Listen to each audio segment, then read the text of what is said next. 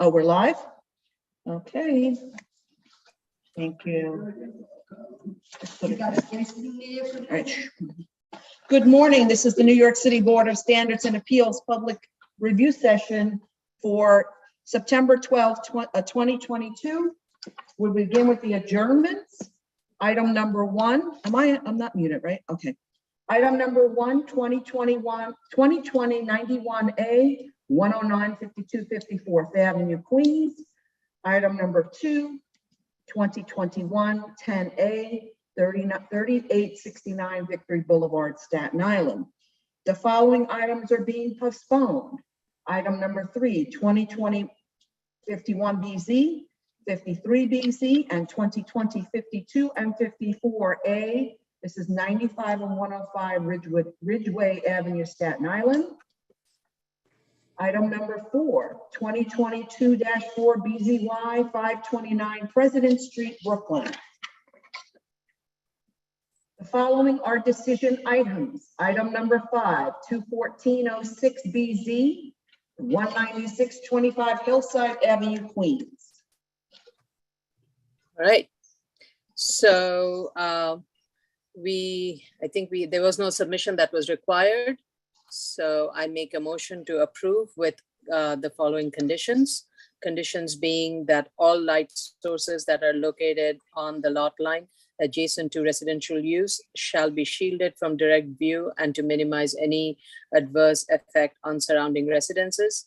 And there should be no parking on the sidewalk. This is in keeping with the community board's recommendation. So, Madam Natina. Okay.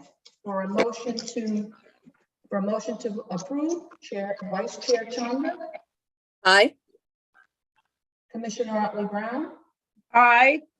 Commissioner Sheta. Aye. Commissioner Shabeta. Aye. Commissioner Yoon. I abstain. Item number six, 2016-4176BZ, 7804 31st Avenue, Queens. Okay. This application also required no submission. I would recommend an approval for an extension of time to complete construction. However, I want to make sure that the resolution is corrected. It needs to be corrected. That a period of that the prior board grant was for a variance and not a special permit, and that the proposed building includes a 3-story plus a cellar. Okay, motion to approve, Vice Chair Chanda. Aye. Commissioner Otley Brown. Aye. Commissioner Sheta. Aye. Commissioner Shabeta. Aye. Commissioner Yoon. Abstain. Okay. Item number seven, 2019-190A, 40-17, 28th Avenue, also known as 2592 41st Avenue, Queens. Okay. So the appellant submitted a new ZRD1, and this is for a proposed parking facility that would facilitate now a public parking garage for 150 space. No accessory parking will be provided. So I would recommend that we reopen the hearing to accept the new ZRD1, which is regarding the application of the zoning resolution section 3651. Okay, so let's reopen. Vice Chair Chanda. Aye. Commissioner Otley Brown. Aye. Commissioner Sheta. Aye. Commissioner Shabeta. Aye. Commissioner Yoon. I abstain. Okay. We will keep this. We will keep the record open because if there are any follow-up comments that DOB needs to provide, we'll leave it open for that purpose. Yes, Council Vine. I'd just like the board to know that I don't believe the appellant or DOB will be making an appearance today at the public hearing, but DOB will need some time to respond, as the vice chair stated. So we will call it in the public hearing, but I don't anticipate any appearances for this appeal today. Thank you. So we will call it during the general session today. Why? There's a question for, I believe we should keep it open just in case anyone would like, in case the appellant or DOB would like to make an appearance, but I'm not anticipating that they be present today. okay. It's on the So, first. so we will call it out, we will call it out as the first, They're not expected to make an appearance today, but I'd like to leave the opportunity open. okay. Yeah, okay. and I think, Madam Vice Chair, you're correct. We'll call it first, just so that it's clear and that they are being alerted at this time. If in the event either party wishes to state anything into the record, this will be called first. Okay, thank you. Okay, so it's called at the public hearing. I just want to make a note. Okay. Item number, can you hear me? For some reason, y'all says my mic is going in and out. Okay. Item number 8, 17093A, 220 Industrial Loop, Staten Island. Okay, you are sounding a little echoey and there is a little bit of a tinniness to it. So maybe that's what Ya is referring to. I don't know. Does it still sound okay? This is better. I hear you clear, yeah. Oh, Yes. okay, okay, sorry. I don't know why. When you Okay. speak away from the mic, it sounds far. It doesn't sound like loud. Oh, okay. We'll have a lot Yes, of, that's all I was referring to during the vote calls. Your mic was going in and out. oh, okay, because I'm trying to, maybe when I do the vote sheet and stuff, because it's different spaces. Okay. So we're on 17093A, 220 Industrial Loop, Staten Island. Still don't have DEP. Right, so the applicant submitted the revised plan in response to DEP's comments. We are still waiting for a DEP sign off on it. So we need to defer this until we get an internal resolution with DEP on this matter. Yeah, I'm It's supposed to going to have, be administratively, I think, deferment, if there's a terminology for that. That is- yeah, I'm supposed to have another meeting with them, the applicant with them. I haven't heard back. But an issue came up after the original meeting, interagency meeting, so unfortunately. Carlo, you wanted to say something, Mr. Costanza? No. That's right. We will continue our coordination internally. And in deciding on a deferral date, we'll try to schedule this as soon as possible, just to give us an opportunity to get some feedback. Thank you. Okay, next case. Item number 9, 2020-67, 2020-67BZ, 1 Ballard Avenue, Staten Island, the same issue, DEP. Right. All right. All right. We'll have to defer on this one too. So the Yeah. same comments for this one, we Yeah. will defer to give us an opportunity to continue our coordination.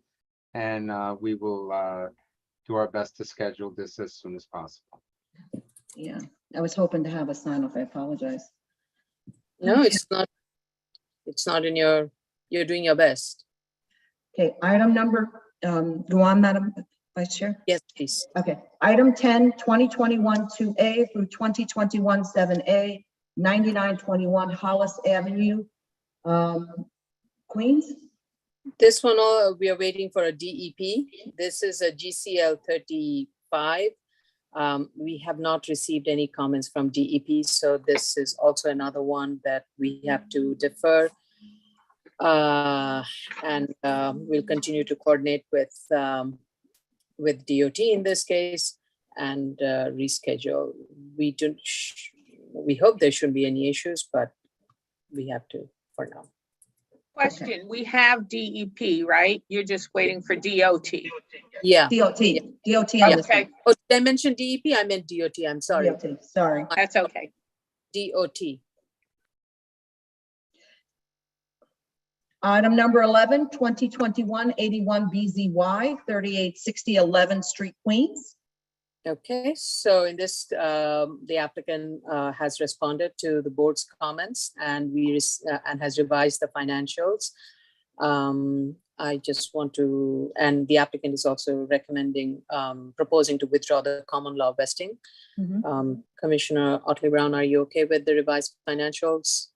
Yes, they revised their expenditures to contain only hard costs. 1.335 million were expended by 12/20/2021. I'm okay with this, ready to vote. Okay, Commissioner Shetta, any comment? I'm satisfied with the application. Thank you. Okay, and Commissioner Shabeta, I'm satisfied with this application. Thank you. Commissioner Yoon? Yeah, I have no further comments to add. All right, then I recommend that we approve the statutory vesting application for a period of 2 years. Okay, we have to vote. Vice Chair Chanda, Aye. Commissioner Otley Brown, Aye. Commissioner Sheta, Aye. Commissioner Shabeta, Aye.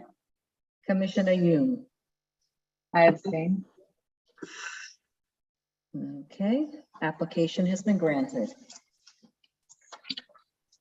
Item number 12, sorry, we're over. Item number 12, 2021 1 BZY, 1227 Broadway, Manhattan. All right. So the applicant was asked to provide a response to the community board's question regarding the applicability of zoning resolution section 11-332B. And the explanation provided is satisfactory. It is what was stated at the hearing also. It has been now put in into the record. So I recommend we approve the statutory vesting for a 2-year term. Vice Chair Chanda, Aye. Commissioner Otley Brown, Aye. Commissioner Sheta, Aye. Commissioner Shabeta, Aye. Commissioner Yoon. I abstain. Okay, application has been granted. Item number 13. Sorry, it goes this way. Item number 13, 2016-4463 BZ, 6202 14th Avenue, Brooklyn. All right, so finally, we are at the end on this one. The applicant did submit a revised plan, which basically is regarding the DOT notes and the e-designation notes, and also have received a signed commitment letter in response to DOT comments. So I make a recommendation to approve with the following conditions. The conditions being, there shall be no commercial catering on the site. Construction footprint of the proposed development shall be contained within the zoning lot line and shall not extend below city sidewalks. And it shall meet all DOT conditions, and the applicant shall fund a new traffic signal for installation at the intersection of 14th Avenue and 62nd Street. E-designation is placed on the site for hazmat mitigation and shall provide required fencing with, okay, so that's one. And in addition, the applicant shall provide required fencing with acoustical barrier around the play yard on the first floor and roof. There shall be no amplified sound and lights beyond that required by the building code on the roof and in the play yard on the first floor. And the applicant shall maintain an off-street parking lot for storage of minimum 12 school buses. So with that, motion to approve. Vice Chair Chanda, Aye. Commissioner Otley Brown, Aye. Commissioner Sheta, Aye. Commissioner Shabeta, Aye. Commissioner Yoon. I abstain. Okay, application has been granted. Item number 14, 2019-32 BZ, 801 Co-op City Co-op City Boulevard, Bronx, the Bronx. Okay. As you may notice, we received a letter from the local council member Riley, expressing concern about the availability of on-street parking in this area. I want to acknowledge the fact that we have received it and appreciate his concern being expressed. We are very much aware of it, and I think the analysis has been responsive, that has been provided by the applicant.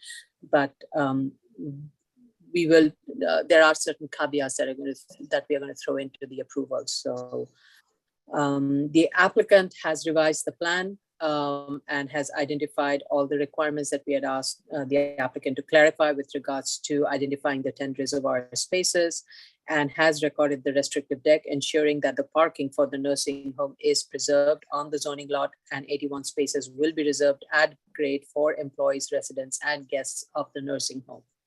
So with that, I make a recommendation to approve, but I also want to note that the resolution should refer to the restrictive deck, and that the 81 spaces located at grade will be reserved for the employees, residents, and guests of the nursing home. And the resolution should also note that the board takes no position on the proposed slab height and if it constitutes floor area per zoning resolution section 1210. I want the resolution to have a note added for future boards that if the applicant wants to seek a letter of substantial compliance for increasing the amount of parking spaces to reduce the permanent or a temporary, for increasing the amount of parking spaces, reduce permanently or temporarily the scope of this, that would reduce permanently or temporarily the scope of the waiver if demand is not sufficiently addressed by the studies and the design. So with that, approve. Vice Chair Chanda, Aye. Commissioner Otley Brown, Aye. Commissioner Sheta, Aye. Commissioner Shabeta, Aye. Commissioner Yoon. I abstain. Okay, application's been granted. Item number 15, 2019-277BZ, 8104 166th Street, Queens. All right. So the applicant has submitted a revised plan in response to the recommended changes that the board had asked at the last hearing. It includes providing above grade landscaping, fencing, acoustical barrier around the HVAC on the roof. And I believe the EAS has been revised with updated plan.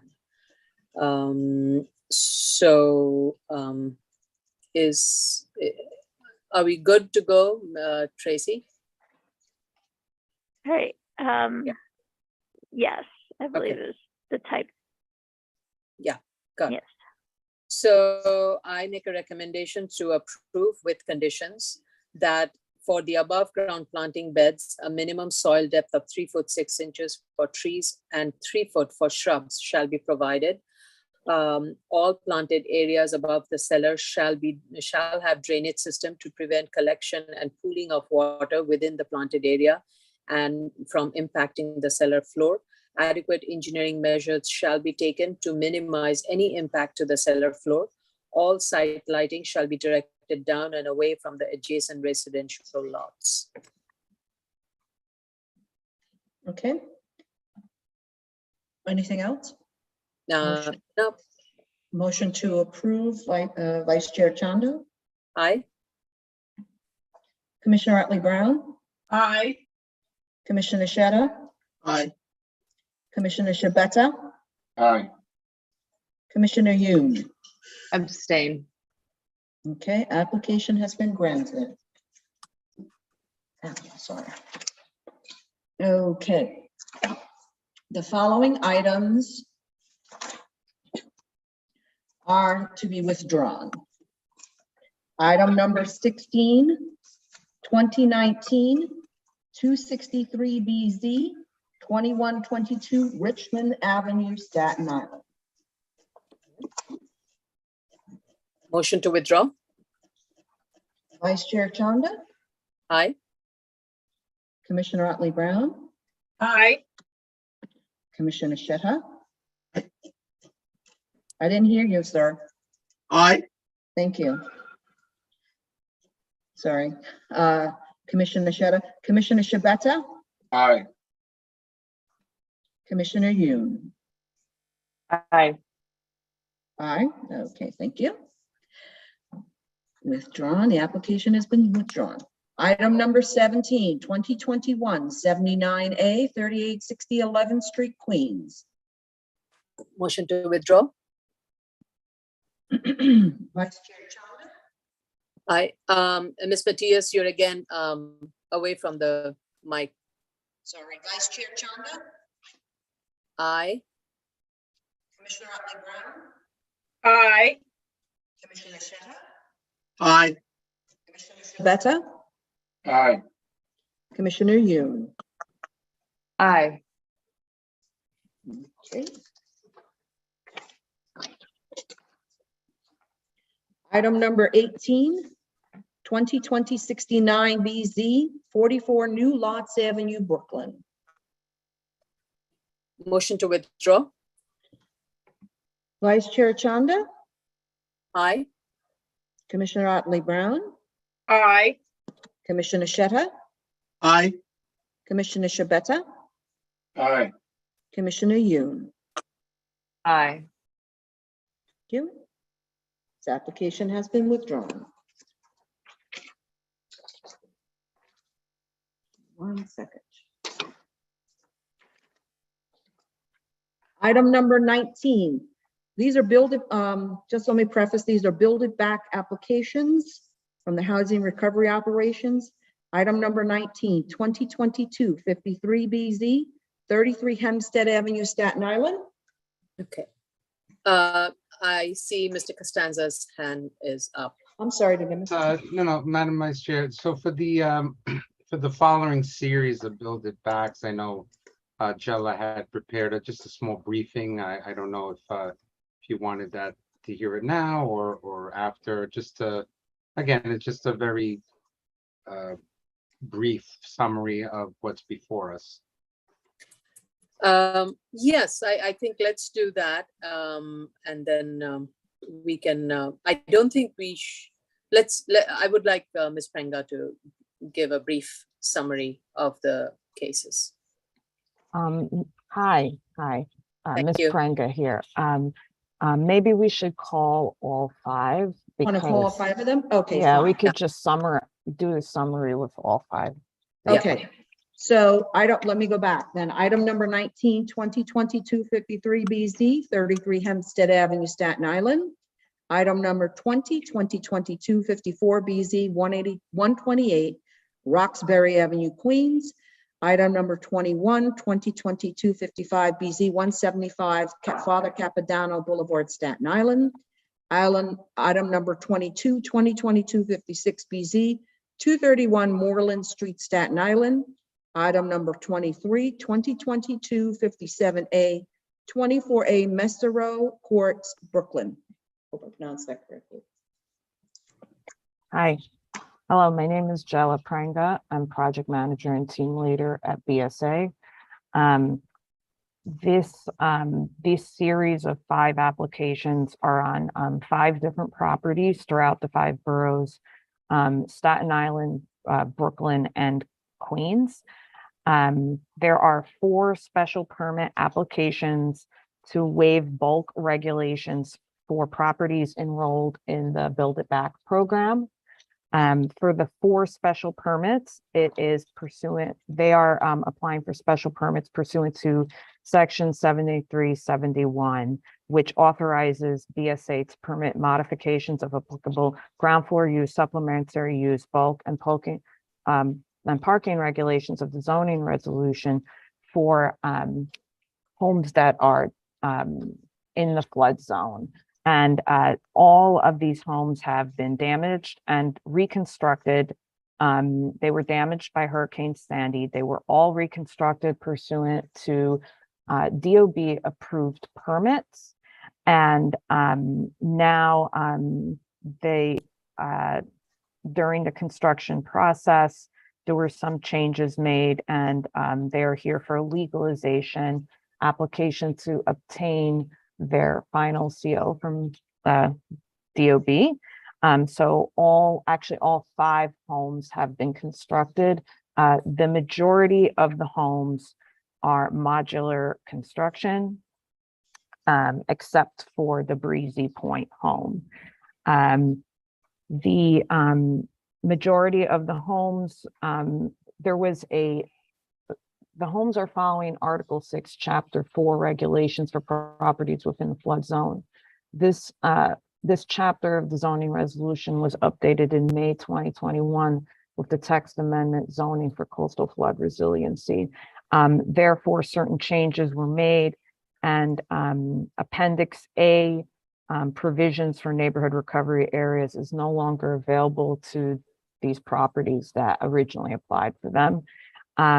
However, even with the changes that were made during construction, they would not be compliant. Most of them would not be compliant, so they still require BSA waiver. They cannot vest under the old zoning. The majority of the homes are undersized and do not meet the minimum lot width and lot area requirements of section 23-32. And the majority of the homes are using the cottage provisions of Article 6, Chapter 4. And each home is requesting different waivers from bulk of the zoning resolution, mostly related to yards, permitted obstructions, ground floor level mitigation options, and some related to plantings and parking. The homes are, the lots are undersized, and therefore there are constraints in complying with all of the yard requirements, the planting requirements, certain visual mitigation requirements. And if there are any questions, I could get into more detail about that, but it is mainly due to the size of the lot and the need, the modular homes and the need to meet minimum room size requirements within the modular homes, that it's difficult to reconfigure or resize the modular homes.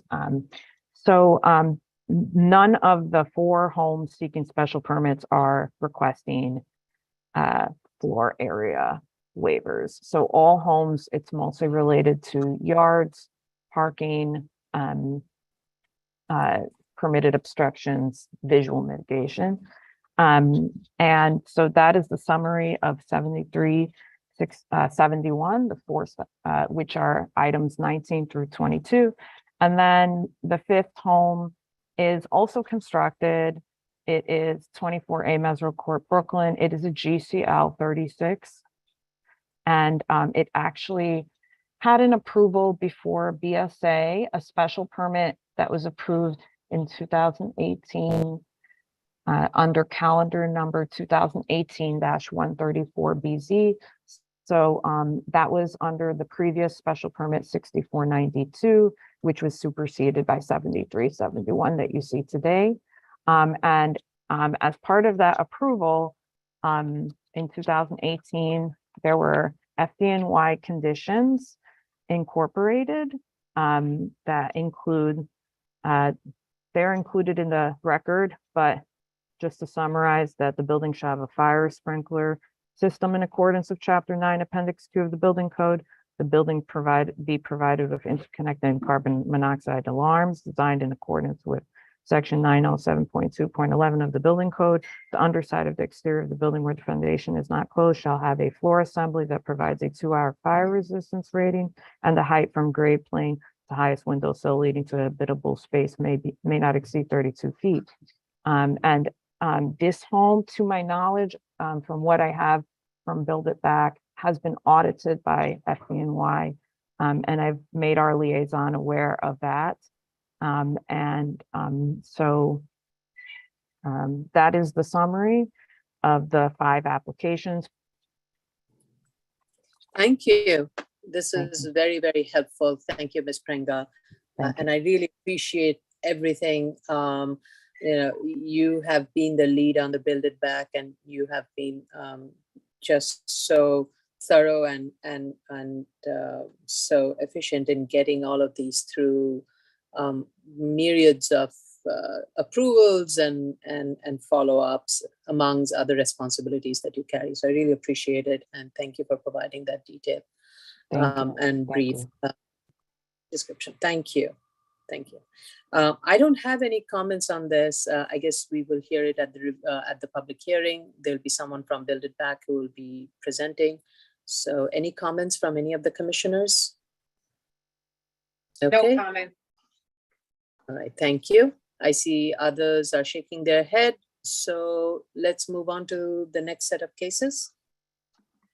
SOC calendar, continued hearing items, item number 24, 803-61BZ, 1416 Highland Boulevard, Staten Island. Ooh. All right, just give me like 1 second. I just want to open the plan up. So the applicant was last heard on April 11th and has submitted a revised set of plans in response to the comments that were raised at the last hearing.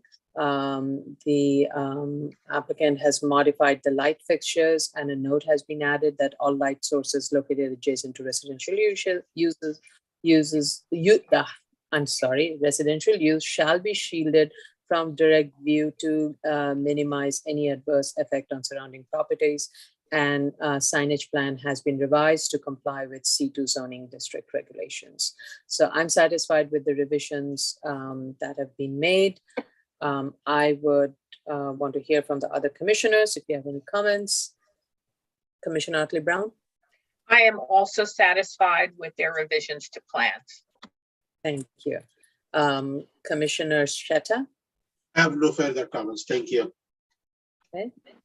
Commissioner Shibeta. I am satisfied with this application and have no further comments. Thank you. Commissioner Yoon. Sorry, Yoon. Commissioner Yoon, I'm sorry. No worries. I have no further comments. Okay. Right, thank you. All right. Let's move on to the Okay. then. Yes. Item number 25, 548-69BZ, 107-10 Astoria Boulevard, Queens. All right. The application was last heard on May 9th. The applicant's submission is responsive to the comments that were raised at the last hearing. A revised plan has been submitted, and at the last hearing, we had asked the applicant, the board had asked the applicant to reduce the height of the light pole along with and provide shields. Those were also discussed to address the lumen spread. So the applicant has revised the plan and has reduced the height of the light pole to 12 feet and also has added shields. Great. And to address the trash container issue, to address the issue of the trash container being visible from the neighboring residence, the applicant has installed a 6-foot high chain link fence with slats at the rear of the trash enclosure. So the fence is located at a higher grade from the trash enclosure. So there is like a 4 foot 3 inches of a wall, and the chain link fence is located on top of it. In addition, the applicant has added a note regarding the light source being shielded to minimize adverse effect on residences. And a note has been added regarding the signage to be compliant with the C2 zoning regulation. Also, an operational plan has been provided regarding the maintenance and operation of the site. The applicant has submitted photos of all the improvements that I discussed earlier, including repairing the stairway to the storage unit, and the light pole and the 6-foot high fence. So I have to say I'm very, very satisfied with the improvement that the applicant has made. And I really want to thank the applicant and the owner for being very responsive to all the comments and resolving this in such a timely manner. Any comments from any of the commissioners? Commissioner Otley-Brown. I agree with you. This was a very thorough submission, and I have no more issues. Thank you. Commissioner Sheta. Yeah, I agree that the submission is very satisfactory to what we asked for before. The lighting, I would just note that the lighting had a slight issue during the last submission. I do believe that lowering the poles would fix that. However, they added the requested note. I want to thank them for the line of sight analysis that they have done to show us that the trash enclosure itself wouldn't be visible from the second floor window of the adjacent residence. And in addition to that, it's not going to be so from the first floor window. So I want to thank them for doing such analysis and fixing the stairs. Thank you. Okay, thank you. Commissioner Shabeta. I found the submission extremely responsive. I have no further comments, and I'm glad that this was resolved this quickly. Yes, I agree. Commissioner Yoon. I have no further comments. Thank you. Okay. All right. Thank you very much. Next case, please. Sorry, Vice Chair, didn't mean to step on your words. No. Okay. Item number 26, 11101BZ, 901 Ditmas Avenue, Brooklyn. All right. So the initial hearing of this application was held in February of 2022. The applicant's submission is responsive to the comments that were raised at that initial hearing. The comments were regarding the soundboard. The applicant has provided a sound analysis of the soundboard prepared by noise consultancy. And the report from the sound consultant that has been provided makes a recommendation. And the recommendation is that the existing drive-up menu speaker system be replaced with an automatic self-adjusting menu speaker and install, and that a sound fencing be installed along the residential property line specifically abutting lot 60. The applicant also got an estimate to install the proposed self-adjusted menu speaker and has provided the estimate fee. In addition, the report also recommends installing that 6-foot high sound fencing along the entire length of residential lot 60. And the property owner has gotten an estimate for an acoustic block fence for the sound barrier. And that has been also included into the record. The applicant has revised the plan and is proposing, as recommended at the last hearing, is going to has provided a chain to basically close off the parking area that would be used for the restaurant after 11 p.m. and improve the paved area. It will, of course, the paved area has not been improved fully. It will require reconstruction in some parts and resurfacing. So the applicant is proposing to do that. As directed, the applicant has also sent letters to the immediate neighbors, and the neighbors responded saying that they did not have any objection to the existing operation.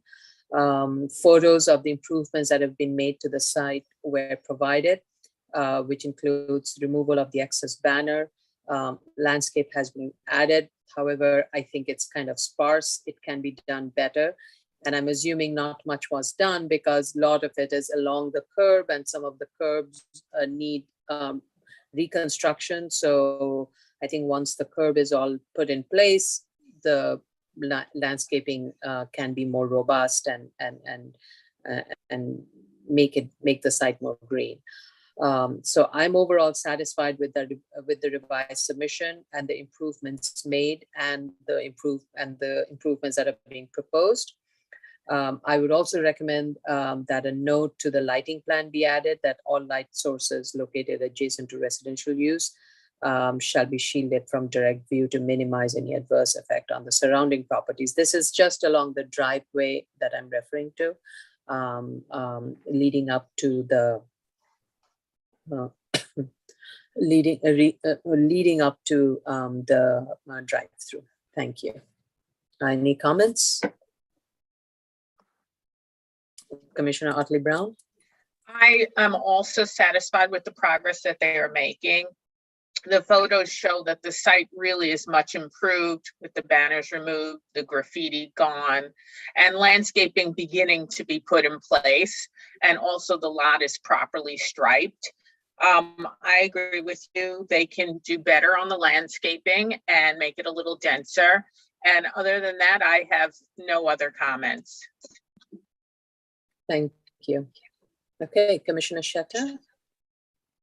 Thank you, Vice Chair. No, I want to thank them for the like the sound study they submitted, and I would just add a general note to all the applicants who apply for a drive-through.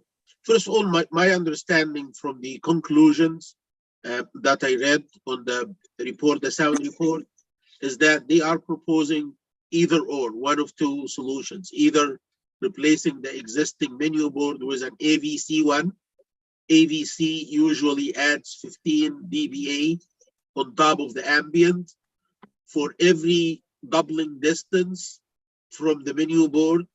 That sound level drops by 6 dBAs. So let's say at 2 feet, 4 feet, 8 feet, 16 feet, it's gonna drop by 4 times 6, that's 24.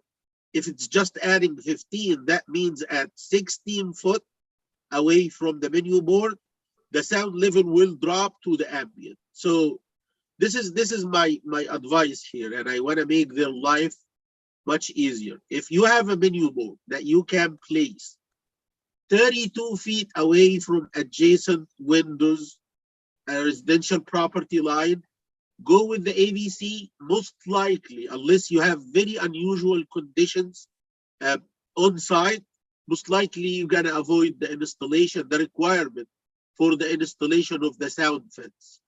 And I would like them to clarify to us whether they are proposing the sound fence or the AVC or both, because what I got is that they are proposing either or. I just, and the way you presented it, Vice Chair, now, it's like they are proposing both. So I don't want them, like in the future, encounter issues with the future board, asking them to, why didn't you do both? And they just install one of the two solutions.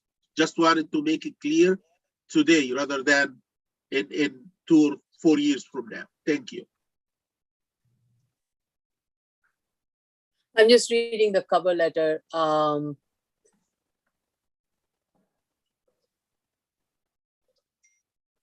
And the cover letter says, the report concludes that the installation of the self-adjusting speaker will have significant acoustical benefit to the adjacent residential properties by reducing the sound volume to inaudible level as received at these properties. The installation of the sound fencing will reduce levels further, but will not have a significant effect at the speaker sound, as the speaker sound received at the residential properties will already be inaudible. So yes, the applicant clarify it. I was under the impression that both are being proposed, but if one is better than the other, and that's fine. But I think I thought the reports recommended both. Usually when you see applicant, and this is my experience with construction outside this agency, usually when you start to downgrade the impact of an item, that means that you're gesturing that, hey, we don't need this item. So if they want to put it on the table that they believe that they do not need the sound fence and they are good to go with the AVC, I buy that. The distance between the residential property line and the menu board on the drawings, it's 34 and change, 34 feet and change. If it's 34 feet, that means that it's 2, 4, 8, 16, 32, and even plus 2 feet. That means that 5 drops times 6, that's 30 dBA reduction.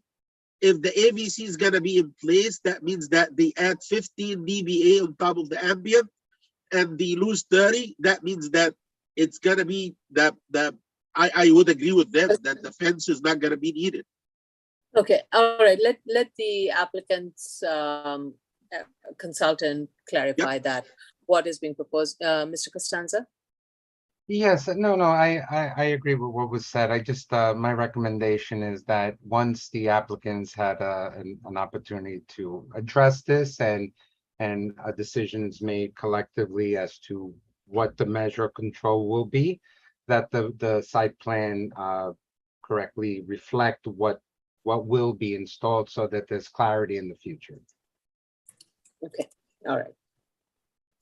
All right, thank you. Commissioner Shibet. Thank you, Chair. I heard the comments of my colleagues. I agree with them. I have nothing more to add. Thank you. All right, Commissioner Yoon. I have no further comments. Thank you. Okay, all right. Next item, please. Item number 27, 21506BZ, 20206 Hillside Avenue, Queens. All right.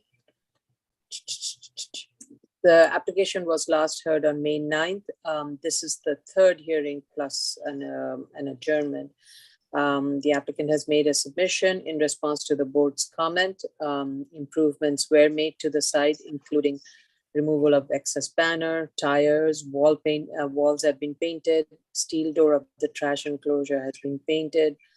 I have to say though, I did my best to look through the photos by enlarging it, but the photos were a little grainy and they were not in focus, so I couldn't fully determine. So if the applicant can provide something that is a little bit clearer, or just maybe something went wrong in the upload, that would be helpful. In terms of the revised plan, the lighting at the southern corner near the street frontage of 202 Street, the light fixture has been removed. This is my comment on it. And I would say that in light of ensuring security and safety at the southern corner where the handicap parking area is and the existing airbag towers are, I would be, I'm not speaking for everybody, but I would be okay to keeping a light source there, provided again that all light sources located adjacent to residential use shall be shielded from the direct view to minimize any adverse effect on the surrounding properties. And a note regarding that, and that note should be added into the plan. This particular former pole has been removed. It was located at the southern corner, and I think it was, it's like about 10 feet from the, I just want to open the plan up. I think it's located 10 feet from the property line, and along the property line there is an 8-foot high masonry wall. So I think a light pole there would be beneficial, because there isn't any other street lights also along that particular frontage of 202 Street. And this light pole that was removed is exactly at the corner of the property line, southern corner of the property line. So keeping the light source, I think if the applicant chooses to put the light source back, I would be okay with it. Maybe it can be done through LNO, and with all the caveats that I said with regards to lighting. And if there's a way to improve the spill by either reducing the height, providing more shield, those are of course all welcome solution. So those are my thoughts on it. In terms of the operational plan, it has been provided regarding the maintenance and monitoring of the site, and also a compliance chart has been provided, which covers the board's history of the on this site since 1955, and an update on the remedial status has been provided. So I'm overall satisfied with the submission. Comments from the Commissioner Brown? I am also satisfied. I have no additional questions. Okay, thank you. Commissioner Shetta? Thank you, Vice Chair. I'm satisfied with the submission as is, and I have no further comments. Thank you. Commissioner Shibeta? Thank you, Vice Chair, for your comments. I have nothing further. I am satisfied. Thank you. Commissioner Yoon? Thank you. I have no further comments. Thank you. All right. Let's. Item number 28. Sorry. 17407 BZ, 1935 Coney Island Avenue, Brooklyn. All right. I'm just trying to dig up the plans. The application was last heard on April 11th. The submission was made by the applicant in response to the comments that were raised regarding site condition in the rear and the lumen level. The revised plan shows that in the revised plan, the existing drainage has been noted on the plan. The rear portion of the site is gravel, and from the photos that's been submitted, it seems it is in good condition. And there is a high masonry wall along this rear lot line, along the northern residential lot line. Regarding the lumen, the revised lumen study shows, especially for the portion of the eastern lot line near Avenue P, the lumen count is high. It is at the property line. It is at 4 and drops to 0 at the abutting residential property. Since we have not heard anything from the neighbors regarding the lighting, I want to alert the future board that should there be any issues raised by the neighbors regarding the lighting, the applicant must take necessary steps immediately to reduce the lumen level, including not limiting to shielding, but relocating, lowering the height of the light pole, because the aim is to minimize leakage over the adjacent residential neighbors, and also provide, at the same time, provide a safe environment on the subject site.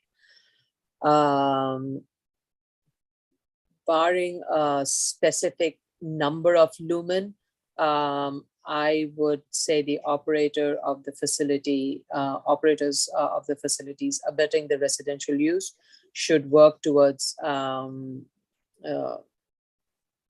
sorry, my notes are wrong. The operators of the facilities should work with the abutting residential use to maintain a lumen level at the residential lot line that is at least less than 1, closer to 0. Okay. So those are my comments. Commissioner Otley Brown. I agree with you that that strategy regarding the lumen level reduction and maintenance at residential lot lines is the appropriate direction to go in, because it's kind of difficult to actually get it to 0. And, you know, there are some residential owners who actually don't even want it to be 0 because of the possibility of there being criminal activity in the dark areas of the commercial site. And so therefore, I think it's a good way to go to have both the owner of the commercial property and the residential property to work together to get the lumens in a reading that is acceptable to both while approaching 1. Thank you. Commissioner Shetta. I have nothing further to add. Thank you. Commissioner Shibata. Thank you, Chair. I have nothing further to add. Okay, thank you. Commissioner Yoon. Thank you. I have no further comments. All right. Thank you. Okay. Sorry, 1 second. Plans. Okay, new cases. Item number 29, 16755BZ, 20-65 Clintonville Street, Queens. Right, I am just opening up the proposed plan. All right, so we have received proof of service for initial filing and hearing. Committee board recommends approval with condition. The conditions being new certificate of occupancy would be applied for. The applicant would show the correct hours of operation. The owners shall be vigilant at not having commercial vehicles parked on their property overnight, and no parking of vehicles on the sidewalk. The action before the board is an extension of term for a period of 10 years for an existing use group 16B gasoline service station with accessory use located in an R3 residential district to continue to operate, and waiver of rules for filing more than 2 years after, but less than 10 years after the expiration of the term. The applicant is proposing so with regards to the prior grant, the last grant was expired on October 2015. So for that, the applicant needed to provide a proof of continuous use, has provided invoice of gasoline deliveries from 2016 to 2022, and an invoice of, I think these were deliveries for January 2015, February 2015, and I was satisfied with it, but I would like to hear from Commissioner Otley Brown on this. The substantial prejudice, the application didn't provide any narratives in the statement of facts that should be provided. The applicant is proposing to continue the existing operation, not planning any change in the site plan, or I believe also not any proposing any change in the hours of operations, if the applicant can confirm that today. With regards to the number of parking spaces, there are 13 parking spaces that are existing. Parking stalls need to be striped. I think they're worn out.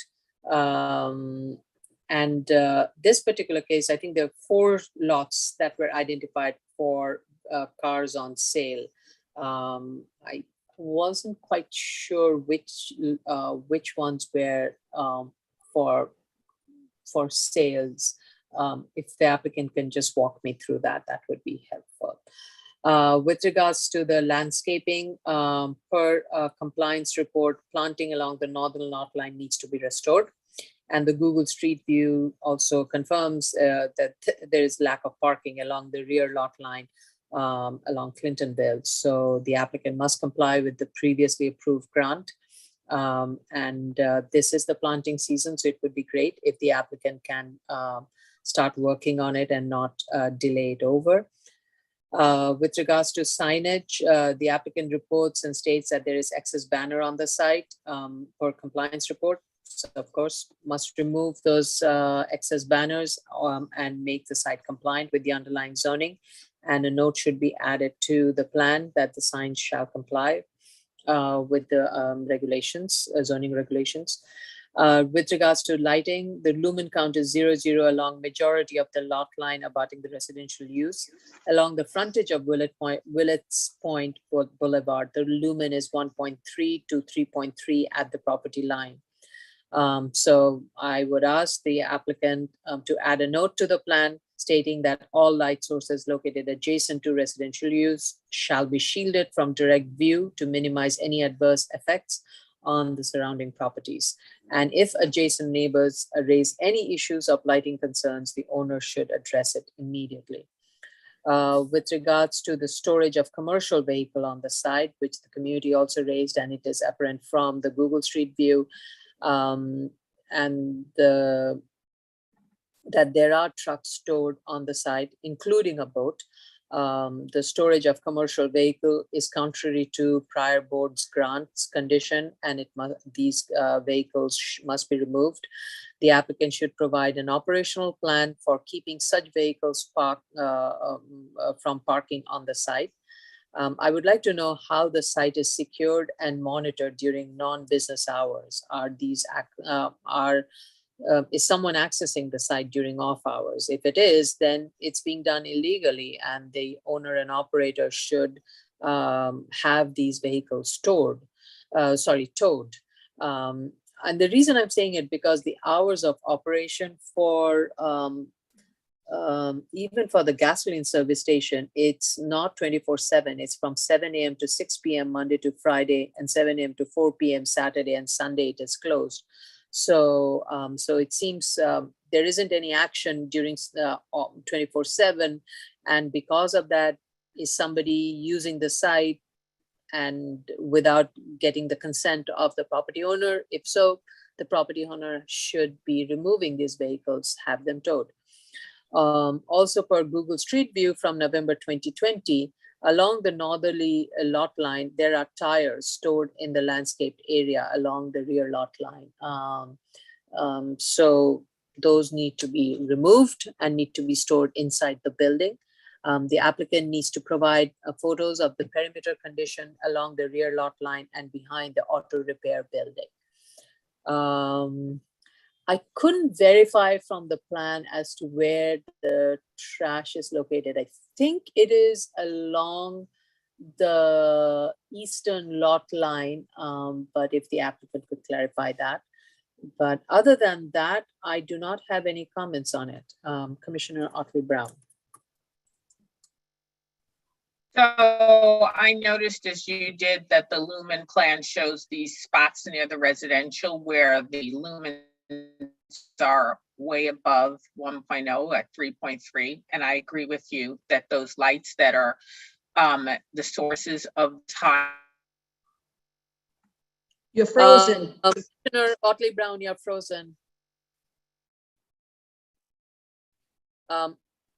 Commissioner Otley Brown, you're frozen. Are we all having the same problem? No. Okay, so while Commissioner, can somebody text Commissioner Otley Brown? Maybe we can move to Commissioner Sheta. I'll text her. Okay, thank you.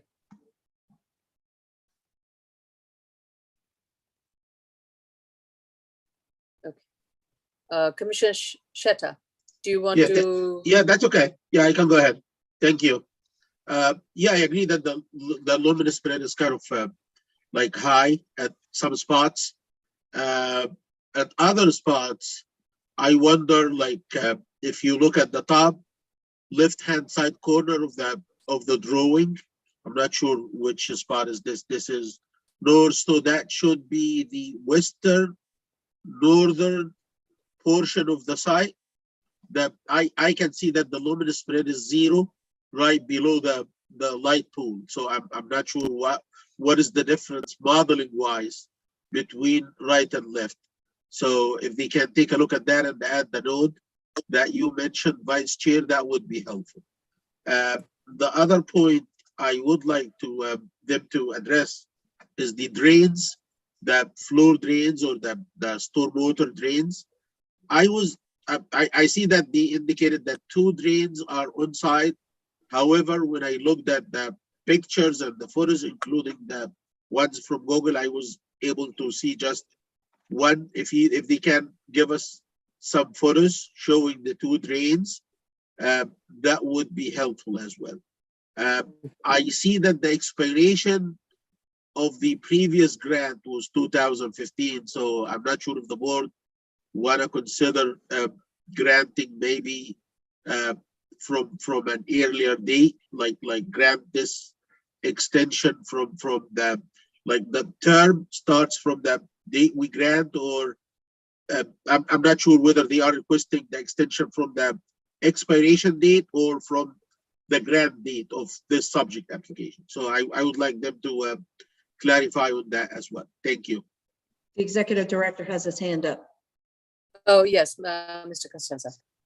Yes, just for a matter of procedural clarification, the statutory requirements for pre-1961 is from the time of the expiration and no more than 10 years from that time, unless this was to be reconsidered as a reinstatement under the BZ calendar, which is an option, but would have to start over. Thank you. Commissioner Otley Brown, sorry, you had frozen, so we went to Commissioner Sheta. So do you want to take over? Oh, yeah, that's fine.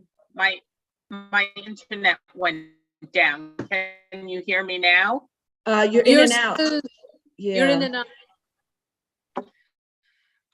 Well, let me just give my comments quickly if you can hear me, and then I'm going to switch room and see if I can get closer to the internet.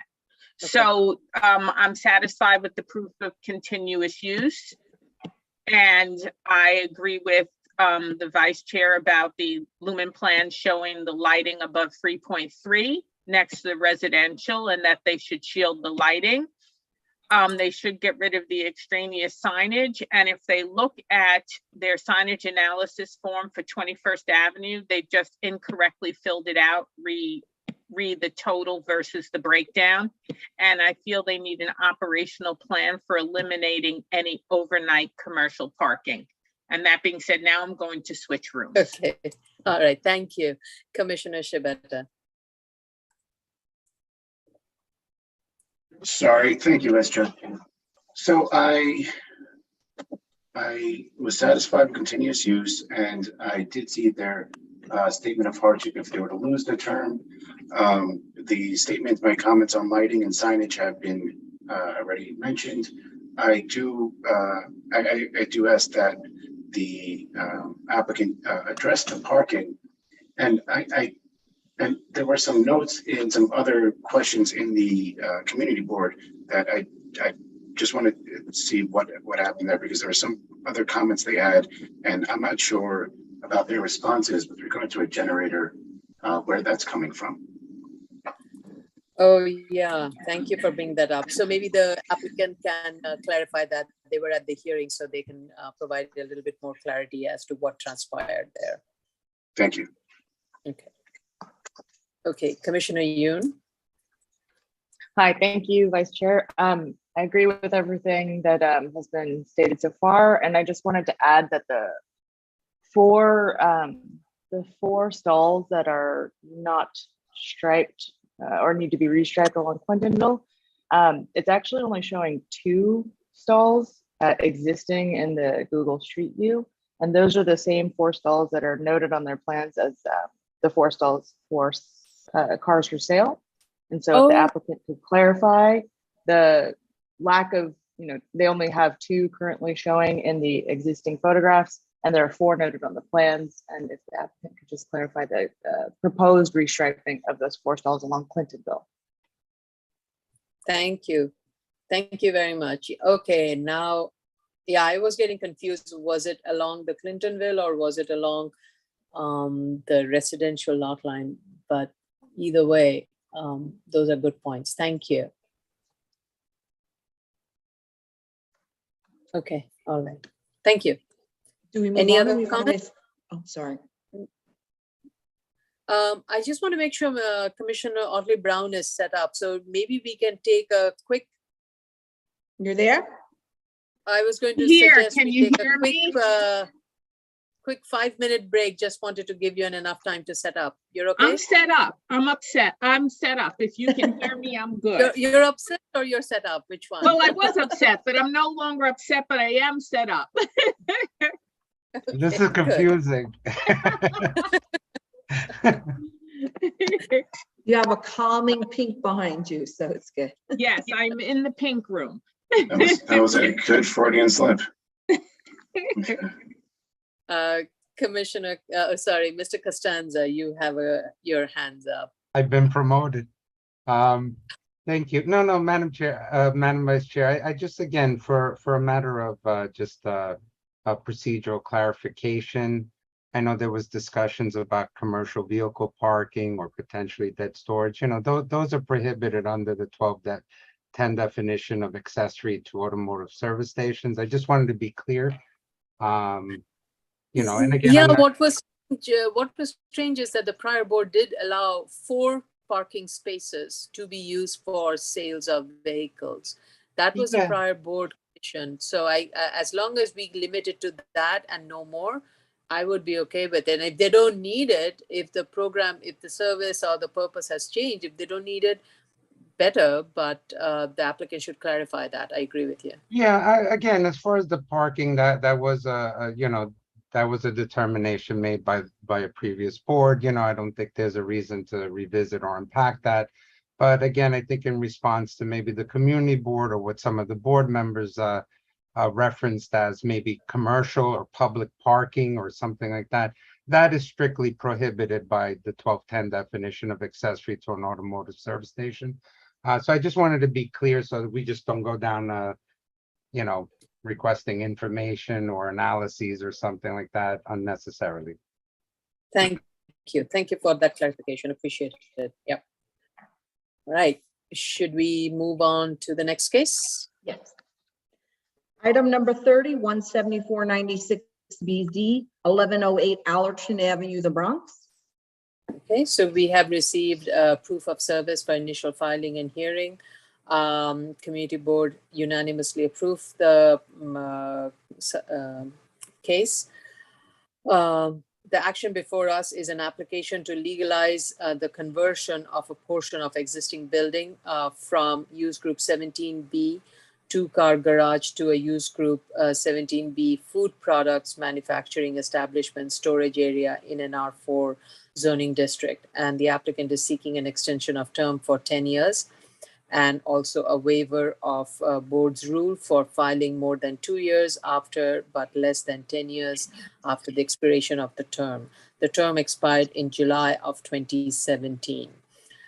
So the site has been historically been used as a commercial site since 1941 when it was located in a business district. And there was a bakery at this site operating. In 1997, BSA granted a variance for the conversion of the bakery use group 6A to a food product manufacturing bakery use group 17B to extend the use into the rear portion of the building. And the reason for that is that there is a limit of the floor area. So use group 6 bakery is limited to 750 square feet. Anything over 750 square feet then it becomes a use group 17B. And since the addition of extending the portion of the operation into the rear portion was going to result in more than 750 square foot, it required a variance to allow a change in use from use group 6 to a use group 17B. And at that time, the board had granted with some conditions regarding fencing, screening, hours of operation being limited to 6 a.m. to 7 p.m., and that the mechanical equipments be screened and the trash dumpsters be stored in the rear of the building. The term, as I mentioned, expired in July of 2017. The applicant needs to provide a proof of continuous use from 2017 to 2021 and provide justification for continued use or substantial prejudice. The applicant is proposing to legalize a conversion of the parking. So if you notice in the plan, there are 3 sets of building. So now the applicant is proposing to legalize the extension of the use group 17B operation into that 1-story brick building, which was then used as a parking garage, and now it is being used for use group 17B operation. The maximum permitted floor area in the zoning district is 2 for a community facility use and 0.75 FAR for a residential use. The proposed addition is an increase of about 480 square feet, which will result in an increase in floor area ratio of 0.66. So it is still within the permitted residential FAR. I just want to I'm stating this just to kind of give us a perspective of what is the maximum permitted as of right residential FAR or a community facility FAR that would be allowed. So the proposed enlargement legalization of the would result in an FAR that is still less than 0.75. And since this is a pre-existing non-conforming use, an increase of 480 square feet, I do not believe should alter the findings, though the applicant has not provided, but the applicant needs to state it more clearly. But my take on it is that it should not alter the findings regarding uniqueness, with regards to the neighborhood character, and also definitely not a self-created, and it's the minimal. The only question I would like is the applicant to Commissioner Otley Brown to kind of confirm on the financial. I don't think it should be an issue, but I would like Commissioner Otley Brown to talk to that. So first point is the applicant in its statement of fact should go through the findings regarding 7221 and kind of narratively indicate, or maybe even at the hearing. I'm actually okay if the applicant at the hearing even goes through the findings and state whether they would be impacted or not. But I do have some comments on the site plan. The site plan needs to be revised, and it needs to provide additional information.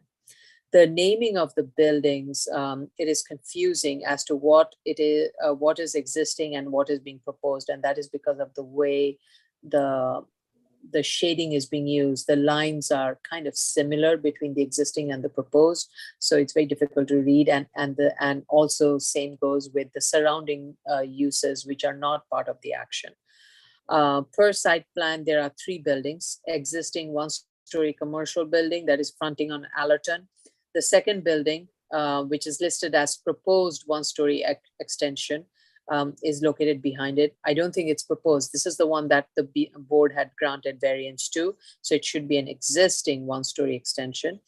And the third building, which the applicant is proposing to legalize, which is the existing one-story brick storage building, formerly a parking lot. So as I mentioned, the second building that is named proposed needs to be should become existing extension.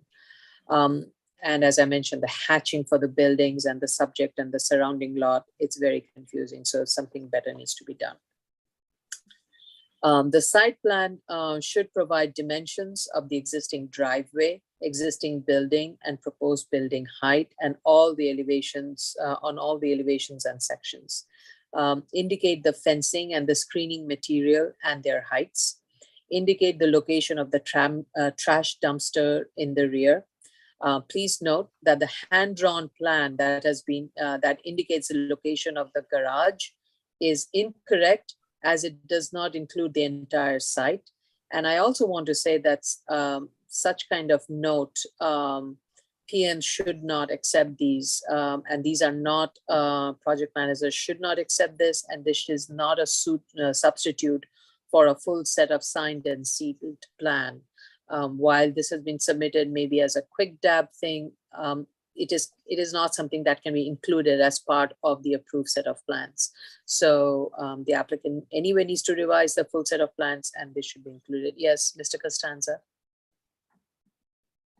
Yeah, Madam Vice Chair. Also, I think it would be helpful just to delineate the production area, because really what distinguishes a use group 6 from a 17 when it comes to a bakery, the 750 feet is really limited to the production area. So they, again, once you've met that threshold, the whole thing is a use group 17. But if there are changes or additions, again, they may be accessory to that, but the production area might be very limited in scope. Yeah. Yes, thank you. Thank you for drawing attention to that. Also, the applicant needs to clarify if there is any lighting along the rear and the side lot line, and if so, it needs to be indicated on the plan. And is there any curb cut from Allerton to access the driveway? That needs to be indicated on the site plan, and the dimensions of those curb cuts should be provided. The roof plan does not show the location of the chimney as shown in the elevation, and also where the machineries are kept and how they're insulated. It's not quite clear from the plan or from the statement. So I just see that it says latticed screen mechanical equipment enclosed.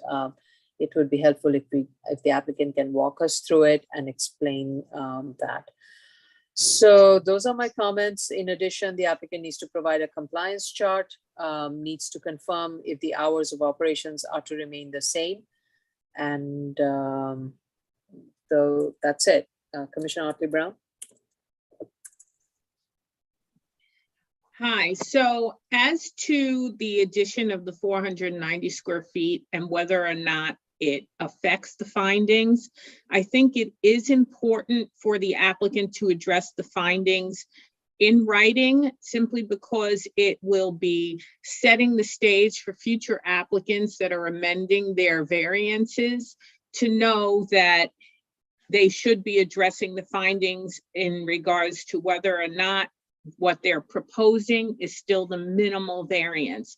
And so in this case, it might be a little instinctive for us to assume that, oh, it's just storage, it probably doesn't add that much to value, but it does, if you're considering this development project, it does make it more valuable to actually have more space for storage. And so that's what I want them to address, whether or not having the parking makes the site more valuable or having the storage space for all of the refrigerators and containers makes it more valuable. And so I don't think that they can address this in hearing by just a cursory conversation with us, where of course they're going to say, no, adding 500 square feet of floor area for storage doesn't add to value. I really think they have to think this through, take a little time, and actually put this in writing, as do other applicants who want to amend a variance versus a special permit.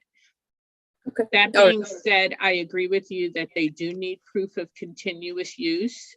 And they also should address to us about the parking, whether or not it was a required parking situation based on the use, or whether the board had required the parking as a condition of grant to satisfy the neighborhood in some way, shape, or form.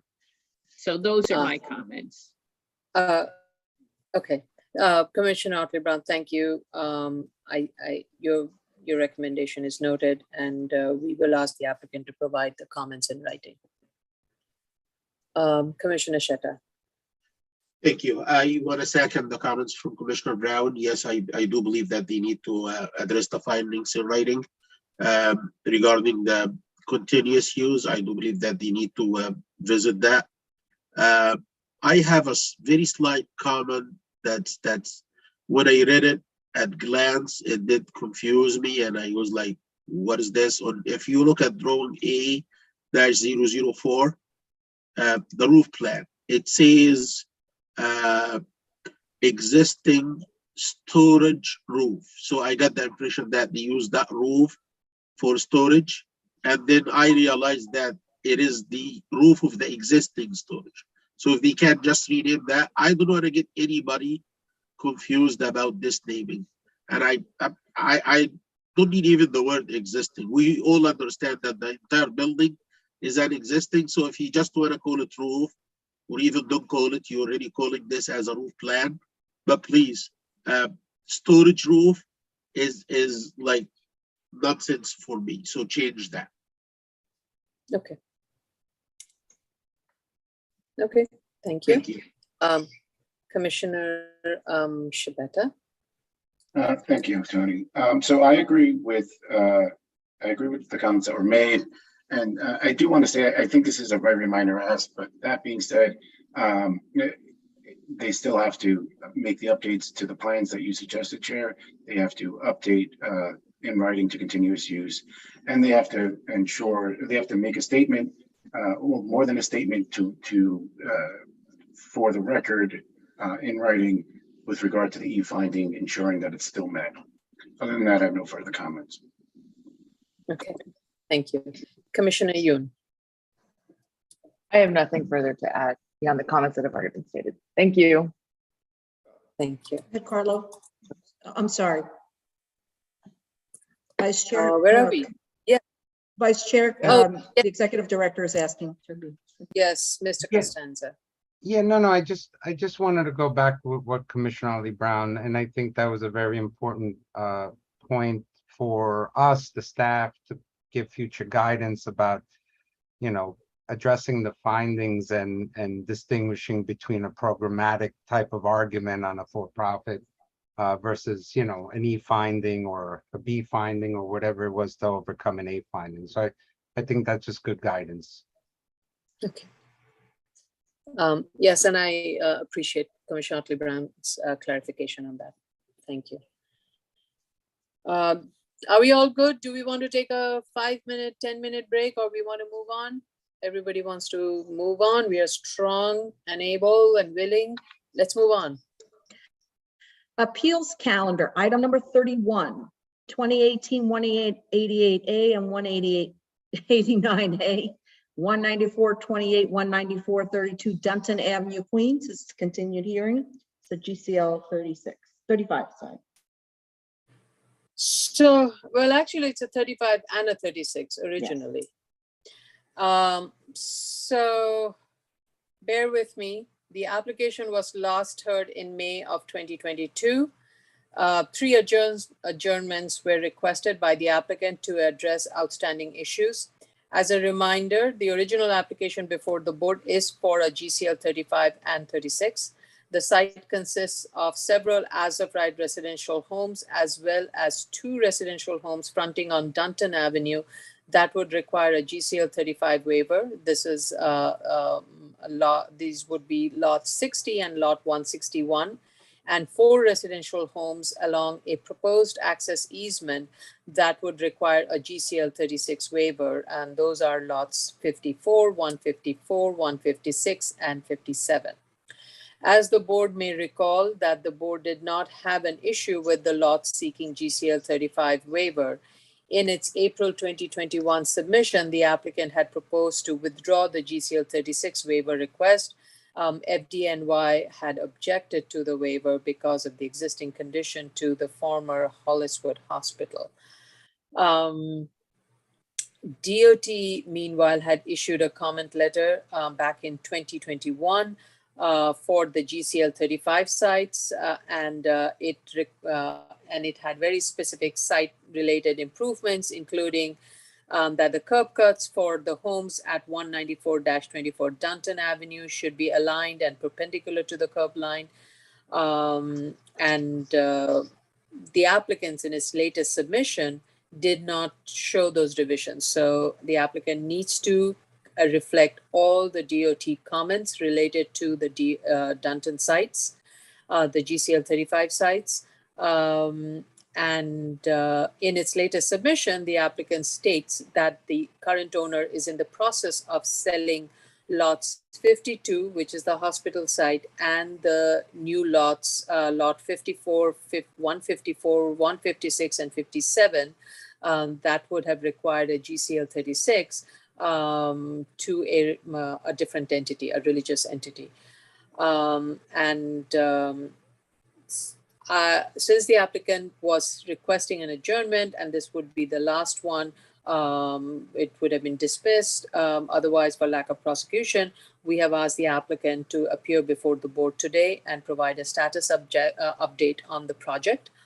And also, I would like to hear any specifically with regards to the agreements and the ownership, what's going on, and identify a timeline for proceeding with GCL 35 portion of it. Okay, Commissioner Otley Brown. I have no additional comments. Okay, thank you. Commissioner Shetta. Thank you, Vice Chair. I have nothing further to add. Okay, thank you, Commissioner Shetta. Sorry, Shetta. Thank you, Chair. I'm looking forward to the status update. I have nothing further to add. Okay, and Commissioner Yoon. I have no further comments. Thank you. Okay, thank you. Let's move to the next case. Item number 32, 2020 82A and 83A, 51 and 53 Cortlandt Street, Staten Island. This is also a GCL 35. Okay. Just give me a second. So the application was last heard in April. Since then, the applicant has been in discussion with DEP and has been responding to DEP comments. DEP requested a new easement be recorded for the maintenance of the existing 24-inch storm sewer easement within the portion of the site lot number 39. The owner has indicated that the owner is willing to do so, and if it can be done through a conditional approval, that the easement will be recorded prior to the issuance of a CO or a site connection proposal, and must be approved by DEP prior to CO. And the applicant has submitted revised plan. My comments are, I think instead of, I would be okay with a conditional approval, but it should be issuance prior to the issuance of a TCO, not a CO. unless the applicant can tell me the reason why it shouldn't be. I also would like to know if the DEP has seen the latest revised plan and has signed off on it. And I don't think we have received any comments from DOT on this one yet. So, No, we Julian? haven't. No, we haven't, not yet. Okay, all right. Do we have an idea as to when we would receive any comments? When? I'm not sure with DOT when we're going to receive comments. I contacted them last week, so I don't think it'll be too much longer, but I can't say. Okay, all right, thank you. Okay, keep us posted. Commissioner Otley-Brown? No additional comments. Okay. Commissioner Shetta? I'm satisfied with the application. Thank you. Okay. Commissioner Shibeta? Thank you, Vice Chair. I agree with your comments and have nothing further to add. Okay. Commissioner Yoon? Thank you. I have no further comments. Okay. All right. Thank you. Item number 33, 2021, 20, and 21A, 106, 108 Wyndham Avenue, Staten Island. I'm just opening up the files. Just give me a second. All right. I think on this one, the application was last heard on April 26. A revised plan has been submitted in response to DEP comments and also comments that were raised by the board.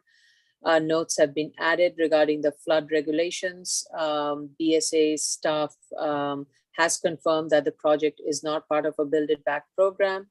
However, we have not received a DOT or a DEP sign off. Any comments from the commissioners? Commissioner Otley-Brown? No comments. All right, Commissioner Shetta? Thank you. I have no comments. Commissioner Shibeta? No comments. Commissioner Yoon? Thank you. I have no comments. Okay, thank you. All right, next case, please. New cases, item number 34, 2022 17A, 27 Stewart Avenue, Brooklyn. All right. We have received a proof of service for initial filing and public hearing. Community board has voted to approve with 20 in favor, 8 opposed, 3 abstention. The community board's concern is about the existence of a brownfield on the site, and the community board questioned the structural integrity of the site in relation to the excavation.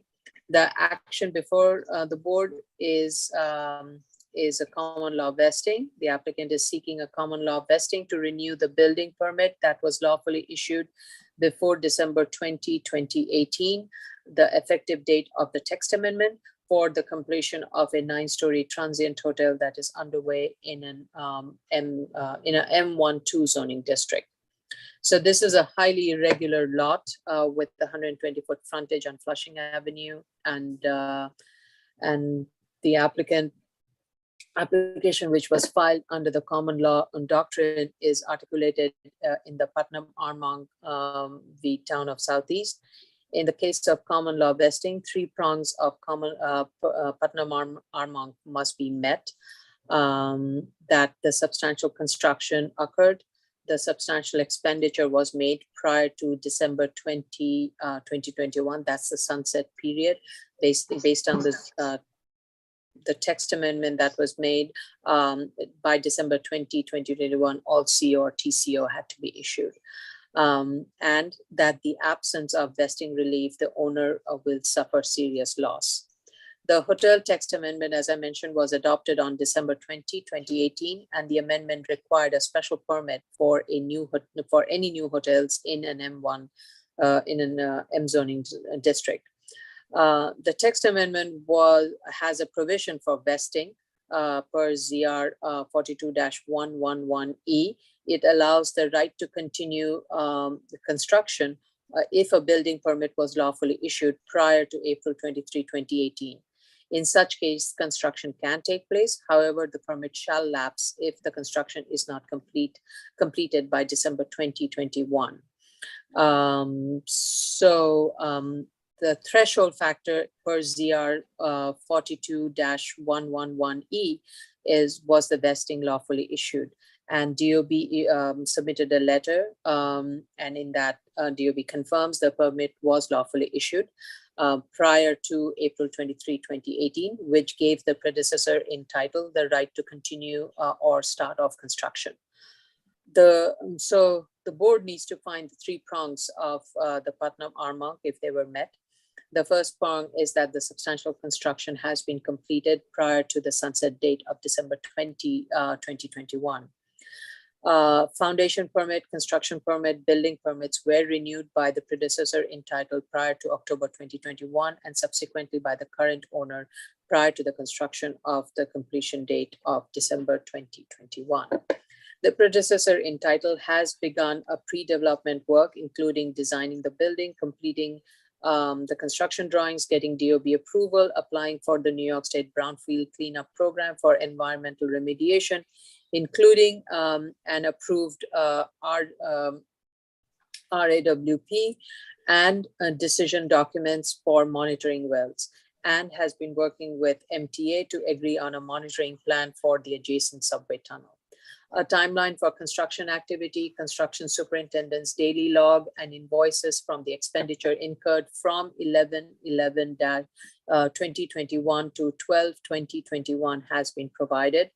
So as of December 2021, 25% of the work was completed, of which 100% of SOE work was completed, 75% of remediation and excavation work was completed, 70% of total foundation work was completed, 4-story of the hotel superstructure was completed, which is about 15% of the hotel superstructure. This is what the applicant has stated.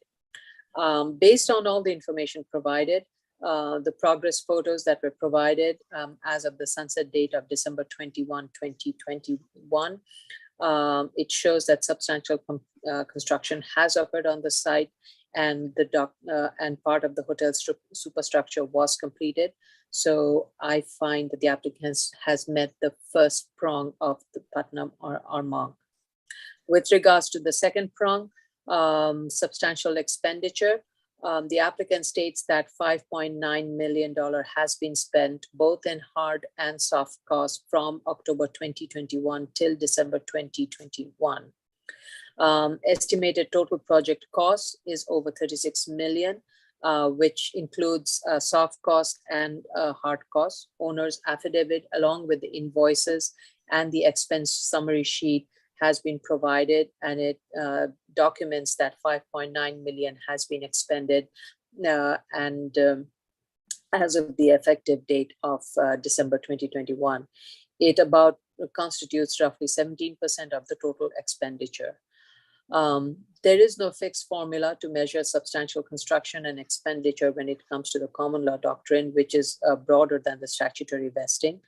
The owner has not experienced recoupment of the expenditure under the Putnam, and based on the documents provided, I believe the evidence provided, the applicant meets a second prong of Putnam R-Monk. I have to say, I really was impressed with the expense summary sheet.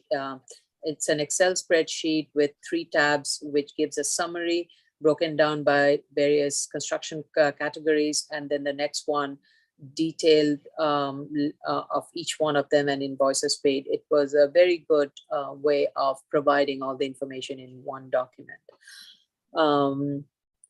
The third prong of the Putnam R-Monk is a serious loss. The applicant states that the reconfiguration to a conforming use, commercial, office, or manufacturing use is not feasible. The design of the hotel, which is a narrow building, would need to be redesigned for a larger floor plate for a conforming commercial and manufacturing use. And the full 4-story superstructure would need to be demolished. All the approvals would need to be abandoned. SOE, remediation, excavation, and foundation work would need to be reused for a conforming use. The owner states that the conforming use would result in a loss of 8 million associated with expense and obligation that have already been incurred. I'm satisfied with the explanation the applicant has provided regarding the serious loss. And as I mentioned, this is a very well put together application, and the way the documents were submitted and the pagination and the indexing and the narrative, it was very easy to locate for me. So I have no further comments. I'm satisfied with the application. Commissioner Otley-Brown. So I realize that this is really a case in which the use has to be changed. And so therefore it's kind of hard to pin down what the post zoning change envelope changes would be, because there aren't any yard requirements necessarily with the M1-2 that are kicked in the change from a hotel to a conforming use. The real issue to me, in addition to the demolishing of the existing building that's in place and that cost, is also the reduction of income that they allude to if they have to proceed with a conforming use commercial office building versus a hotel. And so they could just give us a summary of the income that they would expect to get for an operating hotel once it's actually open and operating versus what they could hope to get for their new building, their new conforming office building or commercial building scenario, and just give us the delta between the two, because the delta between the two is actually going to be the loss that they would incur in terms of income. And that would help complete their application from my perspective. I don't have any other comments though. I agree with you that the findings really are addressed very well. This is just one area where they could provide more detail. Thank you. Commissioner Shetta. Thank you. I agree that the application is very, very well organized. I thank them for that. It was like so easy to follow. I do believe that it did pass the 3 tests, the exponentials or requirements, the substantial construction and the serious loss. I do agree with them that if they have to if they had to reuse the foundation system, it would have been like some redesign efforts, probably some modifications to the as-built conditions. So I do believe that for some extent, I would say for considerable extent, that the serious loss finding is there. So if the board is willing to get like additional information, I believe it's going to be helpful. Other than that, I'm satisfied with the application and ready to move forward with it. Thank you. Commissioner Shibata. Thank you, Vice Chair. So I believe that they very clearly stated that the substantial construction has been completed. They supported that with substantial evidence. So I was satisfied with that. The substantial expenditure and commitments, that problem I'm also satisfied with. I was satisfied with the serious loss to owner, but I do appreciate Commissioner Otley-Brown's statement, and I do think that's best practice with regard to showing what the final product of both would be and what the difference of loss is.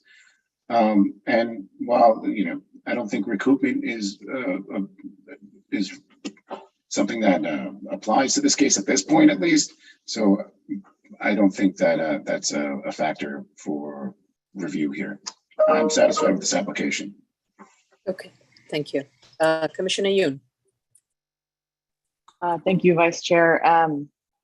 I thought also that this was an impressively complete and well-organized submission, and I can appreciate that it appears that some of the remediation work has caused some reorganization of the construction timeline, and that many efforts have been made to continue construction, it appears, in a timely fashion. So just wanted to make a note of that, and I have no further comments to add. Thank you. All right. Do we want to take just like a 5-minute break, or do you want to take a break after we are finished with the 3 continuing cases? We have 4 more to go altogether. Where do you want to What go? do you want? I'll take a break Commissioner Shetta, after. you want to take a Commissioner Shedder, do you want to take a break right now for a few I'm minutes? fine. I- We can. Yeah, I think, We can I keep think going. if, Okay, why don't we take the break? okay, all right, let's keep going. I'm impressed. Okay, the next item is the BZ calendar. Item number 30, these are continued hearing cases. Item number 35, 2017-269 BZ, 65 Grasmere Avenue, Staten Island. Okay. The application was last heard in June. At the last hearing, the ask was to reduce it to only legalization of an existing enlargement. The board then directed the applicant to revise the financing and expand on the obsolescence. So good part of the comments is just around the financial. In response to the board's comments, the applicant has revised the financial analysis to reflect the legalization of the existing facility, has used Marshall and Swift and analyzed 3 scenarios. I look towards Commissioner Otley Brown to confirm that. With regards to the spray booth, the applicant also provided the air quality assessment, DEP issued certification to operate the spray booth per station at the site. The spray booths are designed for airflow rate of 400 CFM. Filtering of particulate is about 90% of particulates, which makes up majority of the paint particles. I didn't know that. Okay. The applicant states that the current spray booth was specifically designed in consideration to the adjacent residential uses. It is enclosed and has improved vents and has better painting technology. The current spray booths are designed to filter air with high efficiency. The applicant was asked to provide a clarification with regards to the easement that has been there at this site for a long time. And the engineering report and the letter from the Staten Island Borough President has been provided confirming that there is no easement record on the subject site. The applicant also provided information from the MTA General Board that states that any site that is abutting MTA property, including in this case the Staten Island Railroad, would be required to file plans and for review at MTA. I don't have any comments. I think we still have an open air quality and hazmat. Yes, Tracy, is that correct? Yes, that is correct. They have to respond to those in addition to the submission you were discussing. Okay. On air quality. Okay. Thank you. Commissioner Otley Brown. Yes, they resubmitted the financials, which basically went back to the initial report in terms of the construction costs and everything. And I find that this new report meets both the B and the E finding, and I have no more questions. Yay. Hey, good. This is great. Any other comments on any other part of the project, but you're satisfied? I'm satisfied with the project. Okay, great. Commissioner Shetta. Thank you, Vice Chair. I'm satisfied with the submission. Thank you. All right, Commissioner Shibata. I'm satisfied. Thank you, Chair. All right, Commissioner Yoon. I have no further comments to add. Thank you. Okay, great. Item number Thank you. 30, oh, sorry. Item number 36, 2019-179 BZ, 118 West 28th Street, Manhattan. All right, give me a second. I have to pull up the drawings. 179. Just give me a second.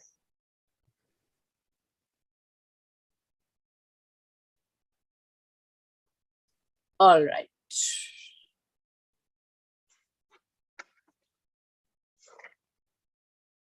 So I'm ready. The application was heard in April. There was a general agreement that the uniqueness was met. At the last hearing, the board directed the applicant, at the last hearing, the board had submitted couple of options. One was the proposed option, then proposed option, a 12-story building, an alternate proposed plan, which is a 14-story with a front setback above the 6th floor, and a lesser variance of a 12-story office plan.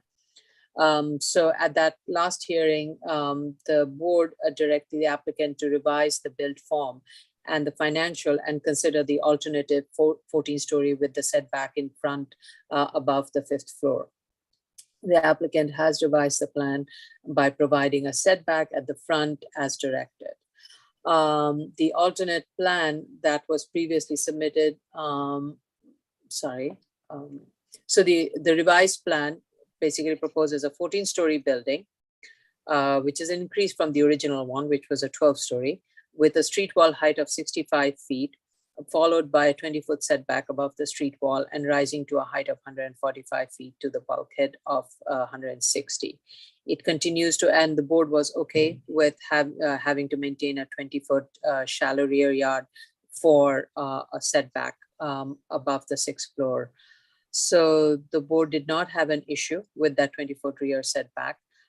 So overall, I'm satisfied with the revised proposal and the massing that was directed by the board. It is more consistent with the predominant built context. With regards to the revised financial, the applicant has revised the financial analysis for the as of right and the proposed application that is before us, the 14-story. The applicant did make adjustment factors for the retail, which with regard to the visual visibility of the retail. That adjustment factor was revised. The development cost estimate for as of right and proposed was modified, and a chart of Marshall and Swift cost multiplier was provided. I am going to look towards Commissioner Otley Brown to let me know whether this is all good. Meanwhile, we do have sign off from SECRA on the hazmat, air quality, and LPC. Anything? Yes, I also wanted to note that the applicant submitted a tech memo explaining that the changes to the project still have no impact and do not affect the previous seeker sign-offs. Okay. Thank you. Okay, Commissioner Otley Brown. So unfortunately, I still have questions in the financials. So the previous report, we had asked that they take another look at the site value by looking at land sales that were post text amendment. And they had originally looked at sites that were post 2021, thinking that was the text amendment, but we were referring to the text amendment December 20th, 2018. So we told them to take another look because we think that the land sales would actually go down after the text amendment because hotels would no longer be an option. And so we felt that the hotel possibilities were what were increasing the price of the land value. And so they did respond to me and they said that they had 6 underbuilt sites that sold between December 20th, 2018 and 2022, but that they could not tease out whether the decrease in site value was due to the hotel text amendment or the pandemic. And so they concluded that they want to keep the same site value as before. But you can actually choose the sites that were between 12/20/2018 and before around June 1st, 2020, and you would probably get, if there was a decrease, I could assure you the decrease was most probably due to the text amendment not allowing hotels and not the pandemic, because I feel that the pandemic's effect on the real estate market took a little longer to affect the real estate market, and June 1st, 2020 was only 3 months into the pandemic. So I'm pretty sure if there were any sales between that period that I identified, they most likely reflected the text amendment and not the pandemic. And it would just be good for us to see if there was actually a decrease in site value, because site value drives development costs, and development costs drive feasibility. And so that's why I'm very clear that I want to have this information just to ground their assumptions in fact or not. And so that's my major comment here. But then also when I looked at the construction costs have come down significantly in both iterations, the as of right and the proposed, and I'm happy with that.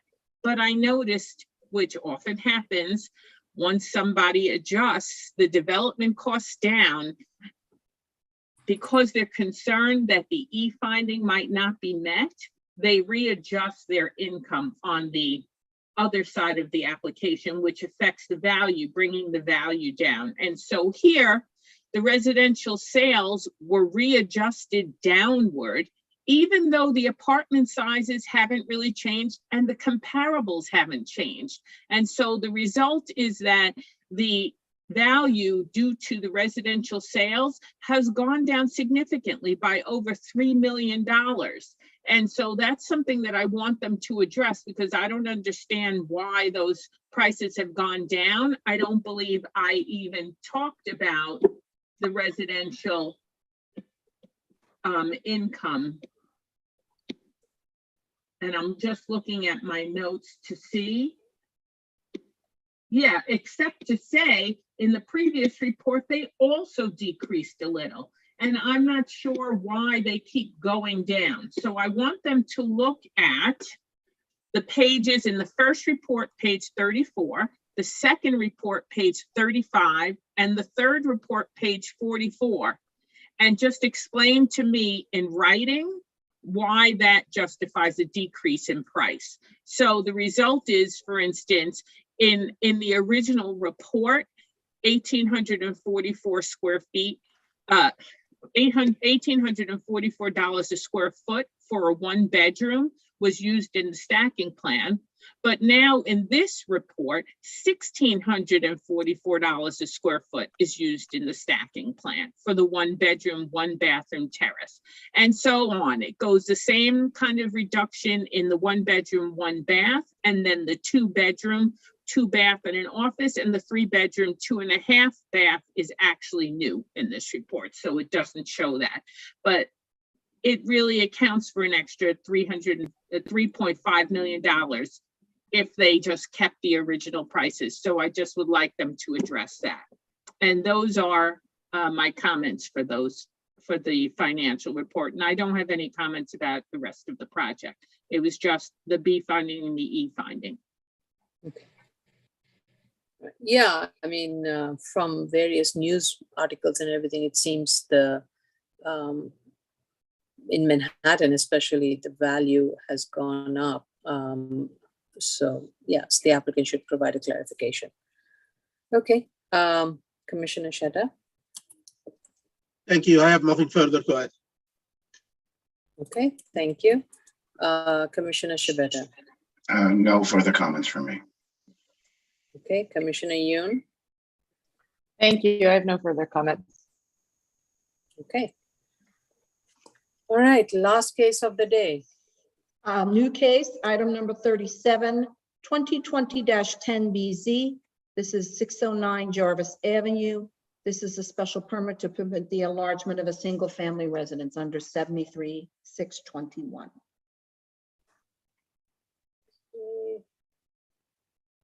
We have received proof of service for initial filing and hearing.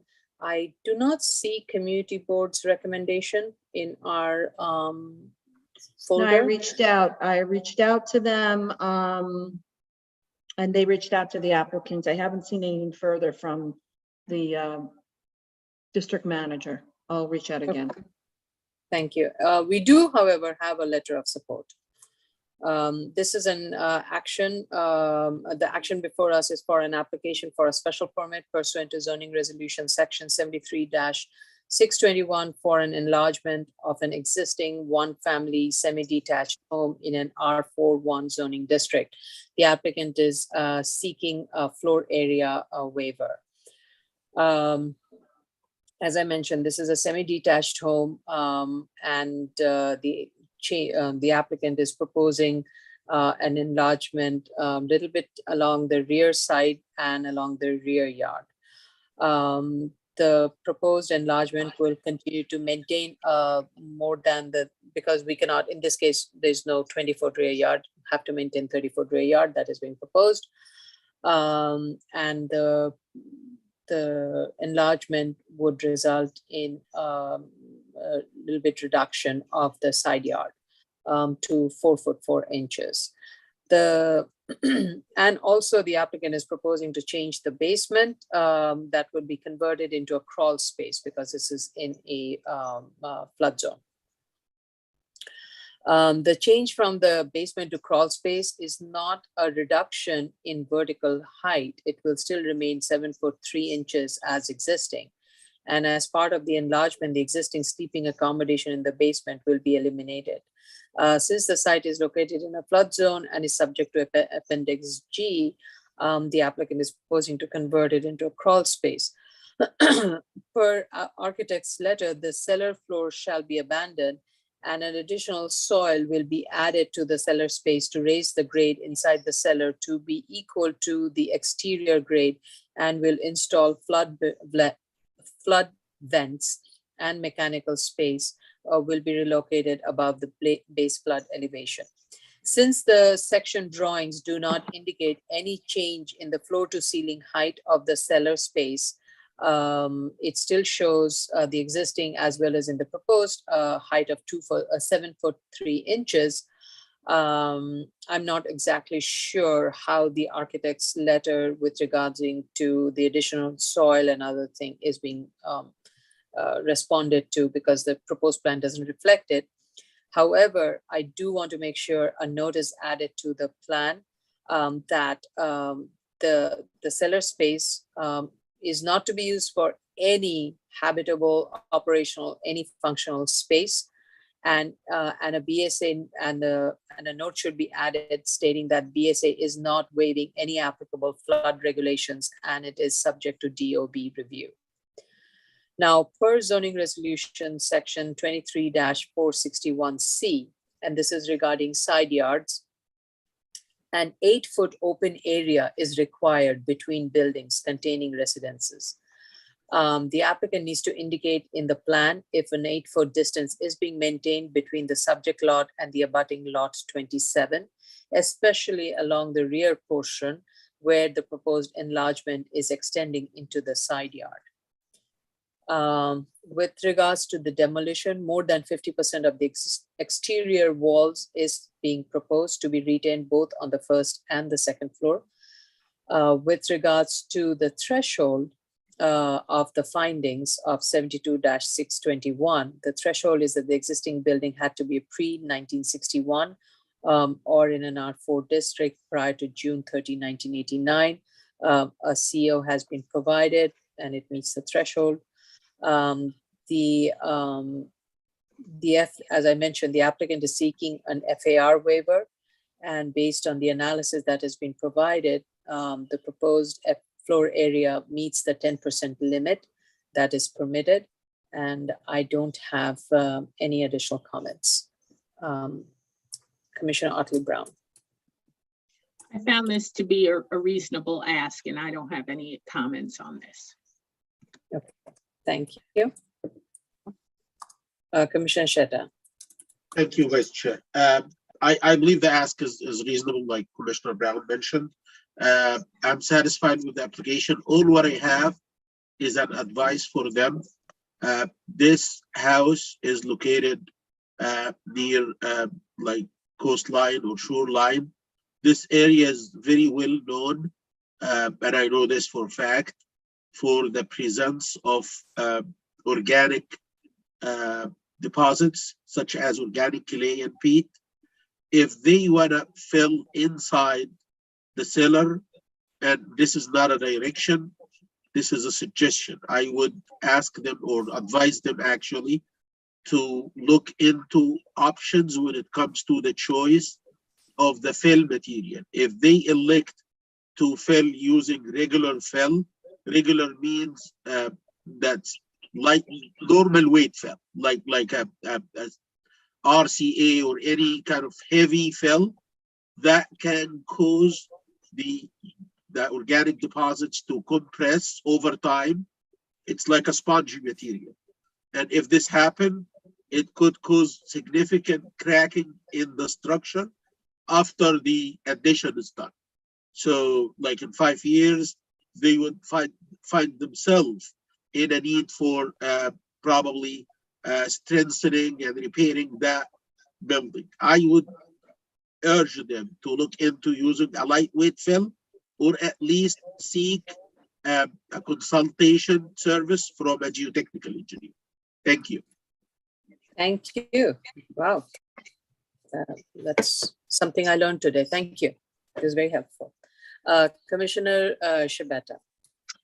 Thank you, Vice Chair. I found this to be a reasonable request and have no comments. Okay. Thank you. Commissioner Yoon.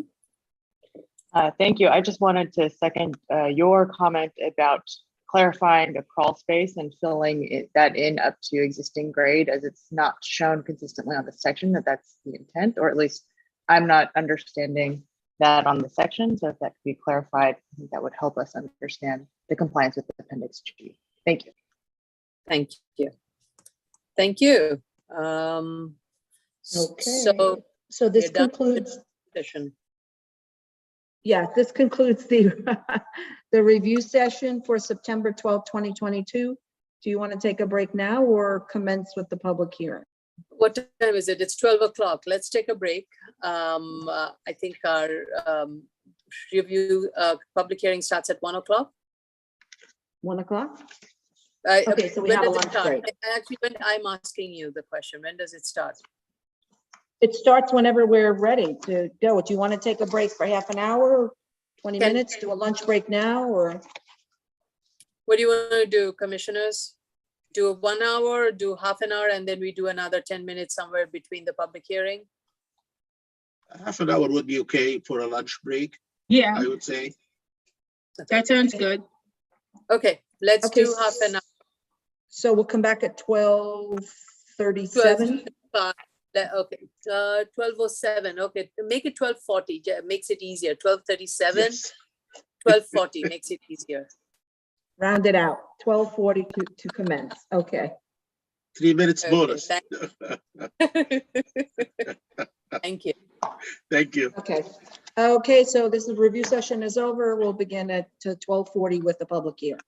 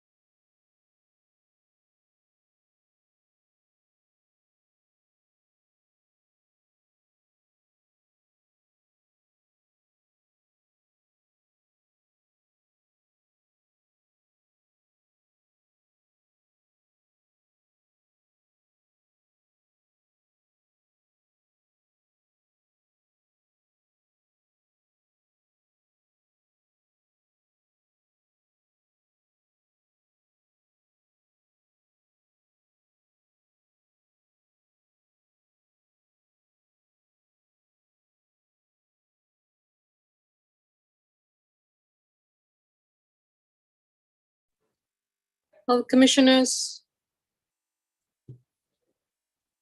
It's 12:40.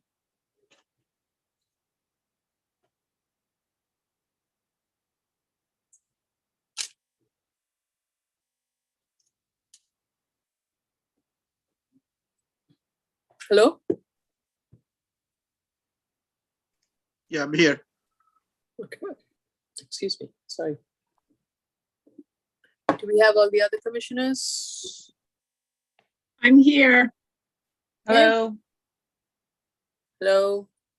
All right, okay, we have a quorum. Hello.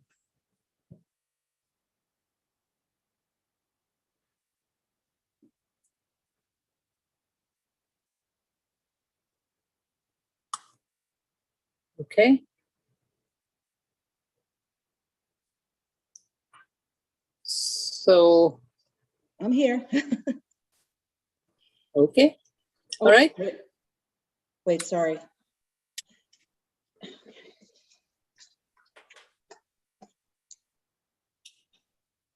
Okay, so this is the public hearing for September 12, 2022.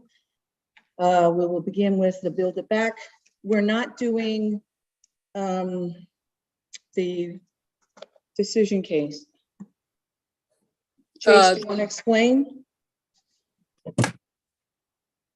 Hi, apologies. We're not going to call the appeal. It was on the decision calendar and it hasn't been noticed for continued hearing. So my apologies. We're not going to call the appeal. Okay, thank you for the clarification. Okay, so let's start with the Build It Back cases. Yes. So do you want me to call them all together or actually separately? So I we can would vote on say each call them one? all together. I would say call them all together. I mean, but when we have to take a decision to We'd have to vote separately, so I would think separately.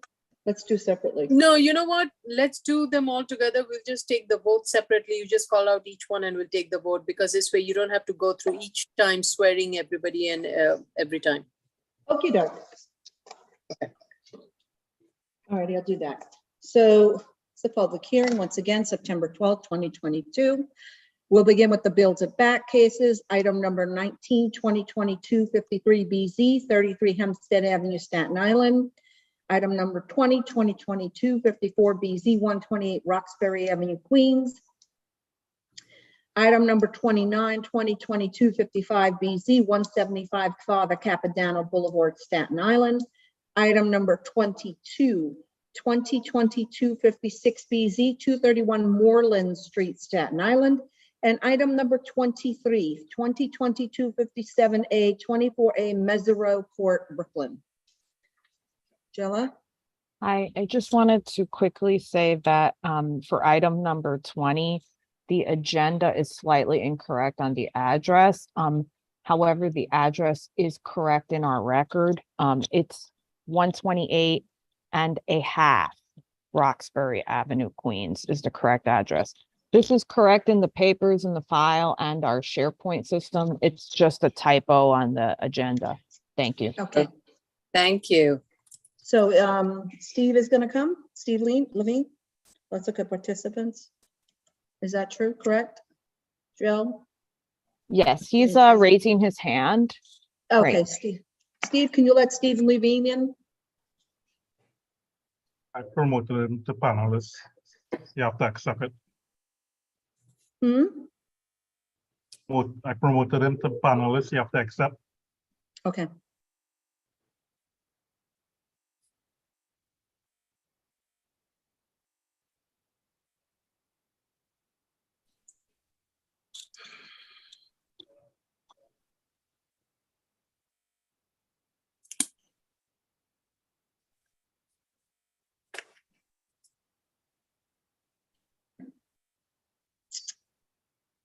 Let's see him.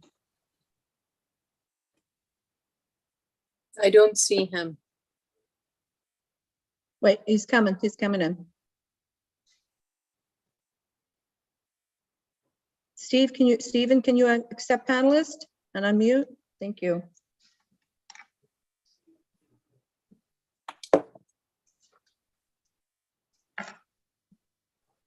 Okay, good afternoon. Can you folks hear me? We can hear you. Can you accept panelists so we can see you, Stephen? I thought I did. Maybe I'm having a problem with this. Let's start my video later. Just bear with me. I did accept as a panelist. Mm. And I'm Okay, wearing if you- I'm wearing a nice suit today too. Well, it would be nice to see you. It's been a while, Mr. Levy. Yes, Yeah, indeed, Vice there he Chair. is. Ah, Hey, there we are. Stephen, nice to see you. Nice to see Good to see everyone. you. Yes, I'm glad to see everyone. We're back into our somewhat normal life after COVID, more or less. Yes. Okay, so I guess Wait, Stephen, Mr. Levine, I have to swear you in though. Okay, could you Yes. raise your right hand? yes, Do you affirm to tell the truth, the whole truth, and nothing but the truth in your testimony before this board and to respond honestly to board member questions? yes, I do. Okay, you can proceed. Okay, for the record, my name is Stephen Levine, RA. I'm the Special Technical Advisor to the Department of Design and Construction, and I'm also representing the Mayor's Office of Housing Recovery Operations for the Build-A-Back applications. I thought I would just do, I know I listened to the comments earlier and Ms. Prengo gave a very good overview. I just might want to just add a brief overview for generally why are we here. And then depending on what the board chooses, I can give a brief synopsis of each home as we go along, or that's totally their call. So with their permission, I'd just like to, a brief statement of why we are here now. Sure. Okay, well, basically, as some of the members of the board were involved in the Build It Back program, all these homes were built under the Build It Back program. We utilized a special zoning text amendment to allow a lot of our homes to be built because most of them have substandard lots and widths and area. And unfortunately, that text amendment that allowed us to do that expired in July of 20. A new zoning section to address flood area hazards has been created, and a lot of the lessons that we learned from the previous expired text have been incorporated. The new zoning text in a lot of ways is very generous in giving us a lot of relief as of right without having to come back to the board. But unfortunately, in our case, we have a few of these homes that are before the board today that are either not part of we can't get the relief as of right in the zoning text, and we unfortunately can't use the old zoning text because it's expired. Many of the conditions here that will be before the board primarily have to do with the unique site characteristics. Where 40-foot lot width is required, we have 20. Where a lot area of 4,000 is required, we have 2,000, 2,500. Most of these homes were built using modular, and that goes to some of the relief we're seeking, particularly on the permitted obstruction in open space, which has to do with the overhangs. And that's basically because when the modular units come, the roofs are folded up on top of the modular box. And when we use the crane to pick up the peak section of the modular box, the overhangs, which are prefabricated in the factory, overhang into the side yards, and they're already prefabricated 16 inches. So you're going to see a lot in what the relief we're asking is that we exceed the maximum projections because our side yards are so small, and that's basically it. So I guess if we want to go to each agenda item, and if the board wants a terse summary of the relief cited, fine. If not, I'll take my direction. I think I would look towards the commissioners. I think we were quite, I think this is the general understanding we all had. There's only one case that is somewhat unique, and that is the one in the court, Messero. Maybe I, for one, definitely would like a little bit more clarification on the Messero code because it's seeking GCL 36. That's slightly different from the other ones. I think the rest are similar in the sense from what I read. They're all similar, just one here, one there kind of thing. Are all the commissioners okay with that direction? That way we can just skip to the more unique one? Okay, all right. Sure. The this home on 24A Meserole in the Sheepshead Bay courts, which the board is familiar with, and that we had to craft special permits for all of these homes. These homes, technically, they don't front on a map street. They don't front on an unmapped street. They were accessed through these 4 to 8 foot wide private easements to the interior of the block. And when we all sat down collectively with the board, with city planning, with DOB, and the whole cast of regulatory agencies, we decided that we were going to use setbacks from lot lines, because technically we don't have a front lot. We don't have a front lot line because we don't have a street. And we did do the special permit process, and this home did receive a special permit. All of the homes in the court were given under the GCL 36, these blanket waivers with conditions imposed primarily by the fire department. Somewhere in the mad rush of getting out the hundreds of homes in bulk waivers, this particular home was not issued a GCL waiver, subject to audit by the fire department. Now, it may have come later. I'm not really sure what happened.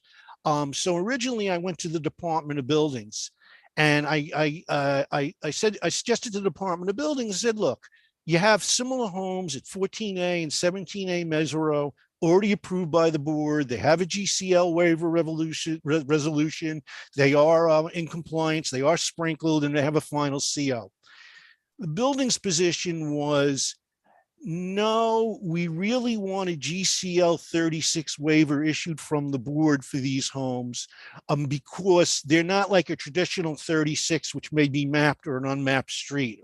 And that's kind of like we ended up here. So nothing really has changed. If you see in the statement of facts, the home is substantially in the same location as granted by the board in the special permit, maybe a 1/4 of an inch difference, to be honest. But that's kind of why we're here. This would be the last remaining Department of Building objections to getting a final CO. This is what Buildings was very clear on. We want a GCL waiver issued by the board. Okay. All right. So you just need the BSA waiver. No other city agency waivers is needed for this one. Right, because DOT is not involved because I'm not on the street. And on the courts, they have a private sewer system which came after the fact. They never were connected to the city sewers. I won't suggest where the sewer lines were leading, but it is in Sheepshead Bay. But in any event, a agreement was made, and there's a pumping station now in the courts that handles the sanitary lines for the courts, including this home. Okay. All right. And do we need a fire department sign off on this one? Well, the fire department has ordered it. The way it worked on the program, FDNY didn't issue a letter per se. What they did is the plans were submitted through HRO in their CMS system to FDNY for review. But to answer your question, FDNY reviewed it, FDNY approved it, and I did present to the board a snippet from the HRO CMS system that shows the submission number and shows Ryan Polachek from the FDNY. He approved it, and that's the best documentation we can get at this point. Okay, and it's already built, right? Yes, already built, and it's in full compliance with the conditions of FDNY. Sprinklers, 2-hour underbelly, carbon and smoke detectors, and the height we verified is less than 32 feet above grade to the highest habitable sill. Okay. All right. Any questions or comments from the commissioners? To Mr. Levine. Yes, Ms. Prenga? Yeah, as Steve says, this property did receive a special permit from BSA in 2018 for the yards and open space due to this particular circumstance of this court not meeting the ZR 1210 definition of street.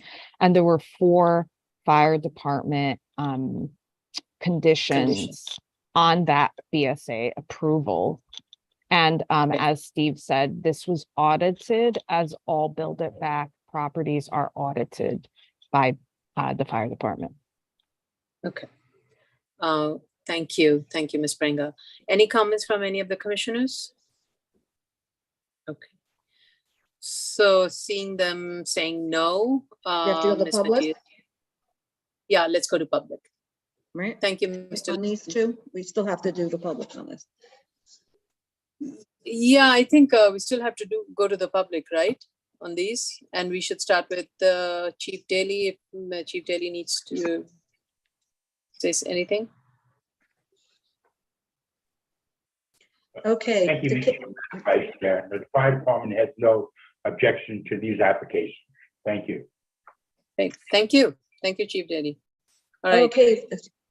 The cases that we're currently discussing is 2022-53BZ, 33 Hempstead Avenue, Staten Island, 2022-54BZ, 128.5 Roxby Avenue, Queens, 2022-55BZ, 175 Father Capodanno Boulevard, Staten Island, 2022-56BZ, 231 Moreland Street, Staten Island, 2022-57A, 24A Mesereau Court, Brooklyn.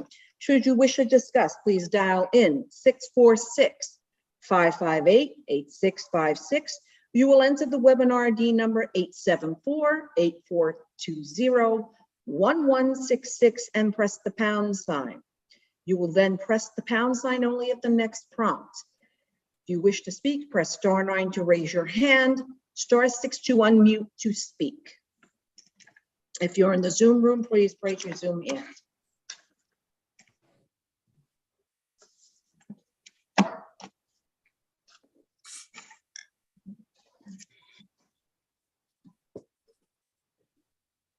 Right. I don't think, while we're waiting for anybody to call in, I don't think we need any submission on this. We should close this and we will schedule it for the earliest hearing date. Mr. Costanza, Mr. Vine, will there be any objection to getting these on the October calendar? Chase? I'm sorry. I have no objection to them going on the October calendar. Okay, so the first October calendar, the October 2nd and 3rd. Sorry, I have to look at the combined lineup. Yeah, so Kind of loaded, but all right. Tough decisions.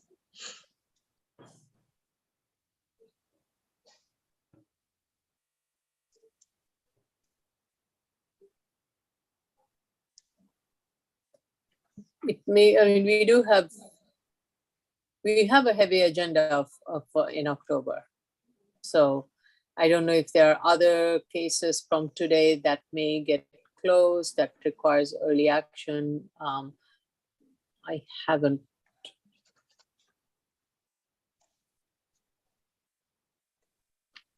October 3rd is fine for these decisions. I just ask that we not put many more decisions on for that date. Okay, all right, we have 1, 2, 3, 4.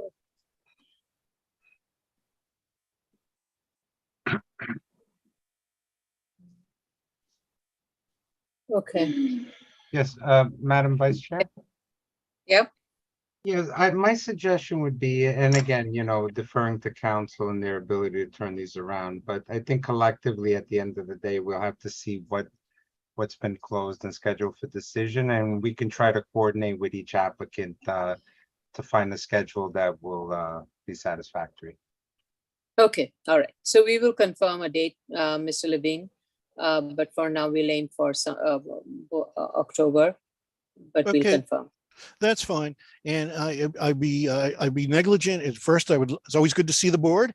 And I would like to thank the board very much and their staff for working with us on this project and really putting people back in their homes and the amazing amount of effort and very complicated sites and very complicated homes and very unique.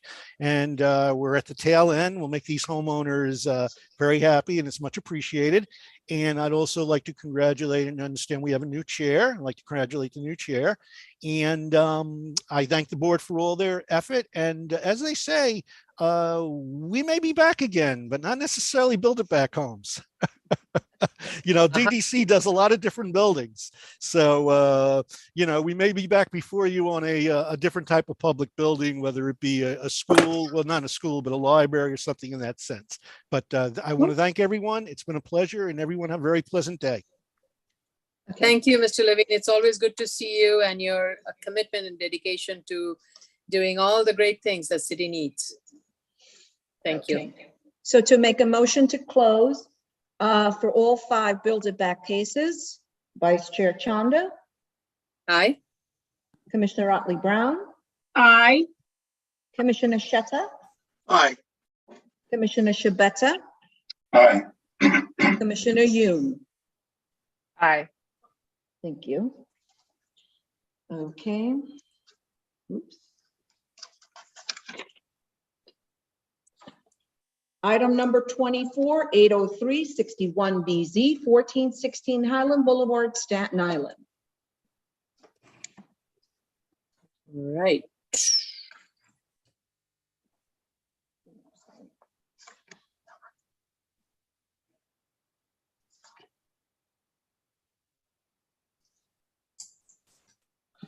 I guess we are Hi. waiting for Miss. Oh, there it is, Miss. Hi. And then Andrew's Andy here. Stewart. Oh, there he is. Andrew's here. Okay, perfect. Anyone else, Elise? No. Nope, okay. All righty. Raise your right hands to affirm to tell the truth, the whole truth, and nothing but the truth in your testimony before this board to respond honestly to board member questions. I do. Please proceed. Elise Fullader from Eric Palatnik PC. I'm here with Andrew Stewart from High Point. We thank you so much for your comments and reviewing our plans. I think you addressed the lighting concern and there were no other comments brought up. So unless you have any questions, we will defer to you. No, it seems we did not have any comments. We were satisfied with it, and thank you. Thank you so much. And any comments or any questions from the commissioners? I just want to see the nodding heads. All right. Okay. All right. Let's go to the public then. And we don't need any additional submission on this one.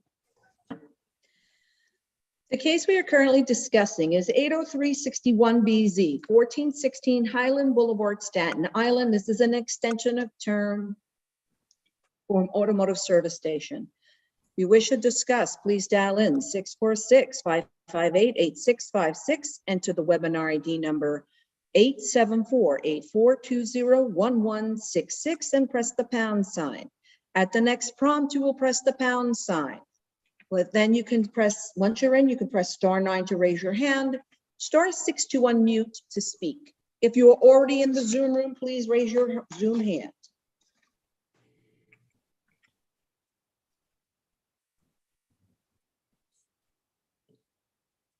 Okay. So while we're waiting for this, we will, guess I'm going to make a recommendation to close if no issues are raised in public. And we will let you know when we schedule this for decision. No problem. Thank you.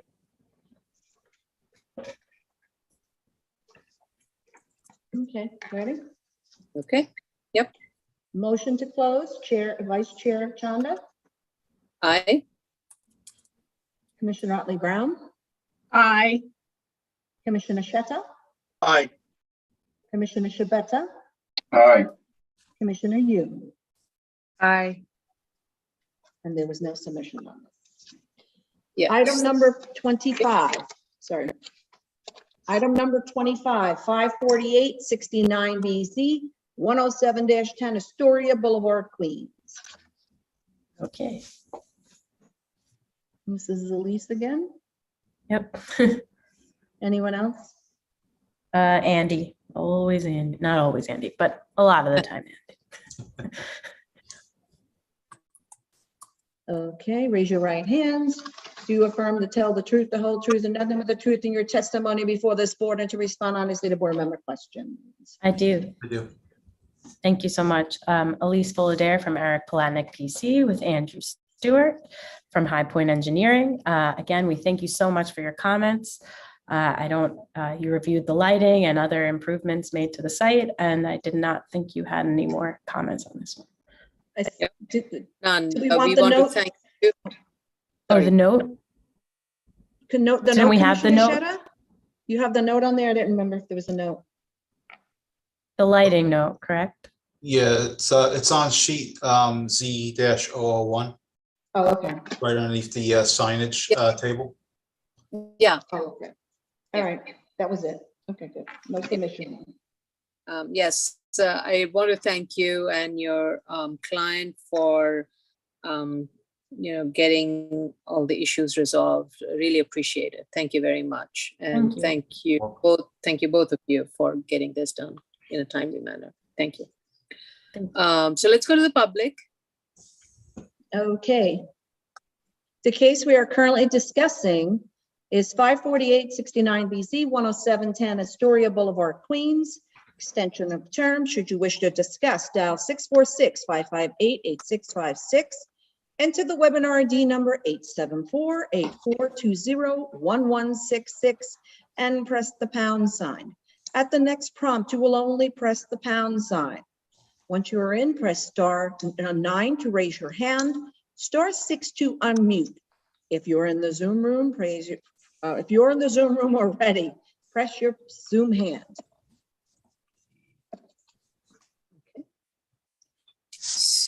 So if we do not hear any issues from the public participation, I would recommend that we close. No submission is required.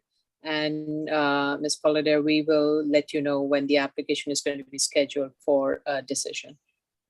Thank you. Understood.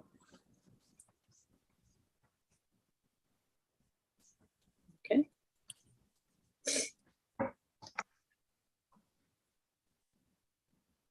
Good. All right. Motion to close, Vice Chair Chanda. Aye. Commissioner Otley Brown. Aye. Commissioner Sheta. Aye. Commissioner Shabeta. Aye. Commissioner Yoon. Aye. All right. Thank you. Thank you. I guess Item the number- next one is yours too. A few more. Hang out, right? Item number 26-11101BZ 901 Ditmas Avenue, Brooklyn. Anyone else? Yeah, there should be a James Talarico. I don't want to pronounce anyone's I name don't see him wrong. in the room.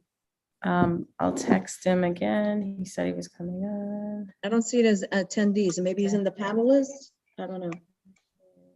Is he in the Should be, we panelists? registered him. What is it, James? Yeah. I don't see it. I don't know if he's on a phone, if there's any phones there.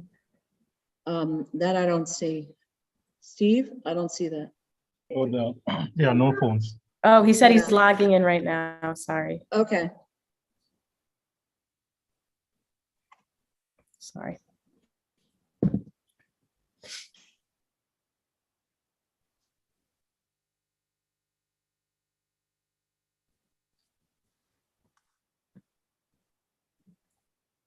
Uh-oh, his computer says installing updates. Can you do without him? Yeah, can I do the next one and then come back to him? Can you do this without him, or you need him? No, he wants to, he has a few things he really wants to share with the board. All right, what do you want to do? So let's go to next case, which is also Ms. Fullader's. Yeah, because so we'll Andy, we second have poll him this. still here. All right, so we'll second Right. poll this one. I think he logged on now. Wait, Oh,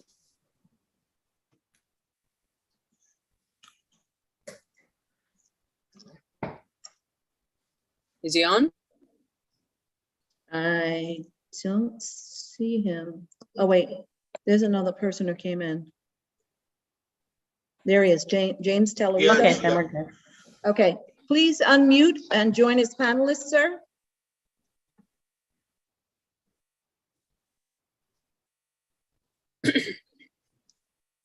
If you can, if you can't, just unmute. There we go, thank you. Sorry, guys, I'm trying to adjust my volume. Okay, we hear you perfectly. Could you raise your right hand? Do you affirm to tell the truth, the whole truth, and nothing but the truth in your testimony before this board and to respond honestly to board member questions? I do. I do. Go. Elise Fullader from Eric Palatnik PC. I have here James representing the applicant. He would like to share a few things about what he's been working on at the site and the future of the site, and I'm going to just turn it over to him. Sure. Hi, everyone. How are you doing? Good. Okay, thank you for taking the time to meet with us again. I know it's been a few months since we last presented. I did listen to your review session in regards to some questions you may have. I just wanted to preface the the meeting with we're in the process of, we're a tenant on the property. So we don't own the physical property, but we are the tenant.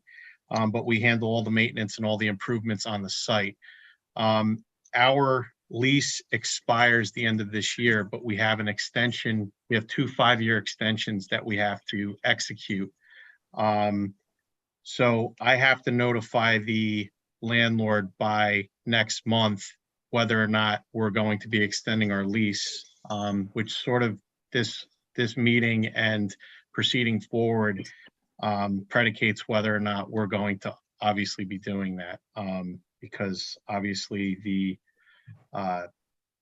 zoning permit is to include the actual drive-through itself. So with, since our drive-through is 70% of our business, it's pretty critical for the viability of the actual restaurant itself. So I just wanted to put that out there, but also I heard your comments and would like to open it to further discussion with all of you as to what you had commented on and how we can address them appropriately. I think one of the comments was we need a little bit more clarity with regards to the noise report that was done, because it recommended 2 things. One was adjusting the menu board to an automated one. And the other one was providing an acoustical barrier along the residential lot 60. So you have provided estimates for both. What I want to know is what is being proposed, because that would be then reflected in the plans. Yes. So when we did the further exercise from our previous meeting in February, I wasn't 100% sure from the previous meeting what was going to be satisfactory enough to appease the board and also appease our neighbors. So when we went out and did the sound study to retest it again, and then we based on the new soundboard volume control system, that was sufficient enough to provide what we thought would keep the sound with the ambient sound at the property lines. Trying to boots and suspenders that and not have to go through multiple meetings, I said, look, why don't we just include the sound fence as well? And if the board would also want to see that installed, we would be willing to do that. But it's not necessary. So I would have to defer it to the board on what you would like to see, but that's why we proposed both. So I think at the hearing, Commissioner Shetta has raised his hand. And I think as you gathered from the discussion, it seems so I just want to be clear, the new soundboard is already in place? It is not. Okay. It would be implemented, depending on what what the outcome is. All right. Let's hear from Commissioner Sheta, and then Yeah, thank you, Vice Chair.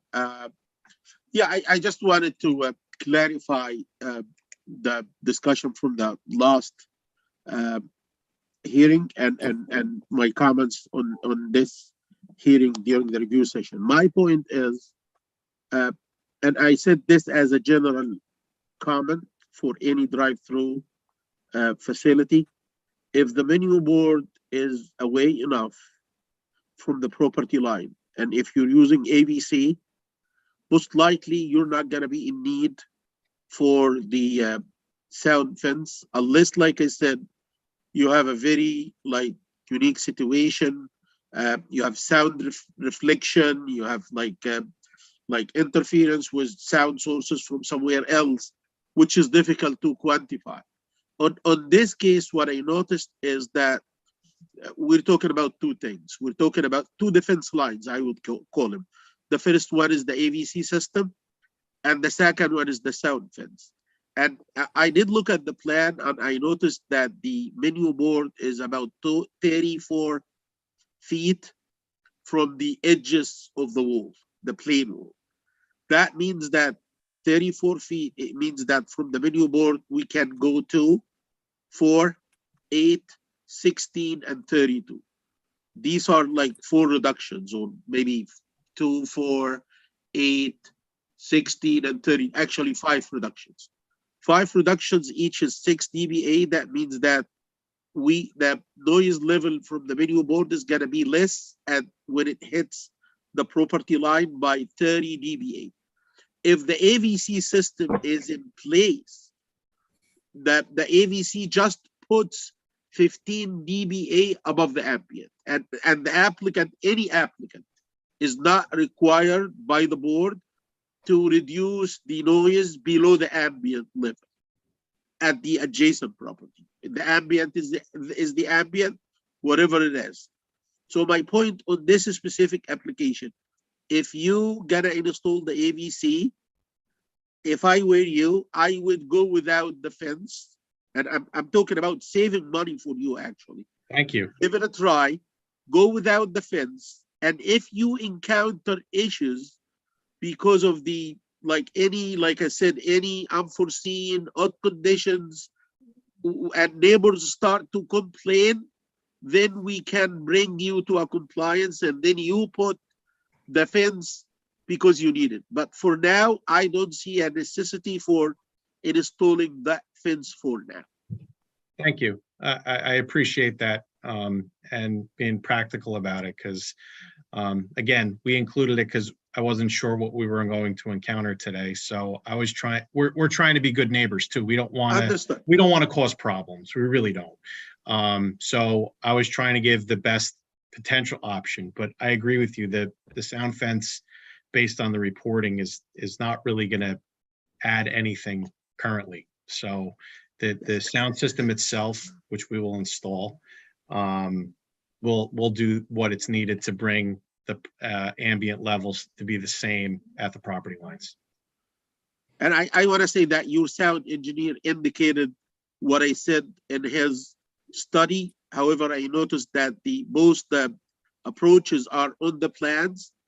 So I just wanted to raise it. If there is no need for something, our goal is not to put like burdens on you guys. If there is something that could be saved, even if you want to utilize it, we would advise you to just give it a try and try to save it.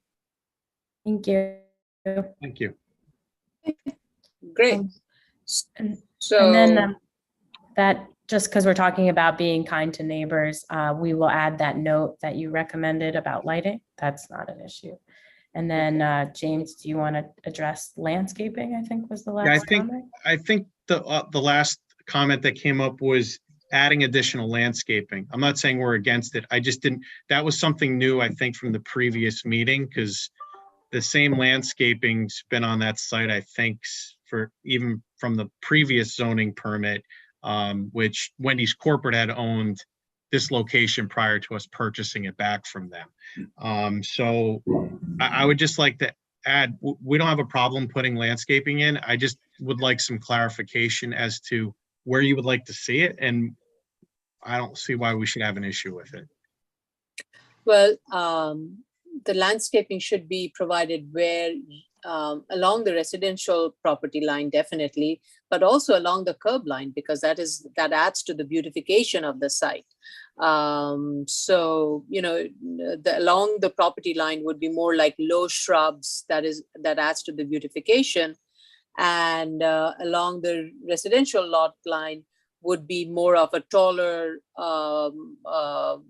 trees where possible, which can also provide a visual buffer from the residential. So that would be my recommendation. I think previous board, did it not approve, previous approved plans, did it not have a, I'm trying to see, was there a landscaping plan that was submitted? But, you know, I have to say the landscaping, we have to be careful because this is a drive-through. What is before us is a drive-through, and all the landscaping improvements that you do along the curb and everything, it is really to enhance your business and beauty. We are mostly wanting to make sure that the drive-through is not going to impact the residential. So my focus from our point of view, the recommendation would be look at the landscaping along the residential lot line that can enhance, that would improve the appearance and so if you want to put where you can put taller trees, which I think would be along the lot 13, I think, and you already have taller trees there. Yeah, we do. We do. Yeah. That's why I was asking the question, because the one residence that's closest to the drive-through, there it's basically zero lot line. The building is right on the property. They don't have any windows, and they don't have any windows facing that front, and you don't have any planting area either. No. Okay. So I think with the landscaping, the only suggestion would be that landscaping along the menu board, you know, that little island that you have. Around the menu board? Yeah, so that is around, again, anything around the drive-through and related to the drive-through, I think we should limit our comments on landscaping to those. Okay. The rest of the landscaping that you do along the curb line and everything, that is yours to determine, because that is, but my recommendation as a city planner, designer, whatever it is, the more green, more beautiful, good for you, and you would be loved by your neighbors. But we'll add where we can around the menu board. I don't see that being an issue at all. okay. All right. Sorry, Commissioner Shetta, I didn't see your hand. Your hand is up. So anything you want to add? Actually, it was up from the previous, but I wanted to add or advise that what could be more productive to noise than the menu board itself is cars entering through the drive-through. So I would caution you to please install a sign, advise the drivers to make sure that the radio volume is down, that if he's gonna be waiting for a long time, he can put the engine up. Make whatever it takes to make sure that the car produced noises are less than the menu board, because if the cars are gonna be problematic, you're gonna end up installing this fence because Commissioner Shetta, I'm sorry, Commissioner Shetta, you want the standard note that we've been giving to applicants? Yes. Yes. Okay. Yes, please. Thank you. Yes. Thank you. Right. We don't have an issue with that either. And I actually believe that we do have 2 or 3 signs already asking patrons not to have their radio loud. That's good. Thank you. Okay, great. So just in your next submission, provide photos of those. Okay. Okay. All right. Anything else, commissioners? The DOT asked for, I'm not sure if this is the case for this application, but I did read in the submission cover that it says we oppose the requested traffic study. I think that's yeah, that's this is we will get back to you on that, Mr. Commissioner Shetta. I think I am, this is a legal I Scott, understand. how It's many guys it's an it- old facility, yes. It's a continuation. It's a continuation of an existing Sure. use. Yeah, I thought we settled that. Tracy or John? Yeah, I thought this does not require a DOT. So, The discussion was had, and I believe internally we discussed that since this is a continuing use, that we wouldn't require it for this one. yeah. That's good then. Thank you. Thank you. Thank you, Tracy. Thank you. Any other comments from any of the commissioners to the applicants? Okay. All right, let's go to the public then. And while we are waiting for the public to call in, let Ms. Matthias read out the numbers. Okay. The case we're currently discussing is 11101BZ 901 Ditmas Avenue, Brooklyn. This is an extension of term for an eating and drinking establishment at Wendy's. Should you wish to discuss, dial 646-558-8656, enter webinar ID number 874-8420-1166 and press the pound sign. You can press the pound sign at the next prompt, and you may then press star 9 to raise your hand, star 6 to unmute if you're on the phone to call, and if you are in the Zoom room already, please raise your little Zoom hand to speak. I like the way you say, please raise your little Zoom hand. So, Ms. Fullader, how long will it take for you to make these improvements? Well, I guess my question is, because the improvements, like he was trying to say before, he needs to know, I was wondering if we could close because he needs to know if it will happen so he can decide if they can extend the lease. Right, So, I would make a recommendation to close it so that you can sign the lease, but you would also need to revise the plans to indicate that you're going to change the menu board and provide the spec sheet of the menu board that goes with it. yeah, so we would update that. We would get rid of the acoustical fencing notes. We would add the note about the radio that you just mentioned. We would add the note about lighting that you mentioned, and we would add a little landscaping around the menu board. Correct? Yeah. Those were the comments. We're fine with that. Director Benke has her hand up. I just wanted to clarify my comment for future cases that I'm not making my comment based on other cases, but for this case, we aren't requiring the DOT study at this time.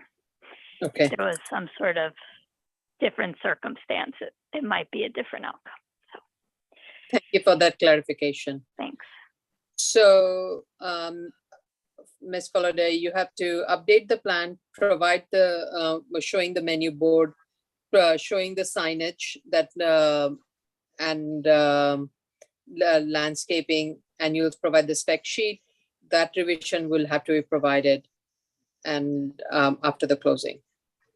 Okay, no problem. Okay. And then we'll also show you any signs that are already on the site about lowering radios and anything we do. Okay. What's the time frame? Sorry. James, how much? I could have the plans done probably in 2 weeks. I would think I can get them done in a week. It's not a ton of work. So but I would say 2 weeks should be more than sufficient. Okay. All right.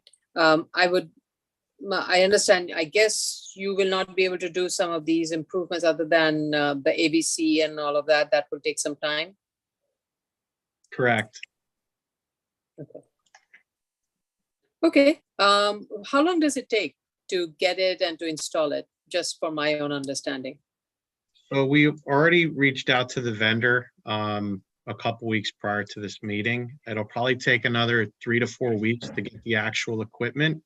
And then it would just probably be a day or two installation. So probably could have this installed probably by, what's it now, September 12th?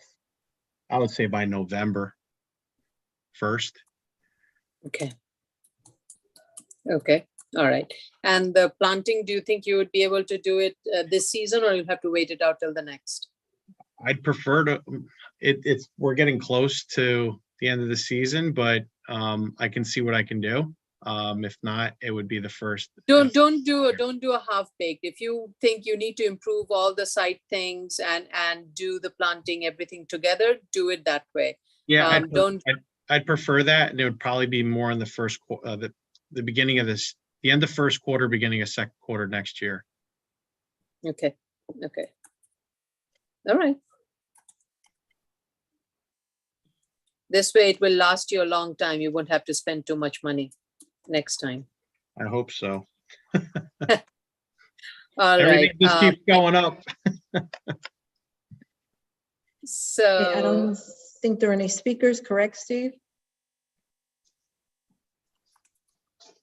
No, there's not. Okay. Make a motion to close, Vice Chair? Yep. Make a motion to close. Vice Chair Chanda, Aye. Commissioner Otley Brown, Aye. Commissioner Shadow,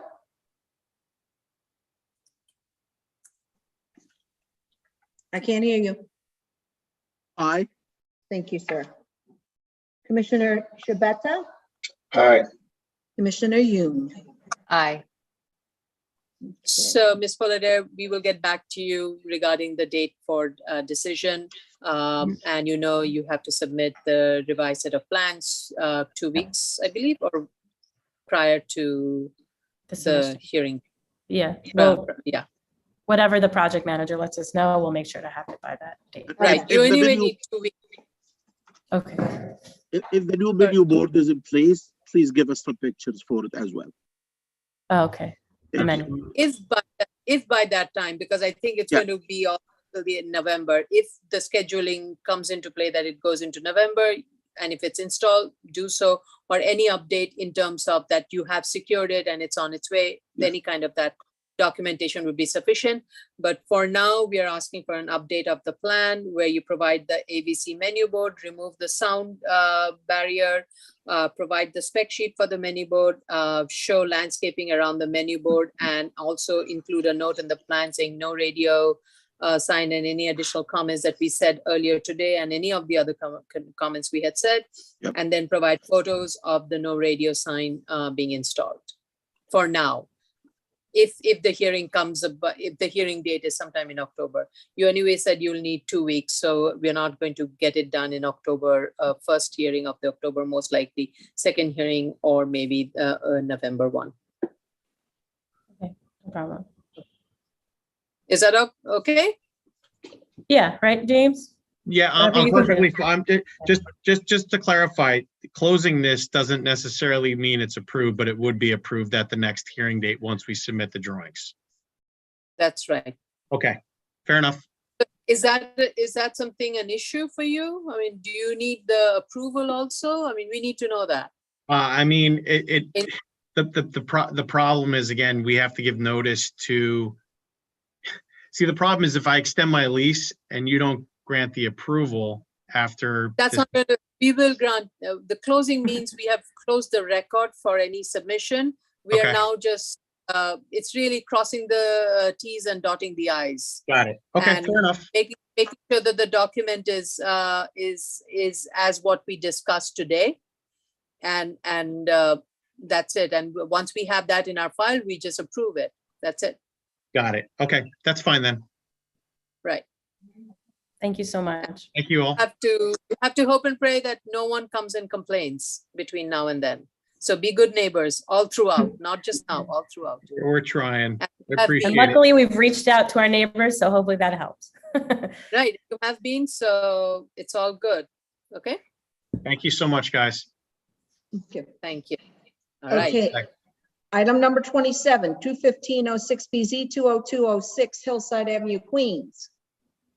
Raise your right hands. Do you affirm, tell the truth, the whole truth, and nothing but the truth in your testimony before this board and to respond on city board member questions? I do. Yep. Elise Fullader from Eric Palatnik PC. I'm here with Andrew Stewart from High Point Engineering. I think the comment was about lighting again in the southern corner. I think we wanted to address the comments from last hearing and maybe just adding a note there, keeping it as is, because I think we're okay with that, but Andy can speak more on that. But just adding that note, which we maybe already added, that we won't impact our neighbors. Andy, do you want to add anything? So yes, that note was added. It's on sheet Z-001 in the upper left corner regarding lighting. Any lighting next to a residence would be shielded. I heard the comments about concerns about safety at the handicap stalls with the removal of the light. There is a street light directly across the street on the other side of 202nd Street. We also we modeled photometrically with the soffit lights, the building soffit lights on that side of the building, which is the west side. And that with the soffit lights and the street light, that there'd be enough light in the area to remove that area light, which is why the client went ahead and did that to appease the board and also to prevent the excess lighting to the adjacent residents. So that's why we have it as is. Okay, all right. It wasn't clear as to where that street light was, and because there was a high wall, the masonry wall, I wasn't sure if there were enough lighting was being shed. But if your analysis indicates that you do have ample lighting that provides adequate security, that's fine. Okay. My concern was that. So if you're satisfied, then we will leave it as is. And should you want to revisit the light source factor, then it's something maybe can be done through an LNO, provided you provide adequate shielding and other things that minimizes light filtration into the residential. Understood. Yep. Thank you. That's a great solution. And thank you for sending the photos. I just saw it. Oh, yeah, I forgot. Yeah, we also, sorry, got those at the end of the week. So I'm sorry if they were late. All right, let's go to the public. Any comments? Sorry, any comments from the commissioners? My notes talk about you need a compliance chart. You asked for compliance chart. It was provided. I said it was provided 1955 to 2011. The compliance chart was provided. Okay, and remedial status? Yeah, that was also provided. Okay, fine. I was just reading it into the record that these were all the information that was provided by the Okay, applicant. what you needed. Okay, just to make sure. No, I'm sorry about that. That's okay. That's why I take notes. Okay. The current case we're discussing is 21506BZ, 20206 Hillside Avenue, Queens. This is an extension of term of an automotive service station. Should you wish to discuss, dial 646-558-8656. Enter webinar ID number 874-8420-1166. Press pound. At the next prompt, you will press pound. Once you're in, you can press *9 to raise your hand, *6 to unmute to be able to speak. And if you're in the Zoom room, please raise your Zoom hand. For 1 minute. Okay, so I don't think you need to make any changes to the plan. Right? Yeah, no, we're keeping the lighting and doing your solution if we run into a problem. Yeah, okay. So I would recommend that we close it and we will let you know of the decision date. No problem.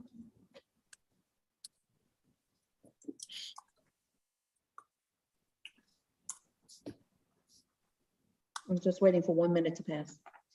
Sure.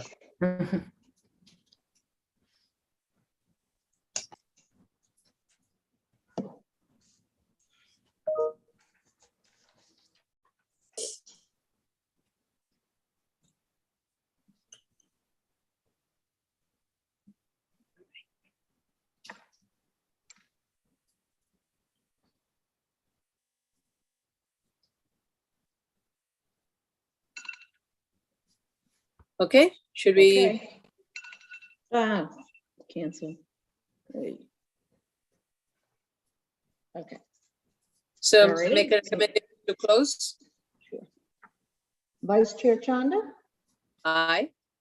Commissioner Otley Brown, Aye. Commissioner Sheta, Aye. Commissioner Shabeta, Aye. Commissioner Yoon. Aye.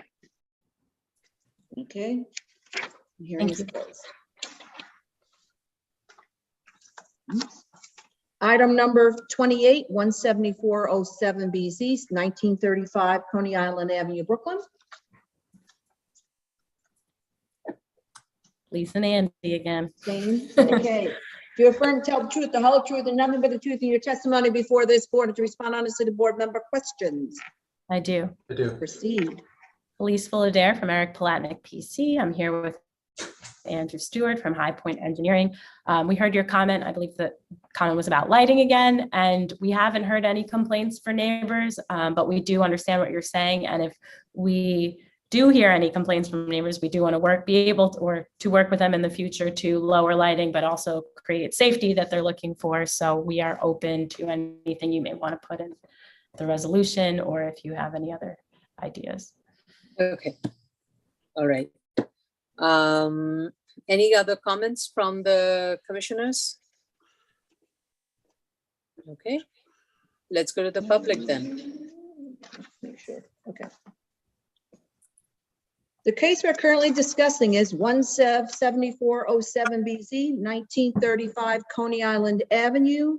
This is an extension of term for automotive service station. Should you wish to discuss, please dial 646-558-8656.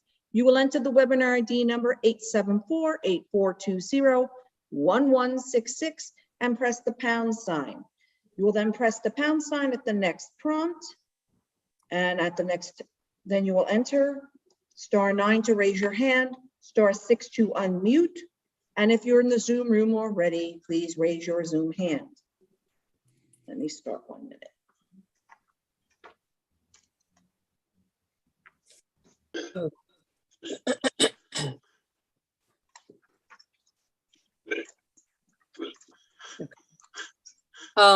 I just kind of, Ms. Pollard, since you do come before the board and Mr.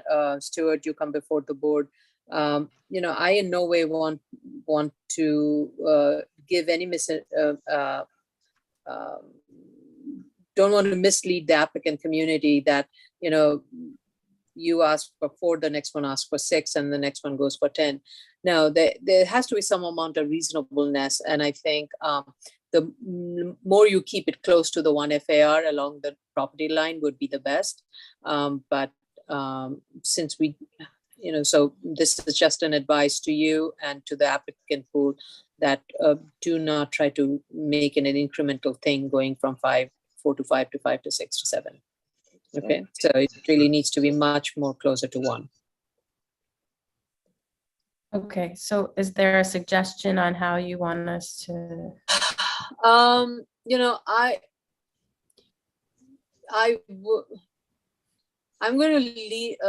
to put a recommendation when we close and when we approve it. It would be that recommendation would be to bring the residential lot line lights to closer to 1 and Okay.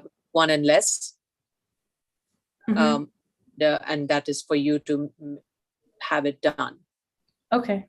I'm not going to hold up our closing or our decision, but Okay, so it's something we'll look into in the next few weeks you will look into it and fix it. and work on, yeah. Yes, thank you. I do not want us to hold up. I think we're all of us working on good faith, and I want to make sure you do it. And you and Mr. Stewart have always been very good in responding to all our comments. So I think it's very doable. And I think that what's good about this side is it's a BOLA and they come before your board a lot. So I think they understand your comments. Yes. Okay. Okay, Steve, I don't think there's anyone in, right? I don't see anybody. No. Okay. All right, so do you want to make a motion to close, Vice Chair? Yes, please. And someone please mute themselves. Someone please, excuse me, Vice Chair. Someone mute themselves. Thank you. Vice Chair, motion to close. Aye. Commissioner Otley Brown, Aye. Commissioner Sheta, Aye. Commissioner Shabeta, Aye. Commissioner Yoon. Aye. Okay. We'll let you know when the decision is, Elise, okay? Thank you very much. Thank you, everybody. You're welcome. Thank New you. Oh, sorry. Sorry. New cases on the SOC calendar, 16755 BZ, 20-65 Clintonville Street, Queens.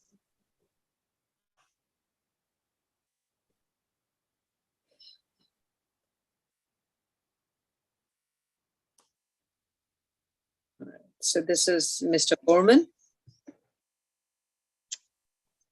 No, I think it's Daniel Ash. Is it Daniel? Oh. This one? 2065 Clintonville Street. Yes, okay.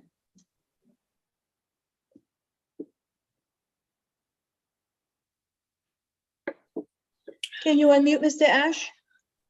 Thank you. Is there anyone with you? No, just myself.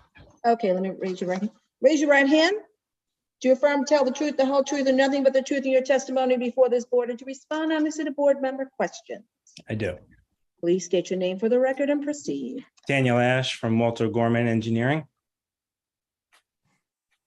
Okay, you've heard the board's So- comments. Please respond. Yes, I listened to the board's comments at the pre-hearing today.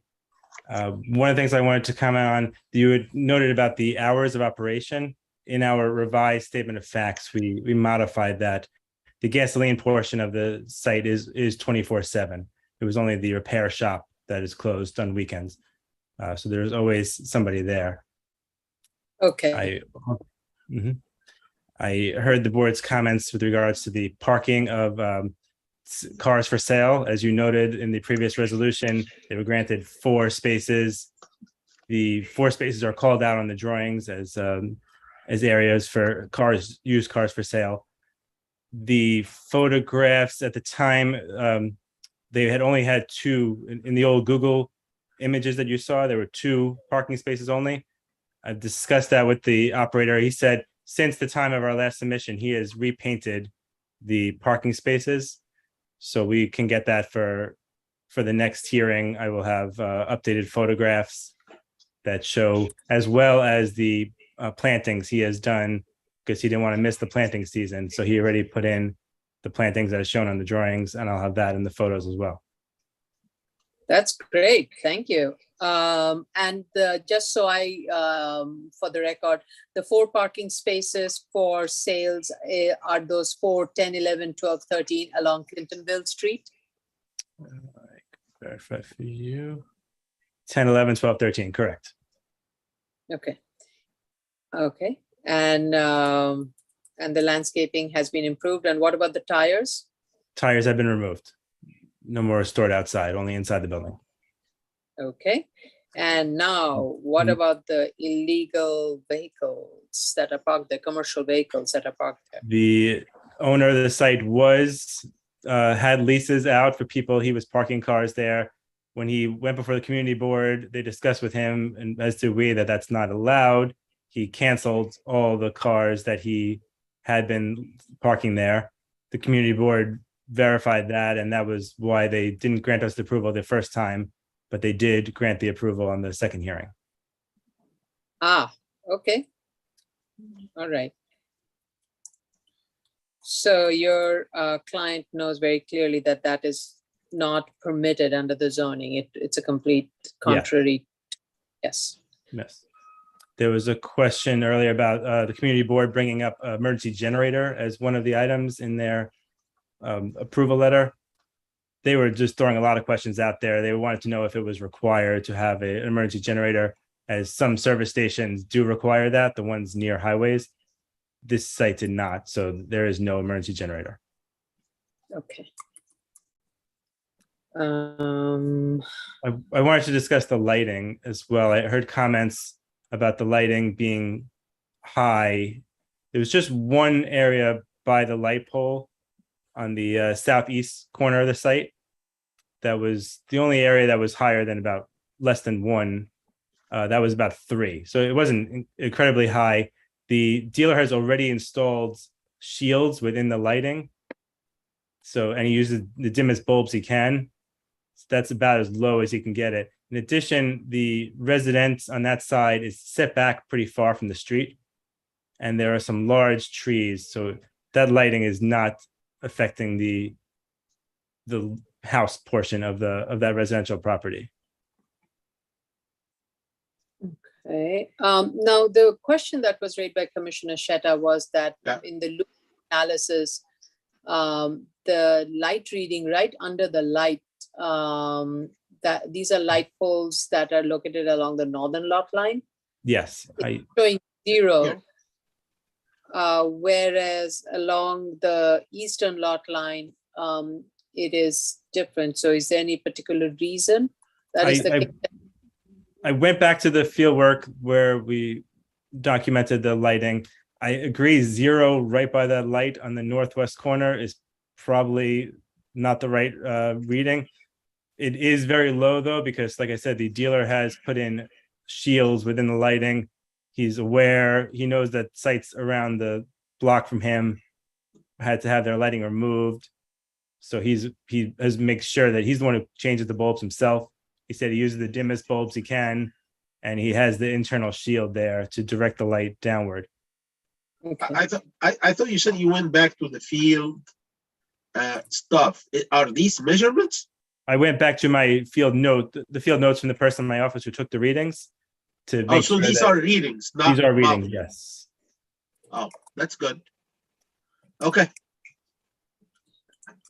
So I thought they are modeling. That's why I raised the question to understand how it works in the model. I'm not a lighting engineer, so that's why. Thank you. So with regards to the lighting in this location, and I'm going to, this is located right exactly at the corner of the property facing Willets Point Boulevard. And it is 3.3, I think, and you said shields have been added? Shields are there already, yes. This reading is with the shields in place. Okay, so I think the likelihood of with shields in place, specifically if the shield is placed on the north, and then you are going to minimize the spillover onto the residential and definitely not into the residential windows. Great. So, but I would, like I said in the prior hearings, prior cases, if there are any issues raised by the residents regarding the lighting, then the applicant needs to address it as immediately to bring the light level down to 1 and less. Yeah. Okay. We don't have any information as to the area that is behind the building, which is indicated as a storage area. So if you can provide site conditions along the perimeter, that would be, and now that your landscaping is done, you should be very proud to show all the improvements that you have done along the perimeter. Yes, when we take our updated photos and I will revise the drawing, I don't believe there's any storage back there anymore. Okay, so then please revise the plan accordingly. That indicates that it's not being used for storage, and the drawings shows there is landscaping, so your photos should pick those things up. And the trash enclosure, I just want to make sure if I'm reading it correctly. It is located to the east side of the building, right? There's one to the east side and one to the west side. Oh, there are 2 of them. Oh, there's a dumpster. Why do you need 2 of them? That was what the dealer had. I will look to see if we could eliminate one.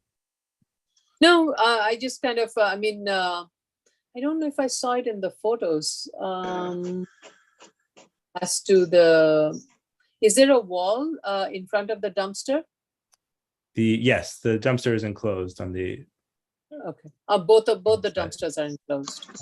That's a good question. I know that definitely the one on the west is. I have to verify about the one on the east.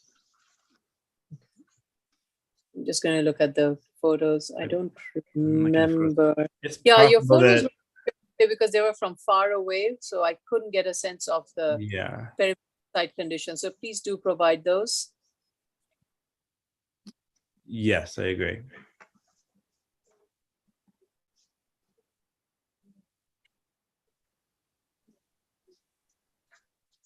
Okay. I was also hoping to discuss something that Mr. Costanza had mentioned about the term. As you know, 2015 was the last expiration of the term. We were going for a 10-year renewal. The community board was strongly in favor of increasing that time. As you saw, they noted in their approval letter. I heard Mr. Costanza mention that would be a different type of filing to allow for more than what yes it means be withdrawing this application and filing a brand new application. Yeah, Madam Vice Chair, if I could address Mr. Ash. Yes, I mean, so statutorily, we are bound by the provisions of 11-411, which only permit the board to consider a 10-year term. And that 10-year term is continuous from its expiration. Our rules do allow for an alternative type of filing under the BZ calendar, which is still under the same provisions of 11-4-1, and I'm happy to discuss this with you after the hearing or, this week. But it does require a refiling under a BZ calendar for the board, almost to do the same thing it's doing now, but then could consider a full 10-year term. So, I mean, it's just a statutory requirement. And another thing that I just wanted to address that was said before, also procedural matter. My understanding is that the hours of operation may have deviated, but I didn't have time to it's a girthy history here, so I didn't want to eyeball, all these resolutions, just to ensure that if the conditions of hours of operation were something conditioned by the board, and you're seeking to amend that, it would require an amendment. But again, I apologize. I didn't have time to sit through that many resolutions and get it right. So I'm happy to work with you on that to discuss that. But again, as filed right now, the board can only consider an extension of term since the expiration. Okay. The hours, by the way, are the same as what appears on the last final C of O. Fine. Yeah, I didn't have an opportunity to read. It's hard because it's such a long history. So I know one resolution was citing hours of operation for the repair, so I didn't want to get it wrong. I just wanted to leave it open-ended enough that, you could look at it, we can look at it and communicate with each other, just to make sure that we don't miss anything procedurally. Mm-hmm. Yeah, Madam Vice Chair, I don't know if that's helpful. No, it is helpful, and thank you for reminding me, because I'm looking at the board history, and were restricted it was first restricted in 1983. Was there any restriction prior to that? No, the restriction started with 1983. But it did not distinguish between the auto repair and the gas station. And then the 1996 board approves the drawings, and that the repair hours shall be from 5 a.m. to 6 p.m. Monday through Friday and 8 a.m. to 4 p.m. Saturday. It is silent with regards to the gasoline service. Yes, and it wouldn't have been uncommon that the petroleum sales are 24 hours. Usually the limitations came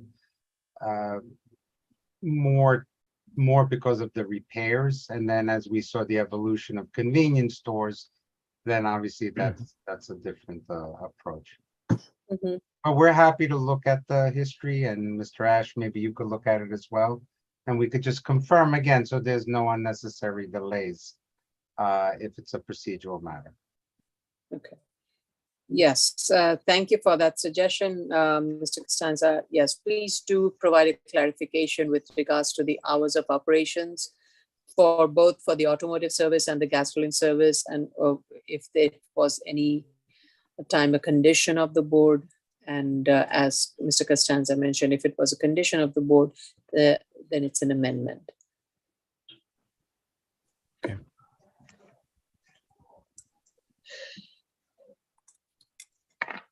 Any questions or comments from the commissioners? I think, oh, sorry, go ahead. Commissioner Sheta, go ahead.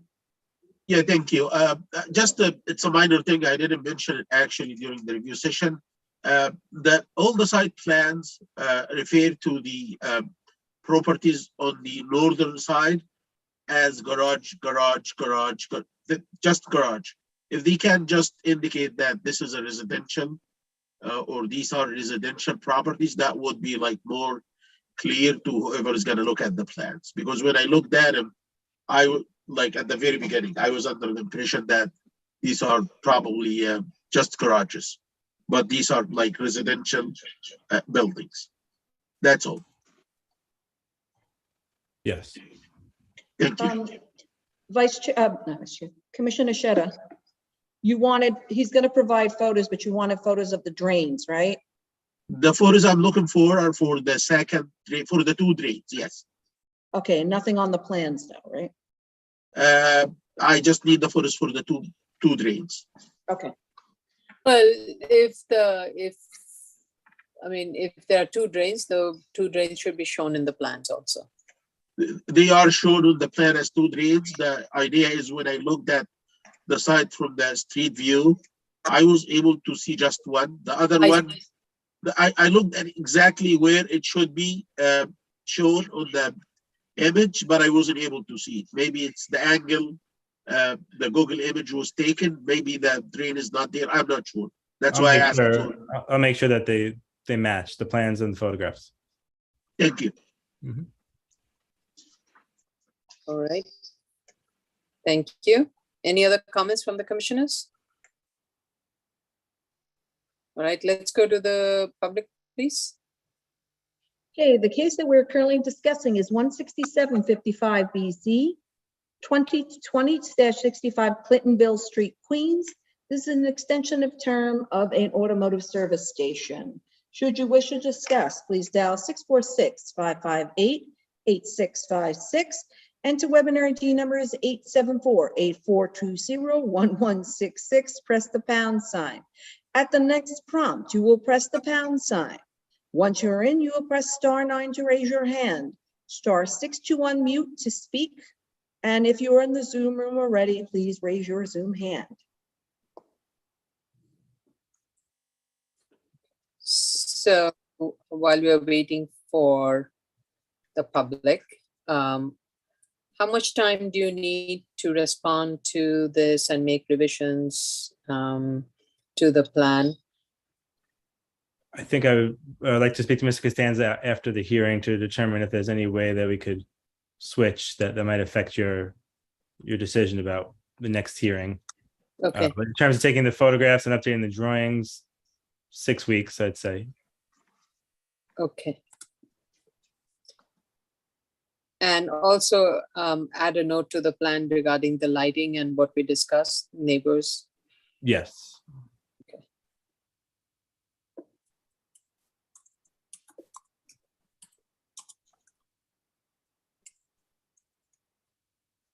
Okay. Excuse me, Vice Chair. Yep.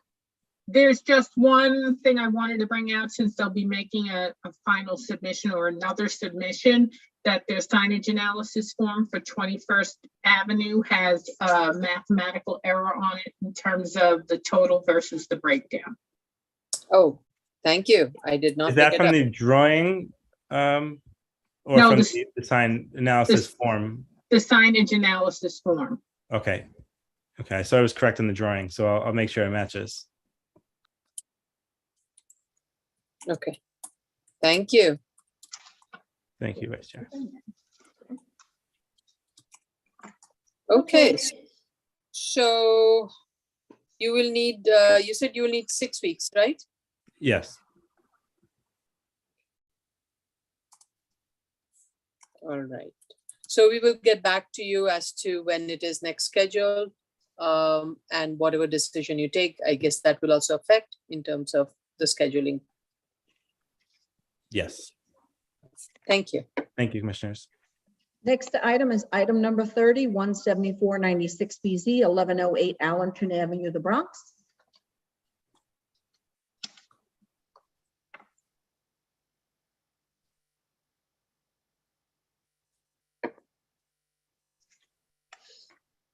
This is Sheldon Lobel. It's Alexia Landsman. Oh, okay. Hi, Alexia. Is there anyone else with you? Today, no. For this hearing, no. Okay. Raise your right hand. Do you affirm to tell the truth, the whole truth, and nothing but the truth, and respond honestly to board member questions? I do. Please state your name for the record and proceed. Oh, sorry. Alexia Landisman from Sheldon LaBelle PC on behalf of the applicant. Good afternoon, Vice Chair and Commissioners. We attended the executive session and wanted to address all of the comments. There was a request to provide a proof of continuous use, which we're happy to provide in the next submission. We are also happy to provide all of the findings in writing, and we're going to add that into the statement, as well as revising the site plan and the changes on the roof for labeling, as Commissioner Shetter requested. I just wanted to make note of the hours of operation because that was a question that was posed. The hours of operation are exactly the same. And with that said, we're hoping to be able to close today and submit all of this information before the next hearing, if possible. I think in this case, one of the big element is the findings, even though, as Commissioner Brown said, anecdotally, we feel that this is not going to be an issue. But we do need to have it on the record. And since we have not read anything, and especially with regards to the cost of the difference in the it being a garage versus the legal use, the legalization of the existing storage space, that needs to be discussed. And the other part is the parking. Did the prior board, it's not clear if the prior board required the parking. And if so, then that needs to be discussed as part in the finding. Or if it was part of the zoning requirement, you need to kind of beef that up and mention that in the findings. So I think we still need a little bit more information for us to be absolutely sure. And then we can consider, based on a thorough submission, we can then consider closing it. But I don't think today we are ready for that. Understood. Thank you. Okay. And do you have any comments, clarification that you need in terms of what all things we asked in the drawings to be revised or changed? So I'm going to listen to the hearing one more time and just take notes for the architect to make those changes. If I have any follow-up questions, I can email the project manager, but I believe the changes on the site plan had to do with shading. And then you wanted clarification on the extension, and you wanted the labeling slightly different. And I will rewatch the video to make sure we didn't miss any additional comments on those plans. Okay. All right. Okay. Any questions or comments from the commissioners? All right, everybody shaking their head. Let's go to the public. Sure. Shaking their head left to right. They should respond and not shake their hands. Okay. Item number 30 is 17496 BZ, 1108 Allenton Avenue, the Bronx. This is the case we are discussing. Please dial, if you wish to discuss, please dial in 646-558-8656. Enter webinar ID number 874. Sorry, I just want to get my timer ready. 874-8420-1166 and press the pound sign. At the next prompt, you will press the pound sign. Once you are in, you can press *9 to raise your hand, *6 to unmute to be able to speak. And if you're in the Zoom room already, please raise your Zoom hand. I will start the count now.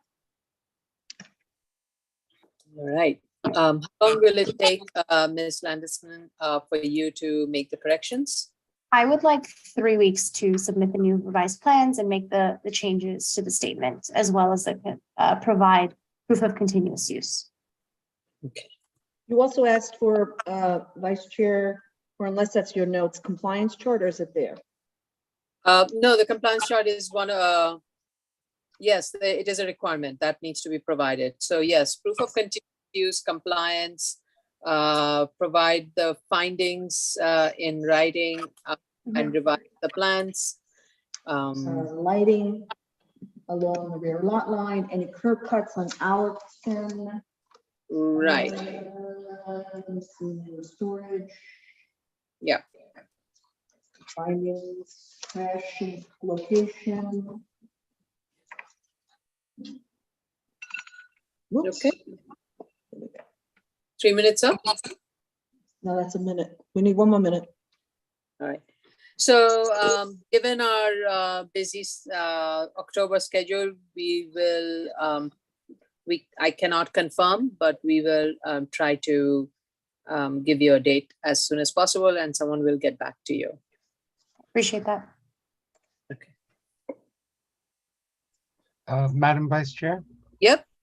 I just again, just in guidance so that we avert, an unnecessary hearing or something like that. Is there any guidance about what would be supporting of the findings as far as Commissioner Otley Brown's comments? Or just a statement? Commissioner Otley Brown, do you want to, specifically with regards to financing and how I think the minimal and the value of the storage versus a parking space, do you want to provide some clarity? Sure. The goal of providing the findings is to show basically that any change that you're making to your development or your project is not disturbing the minimal variance finding, because what we don't want is that you make a change that puts you at a real advantage compared to every other site around you, because the purpose of the variance is to put you on par with everybody around you, but not to give you the leg up on everybody around you. So that should be the guidance that you use when you craft your argument. So I can't exactly tell you what you should say, because that would basically be prosecuting your case for you. But your argument is going to recognize that you have additional space that might make your investment more attractive. And so given that, the question that you're supposed to be answering is, does it really inflate the value of your project so that your return is much higher, or is it sort of an even swap in terms of use and income? Okay, understood. Thank you. Thank you, Commissioner Brown. Okay, All right. anything else? All right, nobody has called in, so I think it's a pretty clear roadmap that's been provided. If should you have any questions, please follow up with the applicant. We definitely don't see this having to linger on too long, but do provide a very thorough submission so that we can, we are put in a position to have to close it. Understood. Thank you. Yeah. Should you have any questions, you can reach out to Carlo and I, because Mr. Ruffin is no longer here. Okay. Thank you. Okay. Thank you. Okay. Appeals calendar, continued hearing items. Item number 31, 2018-188A and 188-89A, 194-28 and 194-32 Dunton Avenue, Queens. Alexia, you're the only one? Yes, actually, no, I'm going to be joined by Ning Lu and Steve Chung, who's the owner, and Ning Lu is the new architect on file. Okay, you don't have to be sworn in. This is an A case. Okay.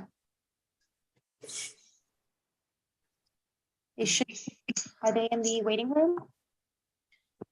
I don't see Steve Chung. There's a calling number and then 6666. I don't know. That might be him, actually. No, I don't see anyone else.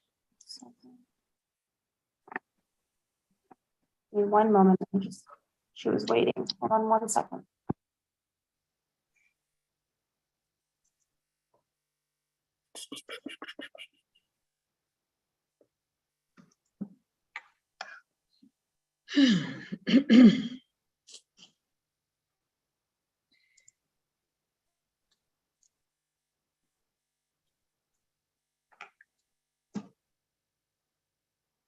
She's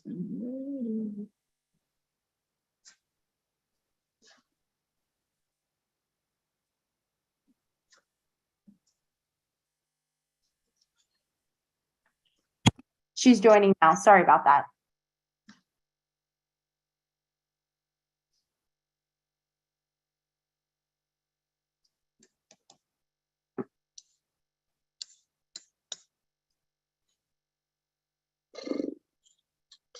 And the phone number ending in 9666 is the owner of the property, if you can let him in.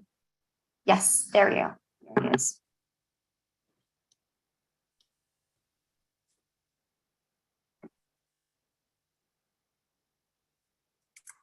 Please unmute if you can.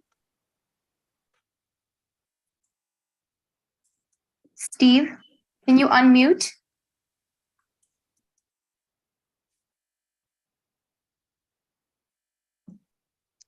Tony, what's the code that you have to press to unmute? *6. Steve, can you press *6 to unmute yourself?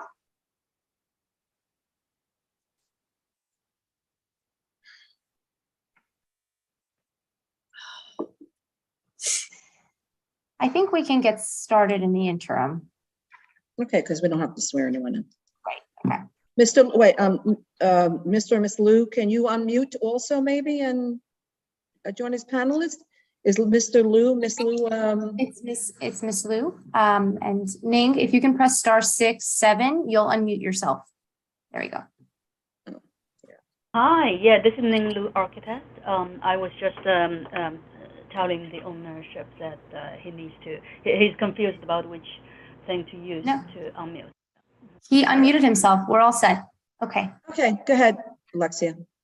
Okay, so thank you, everyone. So we attended the executive session, and again, we are in front of the board today to give you a status update on where we are with this application. So where we stand currently, we are requesting a GCL 35 waiver for lot 160 and lot 61. I told you in the submission or prior submission that the owner was obtaining a new architect. I have the architect here with us. Her name is Ning Lu. And so we should be able to address the DOT comments relatively quickly. And so the only outstanding issue for this application seems to be 8737 Palermo Street, which is the hospital site. So it's my understanding, and Steve can speak more to this, that they are looking to sell this piece of property to a religious institution who will take over and likely cure these violations. And I think that is really the only status update that we have for you at this time. Okay. Who would want to speak to that? We have Steve on the phone, who's the owner. Steve, can you hear me? Yes. So Steve, you are looking to set a closing date with the religious institution to. We don't have exactly closing day yet. So there is still a negotiation. But I think it's very close, very soon, because the school tried to get the construction loan. As soon as they can closing the construction loan, they go in closing. Because they need remodeling for the school, they applied for a construction loan. Few days ago, they tell me it's getting almost done for the construction loan. As soon as they get the proof, they gonna close. Okay, all right. So for now, I think the way I see the picture, thank you. This is informative, but I don't think we need all this information. From what you're saying, that you would only go ahead with GCL 35, Ms. Landesman, and withdraw the GCL 36 application. Yes. So so we had already previously withdrew the GCL 36 waiver, and that was already accepted by the board. Where we are right now is we just want to respond to the DOT comments for the GCL 35 waiver, and Ning should be able to submit those relatively soon, in a few weeks. And we just asked the board to close this case, as we are hopefully going to set a closing date for the sale of this property, and therefore the violations will be resolved by the future owner of the site. I didn't think we closed on GCL 36. That's not what I have it in my note. Did we close on GCL on the GCL? They had withdrawn they had withdrew the other Palermo. Oh, we did withdraw it. It was withdrawn. Okay. Yes, there was so a submission. Okay. All right. So my note is then incorrect. I thought we had I can not go back withdrawn. and I can go back and check it to make sure we withdrew Okay. officially. Please do. Yeah. I'm sorry, Ms. Matias, is there something in the plan that's confusing or something, like still referencing the GCL 36? That was a clarification. So We'll I double think check. Yeah, there's a little bit of a confusion, and this is more of our in-house thing. If the applications for GCL 36 have been withdrawn, then we shouldn't have those numbers in the lineup. We should just have the ones that are associated with the GCL 35. Got it. And so with regards to the DOT comment, should we also just address the lots that we're seeking a waiver for? Which is right. Okay. Right. Changes. Yeah, And if I you can, give me, sorry, go ahead, Carla. no, I was just gonna make a suggestion, I'm sorry. Even if it's redundant, if it just makes more sense to just in a new submission, just clarify exactly what it is that's before us, so we don't make a mistake. You know, obviously there's a history of submissions here, and it can get a little confusing. Thank you. Not a problem. Yeah, and if you're going to address, I'm sorry, Vice Chair, if you're going to address DOT, if you want to get them as soon as you can address those issues as soon as possible in writing, I can get it to DOT. This way it moves it along.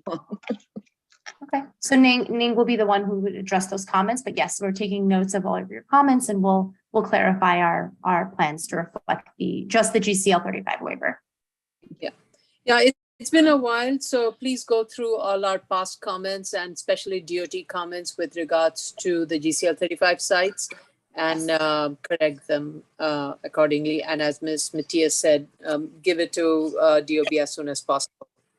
So absolutely. The only question I have here is, we're happy to resolve all of these comments as soon as possible. But my question is, if at our next hearing, is there any possibility to close this case if we haven't set a closing date for the sale yet, right? So while the hospital site is not really part of this application per se, it has been the reason that we haven't been able to move forward. So is that something that the board would be willing to do, is to put this on the decision calendar? First, well, I don't want to close now because we don't have a DOT sign off. That's totally fine. First, right. So we need the revised drawings for DOT to sign off, and should everything be okay, I am of the opinion, and I need to consult with our general counsel and Mr. Costanza. Can we proceed with just the GCL 35? I'm of the opinion that we should be able to proceed with GCL 35, and the GCL 36 can be something that you handle it separately. Partly because physically the site is so removed, the GCL 35 portion and the 36 portion is physically so different, and they're not relying on the same set of road networks and other things. I wouldn't consider it for any other situation site, but in this case, that difference is wanting me to separate it out. And each one of these is a separate BZ. We have a separate numbers. Each site is. But I do also want to hear from, I know a lot of the concern was from the fire departments. I do want to hear from Chief Daly as to, finding a way to resolving those issues without having to delay the GCL 35 portion. Vice Chair? Yes, Mr. Commissioner. Yeah, I just want to indicate on the record that we do have a letter of withdrawal. Yeah, for the GCL 36, the letter is dated April 21st, 2021. We do, but we never I don't think we took an action to approve the withdrawal. We We have a didn't vote letter, on but it. You're right. Yes. we Yeah, did I just not want to vote. double check that. I just want to double check. that. Yeah. If we did, we did, but if not, it's something. Okay. All right.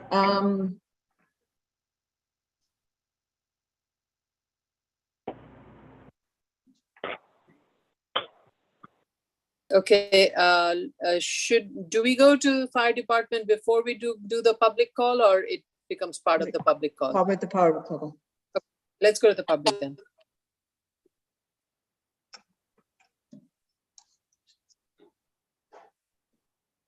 Okay, so the case that we're discussing is currently 2018 188A and 189A, 19428 and 19432 Dunton Avenue, Queens.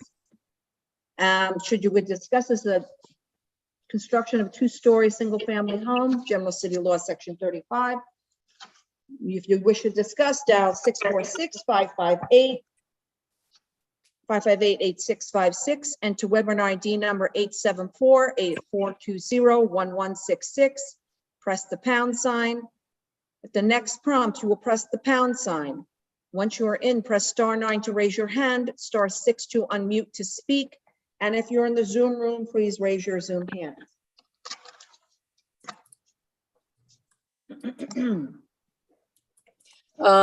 Is Chief Daly? I thought I saw his hands raised. Okay, so thank you, Madam Vice Chair and members of the board. Good afternoon. This is our Deputy Chief Inspector John Daly.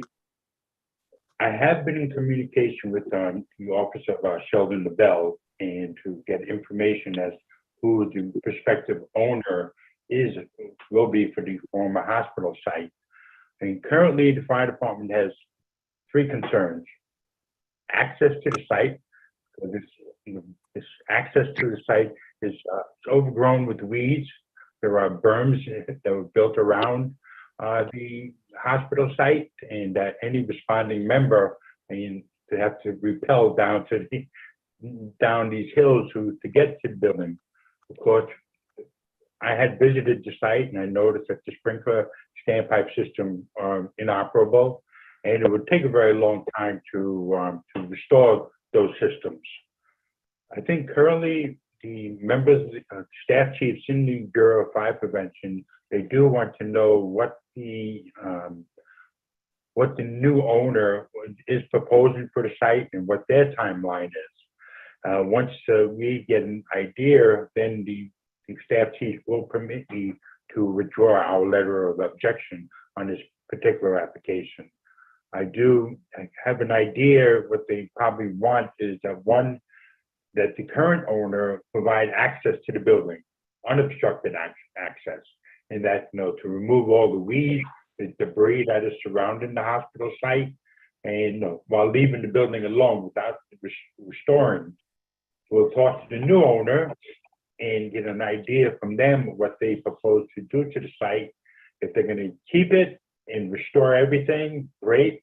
If not, then we'll be able to let the board know what our position will be for this application. So I have a Sorry, question. Vice Chair, I just want to confirm, Deputy Chief Daly, those are comments related to the Palermo site? Right. Okay. Is the fire department asking that we not permit the withdrawal of the Palermo application until the fire department has an opportunity to revise the letter? No, we have no objection to withdrawing the application, but since the current site is owned by the current applicant, they should make that site accessible to us. Our greatest fear is, that's a heavily populated, densely populated area. In the event there was some vandalism or some mischief going on at the hospital site, we're afraid that the fire can spread to adjoining sites. And we got new homes built over there. If this was to go through, we have wood framing. Ashes, as you know, do spread and they fly through the air. The fire can go from that hospital site to adjoining property. right now, it's just to secure that site, and make it accessible for the fire department. What they're gonna do with the standpipe and sprinkler can be planned a little later, but my big concern right now is we have no access to that hospital site. Okay. And to withdraw the application for the Palermo, we would have no objection to that. And since the hospital site is more associated with the sites seeking GCL 36, is the fire department okay with letting the GCL 35? I don't think you had any comments on the GCL 35, right? Oh, no, we do not. We have no objection to that. Okay. So, sorry, Ms. Landsman, did you want to say something? Not at all. No. No. Commissioner Sheta? No. And your hand. Oh, your hand was up. That's why. Oh, sorry.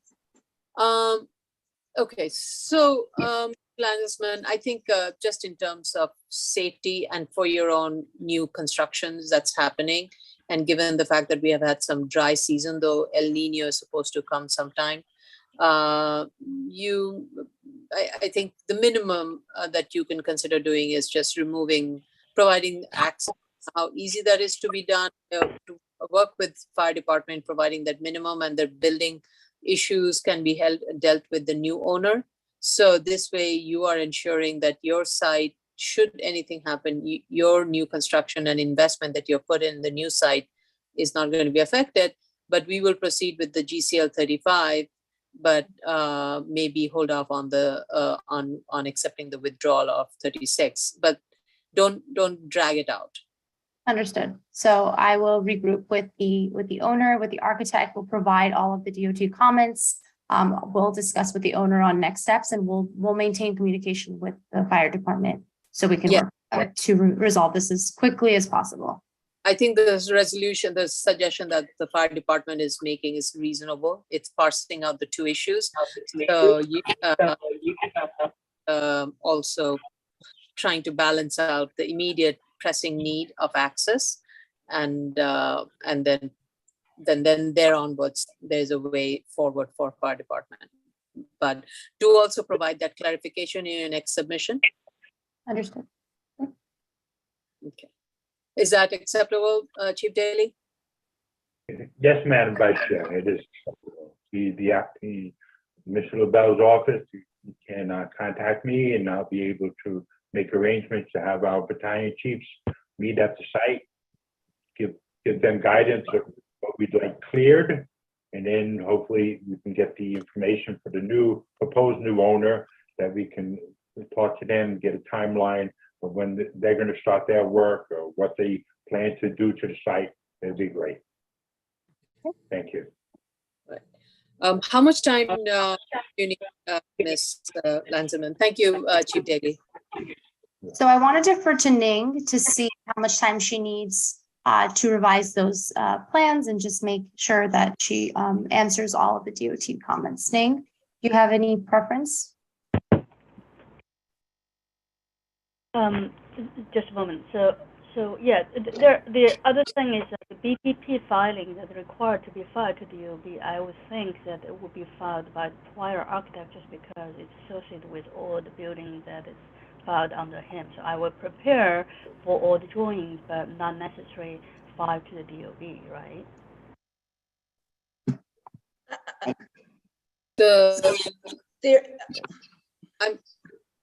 I'm a little confused. So the BPP filing would be then only for the two sites related to the Dunton Avenue. That's correct.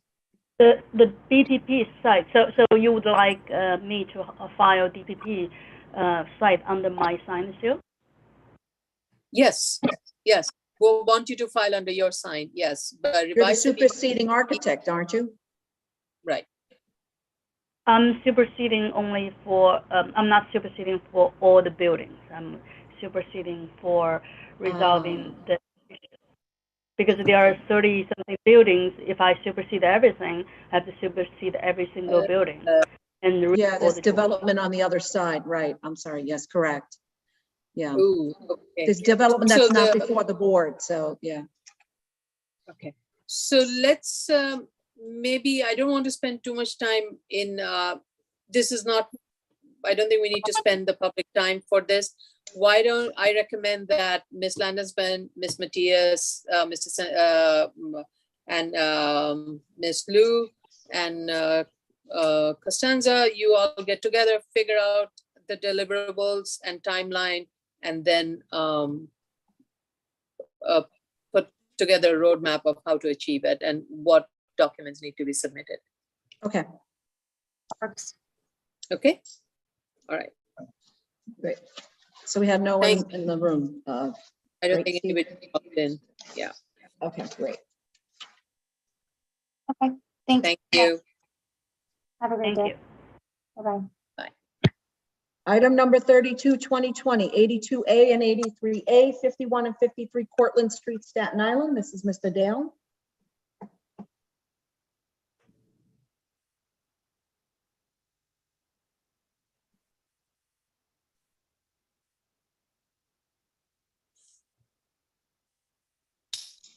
Good afternoon, Todd Dale for the applicants. You may proceed. This is an appeals case and no swearing in is necessary. Great. I did attend review session, and it's my understanding that the board, first of all, I just generally for this case and others, I just want to take time to thank the board for its help in facilitating communication with DEP. Especially Ms. Matias and Ms. Ebanks-Chu, they've been helpful at trying to get these things moved forward. As I said, not just for this case, but all cases. But with respect to Cortlandt, it's my understanding that the board understands that there is an easement that would be required and that we acknowledge the property owner agrees to that easement prior to the TCO. Just so the board understands, this is the area of the lots. It's the unusual triangle portion of the lot that's outside the proposed barrier. There's a small section of the lot that's outside of the existing easement, and it's this area that DEP wants the easement for. So, rather than keep this to the board to get that resolved, if a condition can be issued in resolution, that would be great, and we're agreeable to it. Now, respect to DOT, it's my understanding they haven't issued us an official letter to this case.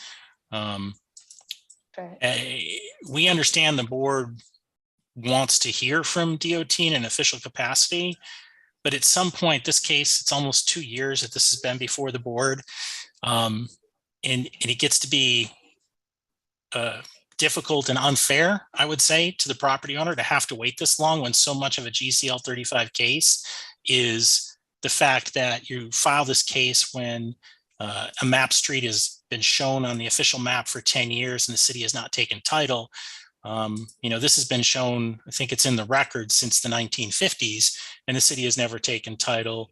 We understand it takes time, but we're just wondering if the board would consider at some point there has to be an end time for DOT to officially respond to this and not keep this going on forever and ever and ever.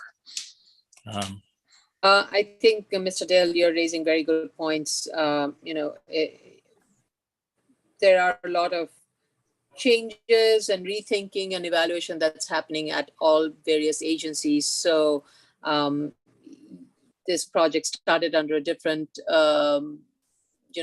purview, and now same agency, but with a different outlook. Your point is well taken, and what I would consider doing in this case is circle back amongst ourselves and make sure DOT is okay with it. I think DOT should be okay, as I gather, and then we will pick a decision date in a reasonable amount of time and take the next step. Commissioner Shetta? Thank you, Vice Chair. I just listened to something that's bothering to me.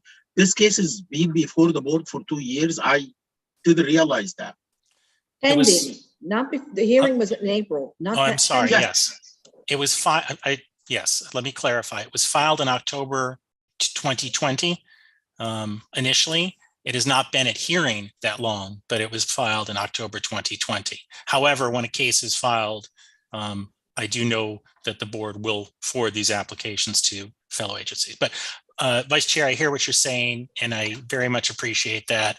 And, we would appreciate if it's closed and, the record's left open for DOT, and then we can respond to a specific letter that's issued.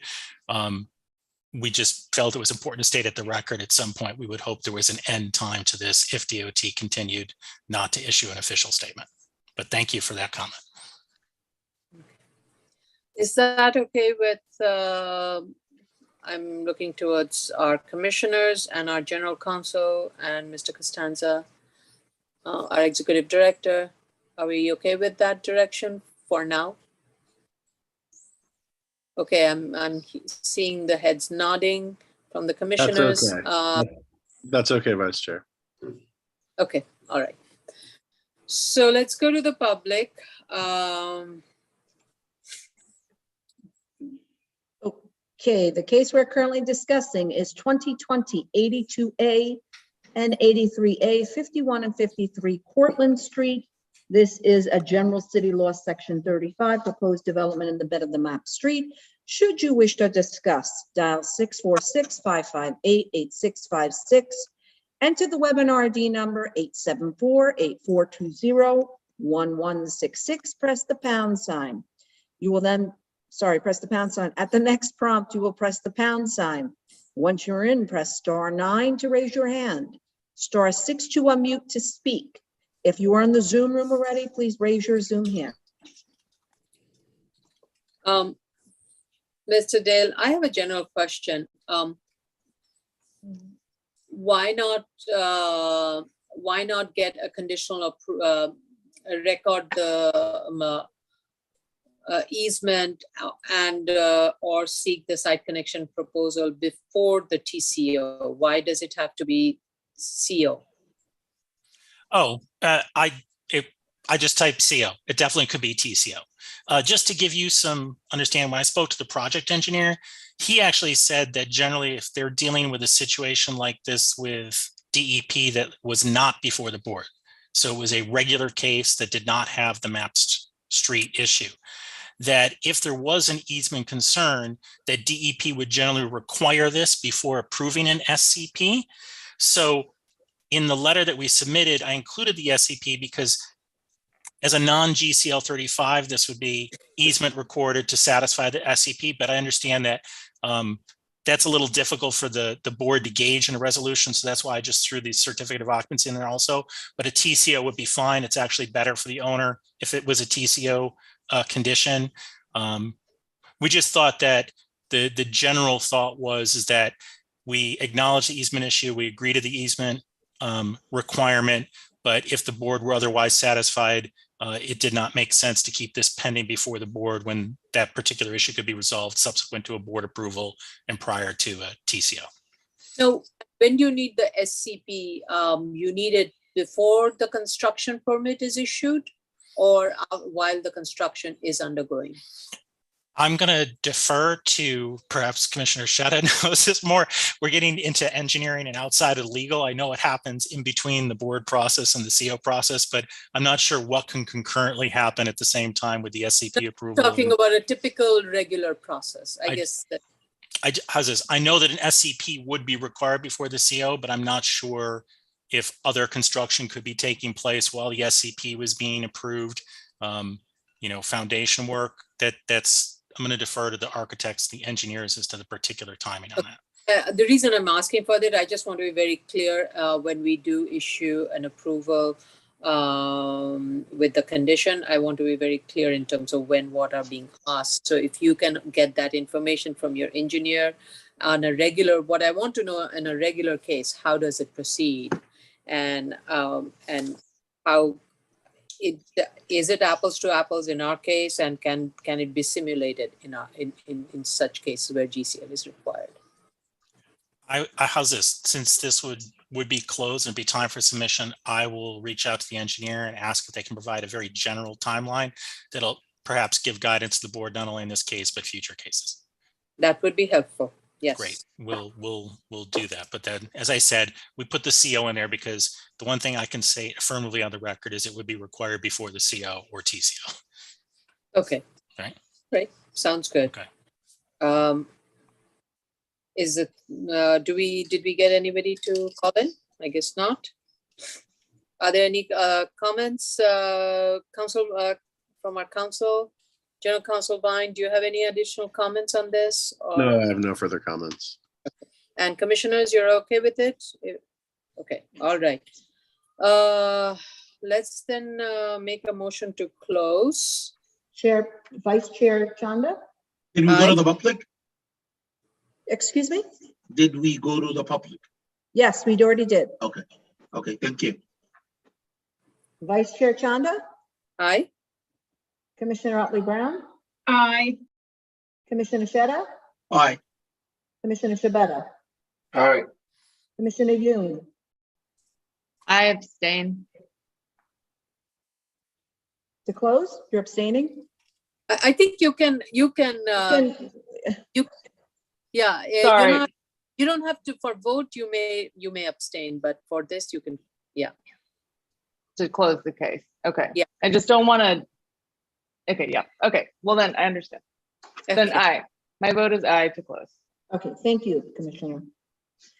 Item number 33, 2021-20A and 2021-21A, 106 and 108 Wyndham Avenue, Staten Island. Good afternoon, Todd Dale again for the applicant. Did attend review session. With respect to this, I just want to supplement the discussion. DEP, and again, I'm not sure if there was an official letter submitted to the record because much of what we've been doing is email communication, but DEP did note that the future drainage plan does show future sewers located within the bed of Marine Way, which is what we're proposing to build in. And I believe that we submitted a letter, or we'll agree on the record, that if the board is otherwise satisfied, that we would agree to a drainage plan modification prior to TCO, which has been done in similar cases. The drainage plan application or modification does take some time, but such a condition would ensure that DEP is satisfied prior to any TCO being issued. Now, the drainage plan, wouldn't you need that even before the construction starts? My understanding, again, and I can ask again the interest of clarification, it would not, because the drainage plan modification in this particular case, there would be a modification to show that these future lines would not be built. And the drainage plan modification, you generally just need to show alternate locations for those lines or a reorganization. And the proposed construction here, that the sewer connections for these sites and the water connections for these sites would be to the existing lines that are already located in Wyndham.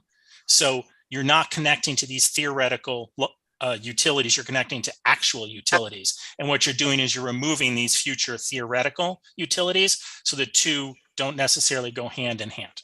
So okay, that's the idea behind the modification. And I think I'm not sure if the modification is part of the record.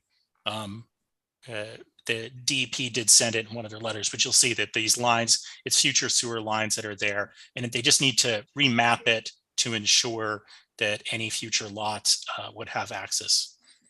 But that does take some time. I think that's a multiple month process.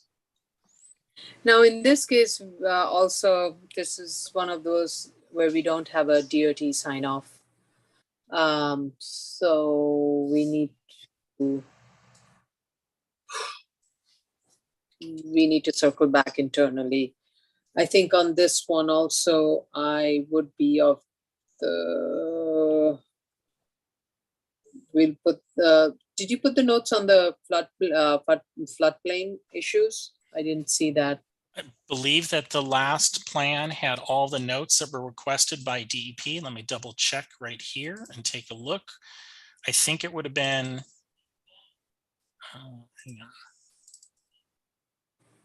We submitted a survey, the last plan, August 12th, and the site plan changes. Yes, I do see Yeah, Yes, IDP so we flood do have all regulation. that. So August 12th. So we did put all the notes that were requested by DEP, which were primarily the dimensions to the various lines that are in Wyndham, and then also the flood regulation note, which is on the top right of the plan. Right, I see that. Okay. Okay. I think on this one also, I would suggest we close now, and hopefully DEP will sign off on the revision that you have given. Did you give a revision to DEP regarding the drainage plan?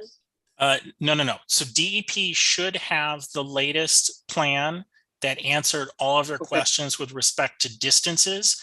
So the only outstanding DEP issue would be the future lines as shown on the drainage plan that need to be modified.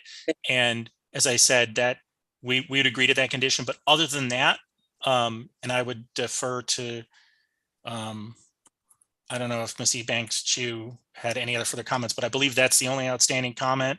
So really on this one, the only thing is just, is DOT going to issue a letter? And if so, is there anything to respond to?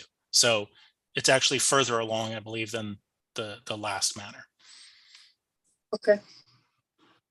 All right, and there are existing homes, right, on the other side of this way? No? I'm just trying to. When you're saying existing homes, I'm not sure. When you take the extension, like when you take the extension of Marine Way, I'm drawing a little bit of a blank from the area maps. Okay, so yes, Marine Way is existing and developed to the southeast of the site. Is in between Wyndham and Milton, which is the block of our site. Our site fronts on Wyndham and behind is Milton. There are a couple of existing homes, I would say behind the site, which is southeast fronting, but then it's Marine Way is developed there. So it's just really this block between Milton and Wyndham where it's not developed. And those are where the lines are shown. Got it. Yeah. All right. It's going to be a dead end street. It's not a road that's going to extend to Milton Avenue. It's just going to go there and die on its. Marine Way extends a few blocks from the east to Milton, and it stops at Milton.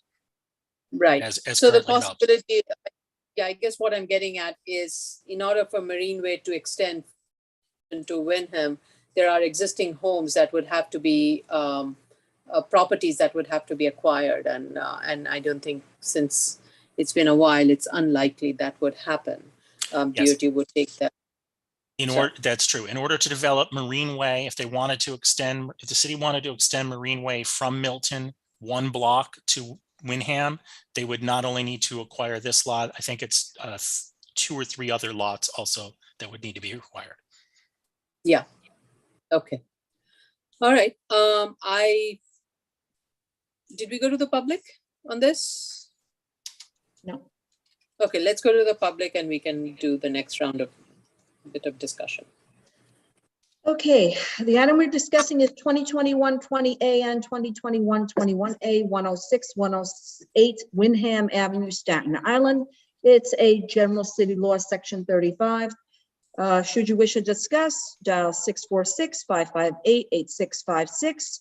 Enter webinar ID number 874-8420-1166. Press the pound sign. At the next prompt, you will also press the pound sign and nothing else. When you're in, press *9 to raise your hand, *6 to unmute if you're on the phone to call. And if you're in the Zoom room already, please raise your Zoom hand. Okay, so I think on this one, like the last one, I would recommend that we close it and give, and then, we can have our internal discussion and try to vote this one out. Mm-hmm. Is that okay with all the commissioners and our general counsel? Commissioners are indicating yes, that's okay. Okay, great, good. Yes, that's fine. Okay.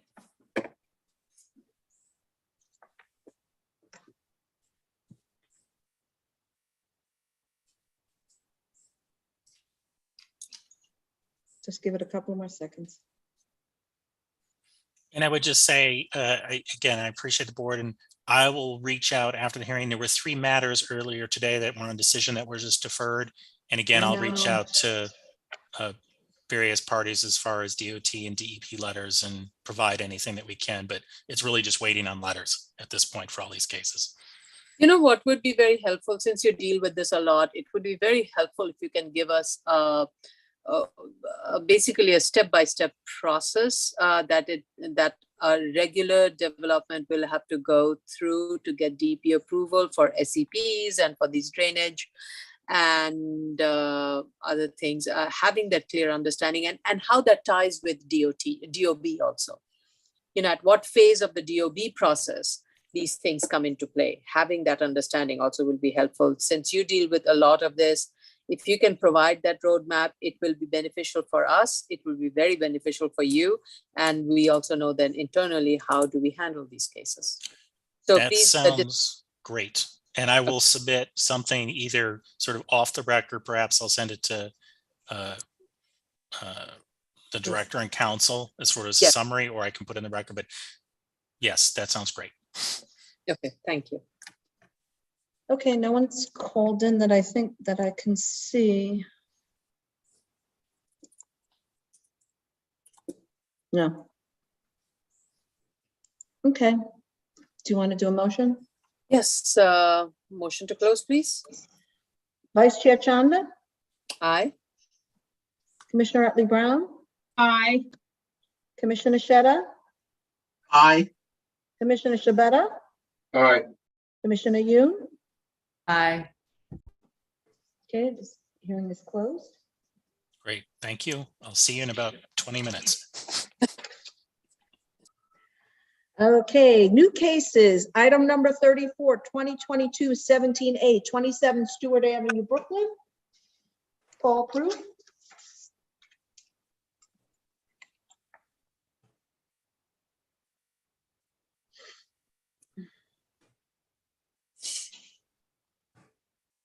He's in the waiting room.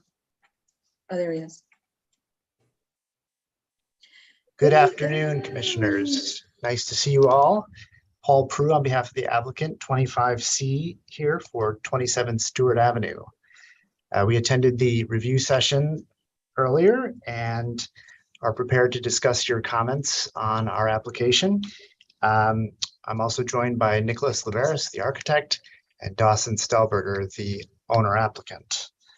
I think that with regard to the substantial loss comment that was made by Commissioner Otley Brown, we have demonstrated in our papers, and I think everybody has recognized that the $8 million capital loss is indeed substantial and meets the findings. You've asked us to take a step further and to then go and discuss the impact on net operating income.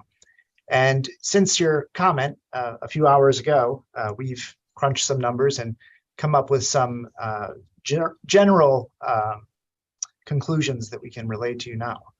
So with respect to the hotel project, we're essentially looking at a $5 million net operating income on an annual basis. And that amount is compared to the as-of-right manufacturing use, which would be approximately the same capital cost once you've absorbed the $8 million in loss associated with the pivot to an as-of-right use. And that $36 million capital cost would only generate a $1.5 million annual net operating income. So there's a substantial difference. Approximately the as-of-right use would represent essentially a third of the net operating income on an annual basis, and therefore a much lower value.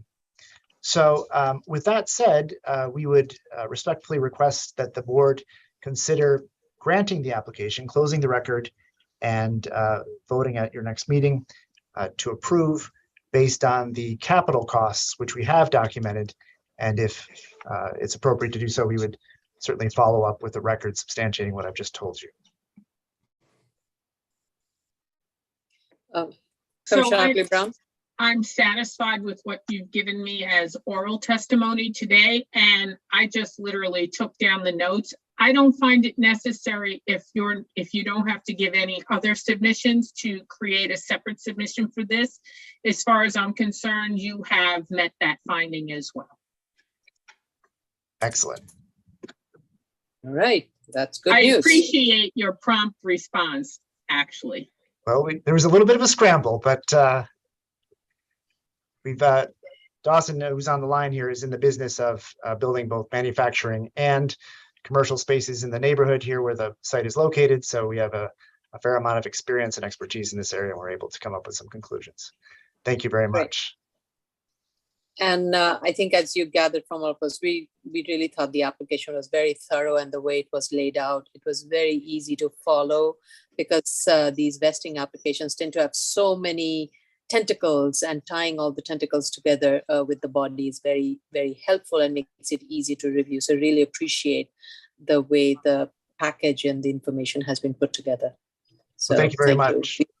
And thank you we certainly may to want Tony use for this helping us. Guiding But the we way. may want to use it as a sample. So Please do. Especially the renderings, they were fabulous. Yeah, Nick Liberis, who's on the line here, put together an excellent presentation based on our photos. He essentially illustrated what he saw on the photos and in real life in a way that I think really documented each element of the construction. great, thank you. Any other comments from any of the commissioners? Okay, let's then go to the public. Sure. The case we're currently discussing is 2022-17A, 27 Stewart Avenue, Brooklyn. This is a common law vesting application. Should you wish to discuss, dial 646-558-8656. Enter the webinar ID number 874-8420-1166. Press the pound sign. At the next prompt, you will press the pound sign only. Press *9 to raise your hand. Once you're in, *9 to raise your hand, *6 to unmute if you're on the phone. And if you're in the Zoom room already, please raise your Zoom hand. Right. Let me just put my So- timer on. Sorry. I think Commissioner Oakley Brown doesn't want any other submission. What you have stated is satisfactory. So I think if we do not hear any issues, actually, I just want to ask one question. The community's concern. How is that? How did you follow up with the community with regards to this concern? Right. Well, with regard to the environmental remediation. Yeah. Yeah. So we provided in our submission a report from Tenant Environmental that provides an up to the moment at that time in April status update regarding the remediation of the site. And so between our subcommittee hearing at the community board and the full board hearing, we met with both community members and organizations and shared with them this information, and they were satisfied with where we've left things. We're of course eager to move forward and to continue the completion of the remediation. As you know, it's not quite done yet, and there are a couple of hot spots that we're waiting to finish. But I think that was deemed satisfactory by the community members. Okay. I would definitely recommend that you continue to keep the community informed of the improvements that you're making, the remediation. I think that's a huge concern. And of course, the structural concern is there. So do keep that line of communication open with the community board, just to ease everybody's concern. So we certainly will. Thank you. Okay, give it a couple more seconds.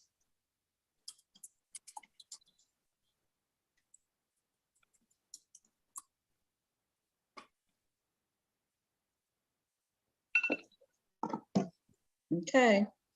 All right. I would like to make a motion to close. No submission required. Vice Chair Chanda, Aye. Commissioner Otley Brown, Aye. Commissioner Sheta, Aye. Commissioner Shabeta, Aye. Commissioner Yoon. Aye. Okay, it's closed for And decision. I would, I would like this to be scheduled as early as possible, but given that we have a very heavy agenda, we will get back to you as soon as possible with regards to the earliest decision date. Excellent. We look forward to hearing from you. Thank you very much. Paul, I'll Thank give you a call. I'll email you. Excellent. Thank you. Take care. Thank you. Good seeing you. Likewise. BZ calendar, continued hearing items, item number 35, 2017-269 BZ, 65 Grasmere Avenue, Staten Island. This should be Todd Dale. And Mr. Hi, Booth. good afternoon. Is it just you? Is David coming in? or- Just me today. He was tied up, but it seems from review session, we might be in Good to decent go. shape. Okay, raise your right hand. Do you affirm to tell the truth, the whole truth, and nothing but the truth in your testimony before this board and respond honestly to board member questions? I do affirm. Todd Dale for the applicant did listen in on review session, and I'm pleased that the board seems satisfied with the zoning portions of this application. It's my understanding that the seeker is what's outstanding, notably the air quality and the hazmat responses. Ms. Benke sent to me the responses. Our office, as the board is aware, we were not the original applicants, but been retained later in the process. So we weren't as tied into the environmental, but we are now.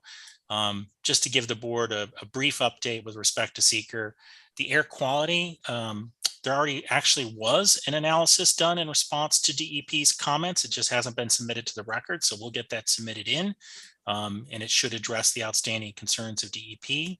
With respect to hazmat, we're going to review with a consultant because, as the board recalls, originally this called for ground disturbance and an enlargement of the existing building that's there. However, the proposal has been changed so that no longer is any ground disturbance proposed. It's just seeking to legalize what's there.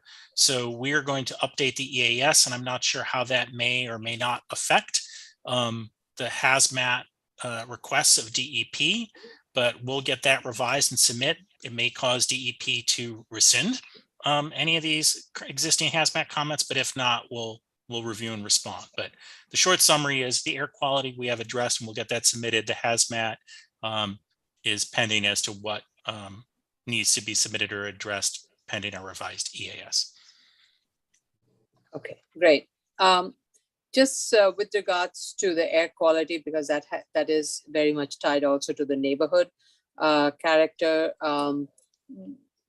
In your documentation submitted, you had talked about the airflow rate and how the particulates and majority of paint particles.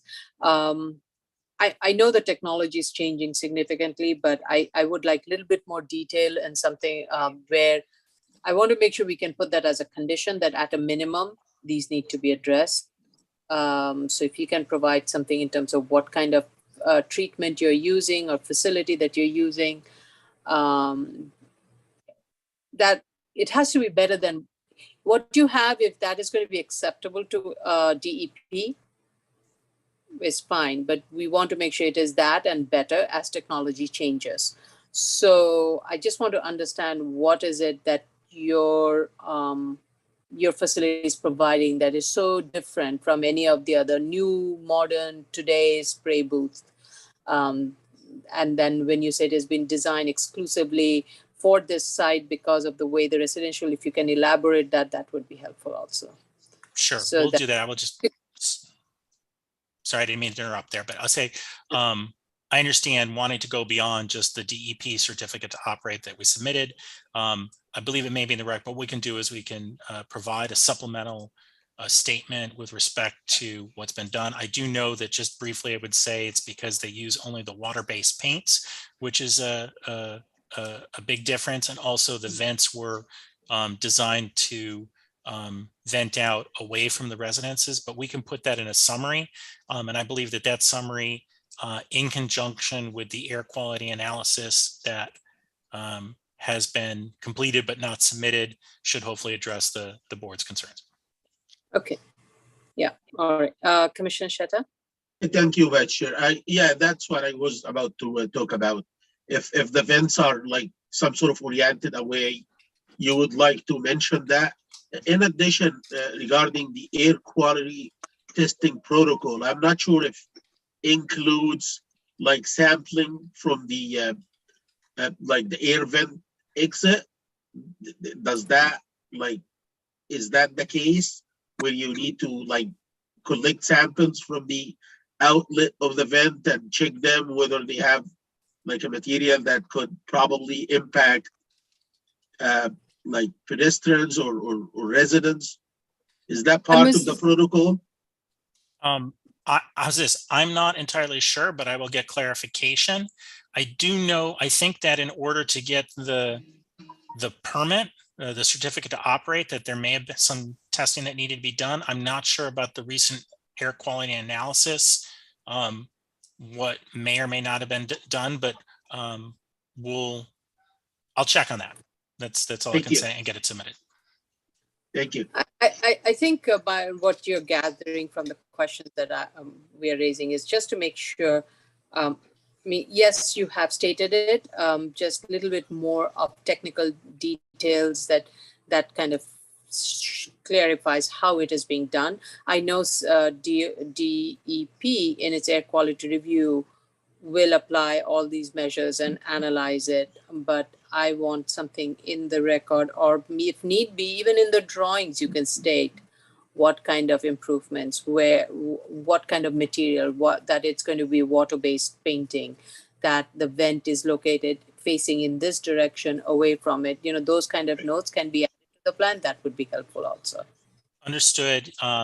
I don't want to presume to speak for the board, but it seems that it's a two-level process. One is that there are certain code requirements and you need to show the code requirements, but also there are good neighbor requirements and you need to provide a little bit more data on that. Yes, exactly. Okay. And I know you probably, since you've got the certificate, you probably are. It's just something that sure talks to the findings.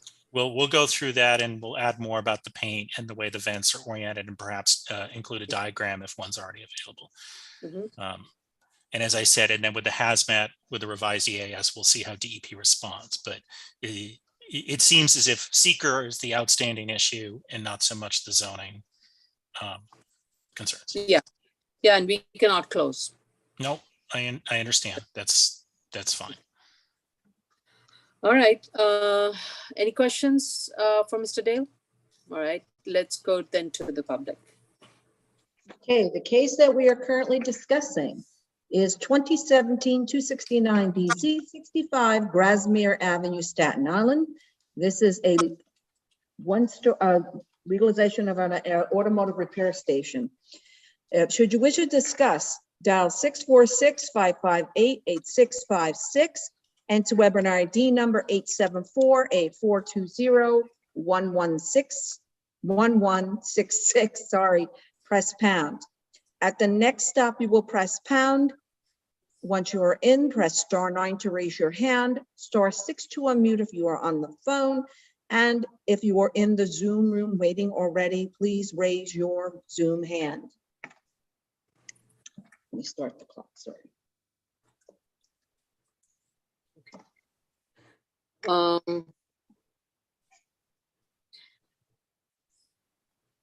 Time frame.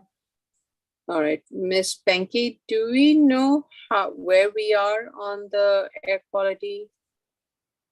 No, but no. We are waiting for Mr. Dale to provide some That's correct.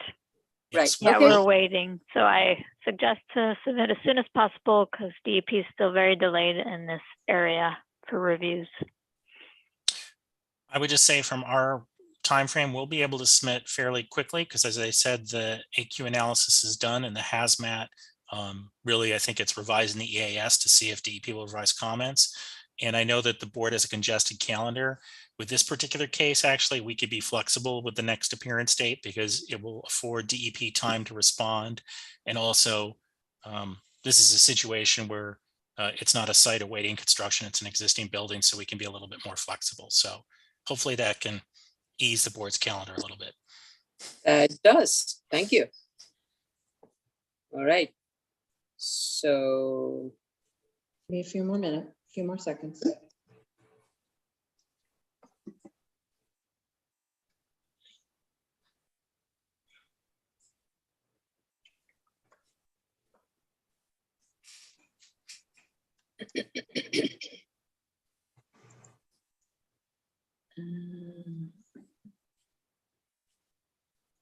Okay, I don't see any new people in the room. Nope.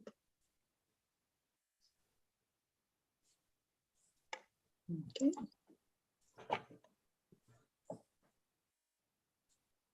all right.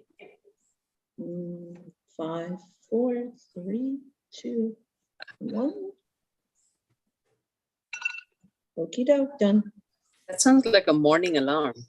It's a timer, but it's also my morning alarm.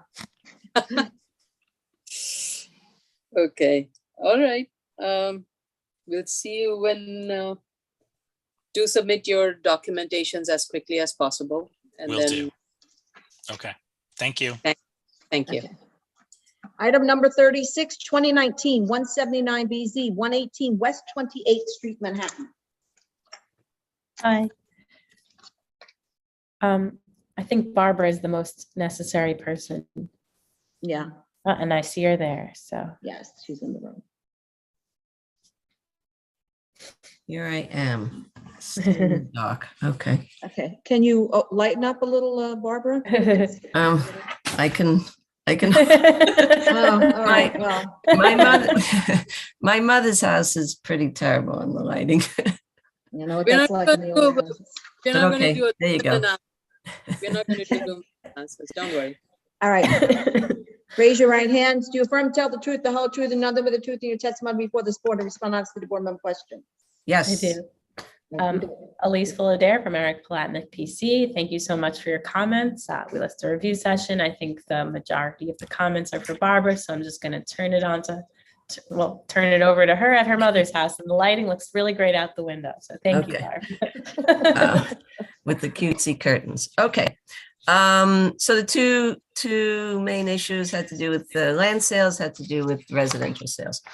So I went back to all the reports. The first initial report when the market research, all of that was done, is February 2019, which is only actually a few months after the 2018 hotel text amendment. And then as we got the NOC and then an NOC revised, that's probably where the public hearing starts with that report.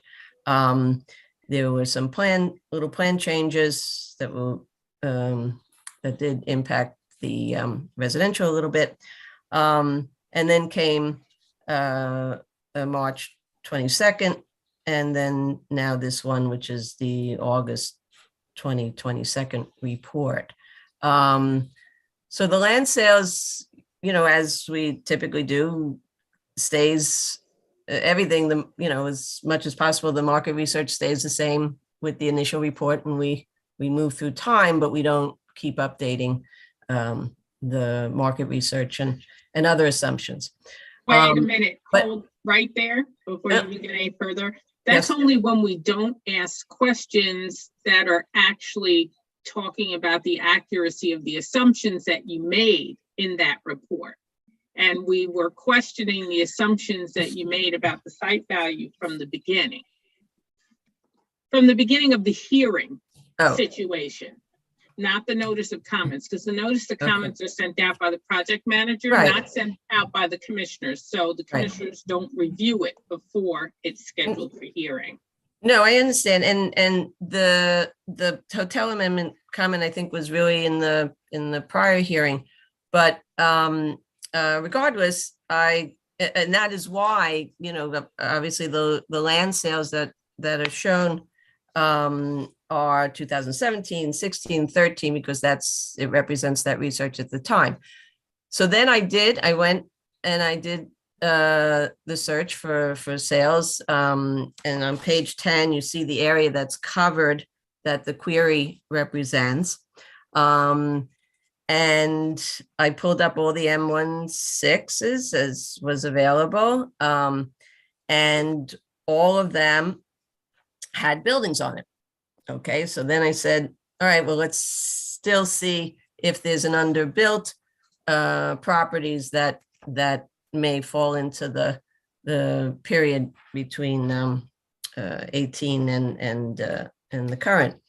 And that's where I say of the 23, well, all the 23 had buildings on it. And then of those, 6 would be more obviously comparable to our narrow site, less than 25 feet, and also underbuilt, meaning less than 6-7 stories, certainly not reaching their maximum FAR. And still those didn't tell me anything. And the truth is that when you think about it in terms of hotel development, I don't think there's really any impact to some extent, because no one would want to try to even build a hotel on such a narrow site, given all the support spaces you have to provide. So I don't really think. Right, but we have had cases of hotels on narrow sites because they make use of the subcellar and the cellar. Right. So all I personally want is, if you're making that statement, provide the backup for me. And right, show me. and it's true. I didn't produce, the actual chart that I summarized in the paragraph, 25, 23, and then to 6, and that. So I would say all you have to do for me is focus on any of the 6 that occur between December 20th, 2018 and June 1st, 2020, because then we can be sure at least that the pandemic hasn't really wreaked its havoc on the real estate by June 1st of 2020. Now, so those would be even though they have built buildings on them, I mean, I can pull them out, that's. Right, because you're telling me they're underbuilt buildings, those 6 sites. Yeah. So I'll pull them out within that period and see what it tells us. I'm not sure it tells us anything, but right, but I will show you the data. Thank you. That's what I want for that. Okay. Easy, done. Okay. So all of the proposed residential developments in all the reports, say for this one, was 12 stories. Okay. And it really presented apartments that were full floors, 1 per floor, except for that second floor, which had 1 bedroom in the front and then in the rear, and the one in the rear had the terrace, which was the roof of the ground floor. There was an adjustment of size, and that's, I think, what dictated a change of price. In the last report of the 12 stories. And remember that the price that's for the apartment that does not have the terrace is then used as a basis for calculating the value of the outdoor space, which is based on 50% of that price of the apartment without the terrace, and then taking 50% of that times the 300 square feet is then added to the total of the price. So that's why there are changes there. Wait, let me just ask back. Are we talking now about the 2 1-bedrooms on the second floor? Is that what you're talking about? Yeah, because I think that was what you were referring to, changes in when the actual price per square foot. Right, but so how about this? If we're just looking at the 2 1-bedrooms on the second floor, They haven't changed in terms of internal space Well, they did in by the. 10 in the- square In feet. the yeah, okay. That's it, 10 square feet, which Mm-hmm. we could say is not even a closet, basically. I mean, it's a very small closet. So it really isn't going to impact the price per square foot that much. Yet in the first report, originally, the 1 bedroom, 1 bath without a terrace, you had 1465, and then I had reduced it because the size had reduced. It went to 1450, and then in the current 14-story with the duplexes and all of that, I actually had increased it to 1490, trying Okay. to also. But so then why did the other 1 bedroom in the back go from 1844 a square foot to 1644 a square foot? Why did that one go down by $200 a square foot? So I have to go back into the Excel, but the 1450 would have been multiplied by 50% and then times by 300 and added, and then the division of the price per square foot results. So is I it can that go- it came down 200 a square foot because there was less outdoor space? Could that be it? Can I just say, I'm just Yeah. comparing the April submission and the August submission for the second floor, and I don't see anything different in terms of gross floor area for the 2 units on the second floor, and neither do I see any difference in the roof deck area on the second floor. It's the same. So Right, so then it should but- not have dropped down. So that's what I'm saying. You're talking about a difference of $200 a square foot. Doesn't make that much sense because if anything, we could either keep to your original statement, which is this was a snapshot in time, keep the original prices, or we could have a discussion about how post-pandemic, everybody's moving back into the city again, and now prices are appreciating, which we could certainly have that conversation. But in reality, I'm seeing that the prices keep going down. And everything is still a floor through except for those duplexes. So Yeah, the which 2 is- bedroom, 2 bathrooms are still a floor through. But yet that went from $1,900 a square foot down to $1,750 a square foot. So I'm not quite sure what's going on. What, say that again, what went from, because that floor through, They're all floor throughs Right. still. no, they're And all, we're they all, I'm looking at the stack, the one on the third floor, 1675, the size of the unit did go down from 1280 to 1265. But we're talking, first of all, we're talking about the per square foot price, not the overall sales price. So for a difference of 35 square feet, the overall value per square foot shouldn't have gone down by close to $200 a square foot because it really didn't impact that floor through the way you're telling me it impacts the floor through.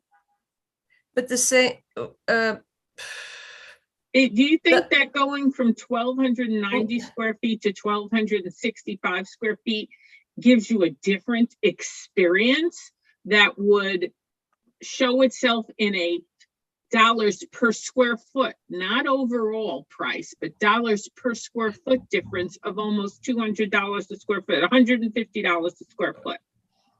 Because I don't see that. So but I that's what also, I'm I saying. don't see the change, but I get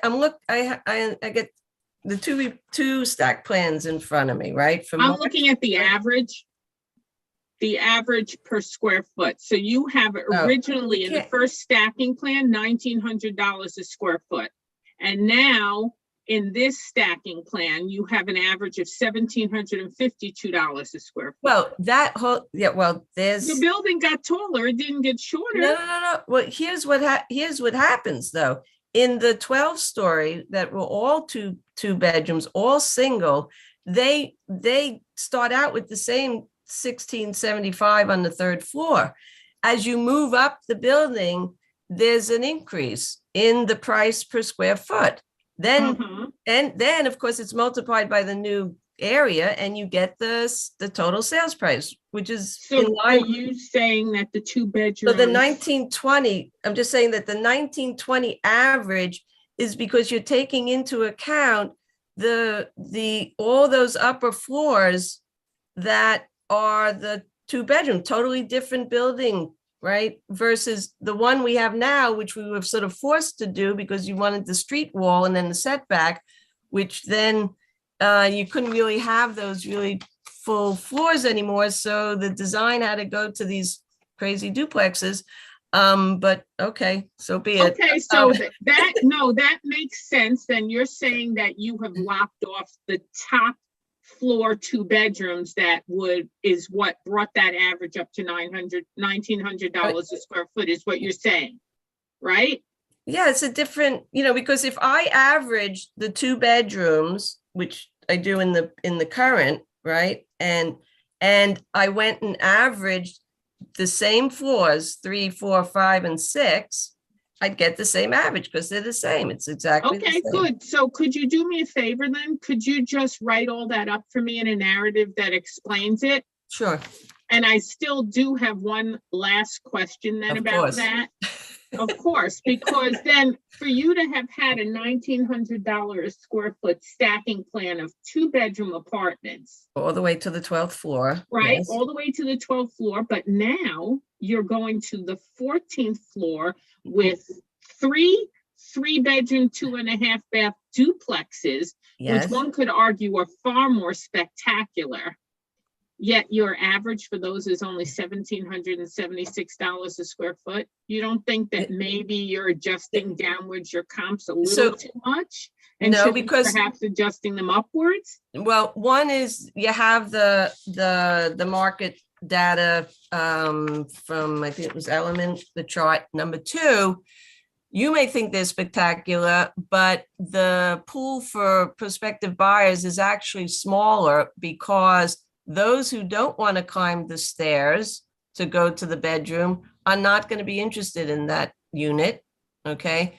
And those with children are not necessarily going to be interested in a duplex. So the duplex is very unique in the market, and it's unlike some of the other duplexes that are actually more penthouse, right? You get to the top and then you go duplex and then wow, you get the view, you get all that stuff. Yes, that's the wow. But there's no, to me, these units here, the 3, are not so wow. I mean, they have, it's a challenge. All right, so I this think is they're in what I line would, with what the, and I would what love for you to report. write that up for me, Yep. exactly as you explained it, because then what you're basically saying is that although you go to 14 stories because we've asked for the setback, you still don't have as valuable a project as you would if you had the 12 stories with the larger floor plate, which allowed you to bring forth to the market far more attractive, even those smaller apartments. Okay. Then that like finishes making your case for that. Okay. And I'm fine with that then. Okay. I will do that. Yeah, everything else, we adjusted the costs and all of that, and the type of building and all that got resolved. So I think those were the 2 big things, and I'll write it up. Okay, appreciate it. Thank you. Elise, are you there? I'm here. All right. This was riveting. I was taking copious notes. Very helpful. Every time these discussions happen, I'm always learning something new. Thank you. Appreciate it. I think that's what I was doing too, sitting silently learning something new. No, and I did after, I think, the last hearing of one of the cases, it was either this one or 24th Street. I did actually provide the full Marshall and Swift book, so you can, Yes. read when you have And trouble sleeping. And thank you for providing that. Much appreciated. Helpful. Sorry, Commissioner Otley Brown, were you Yeah, saying I'm something? sorry, I was muted. I was gonna say, I was happy with your Marshall and Swift backup, and the categories that you chose seemed relevant to me and fine. Great. Any other comments from any other commissioners? Any questions? No? All right, let's go to the public, please. Sure. The case we're currently discussing is 2019-179BZ, 118 West 28th Street, Manhattan. It's a development of a 14-story commercial mixed-use building. Should you wish to discuss, dial 646-558-8656 and to webinar ID number 874-8420-1166. Pound. At the next prompt, you will press the pound sign only. Once you're in, press *9 to raise your hand, *6 to unmute if you are on the phone, and if you are in the Zoom room already, please raise your little Zoom hand. Thank you. Let me start the clock.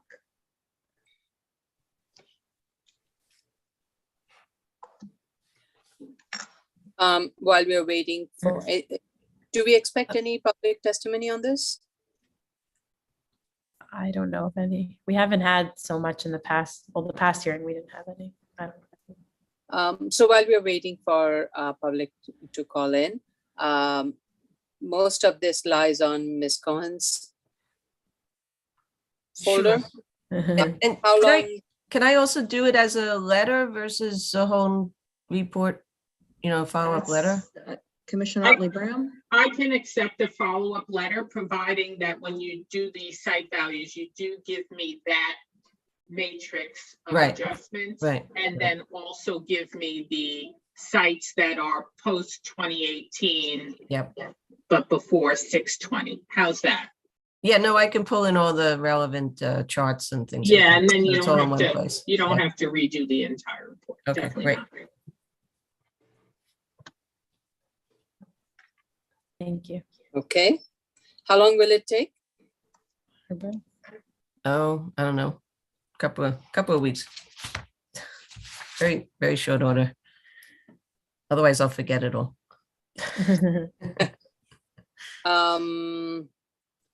Okay. All right. Well, we have a little bit of a heavy agenda. We will do our best once we close to schedule it.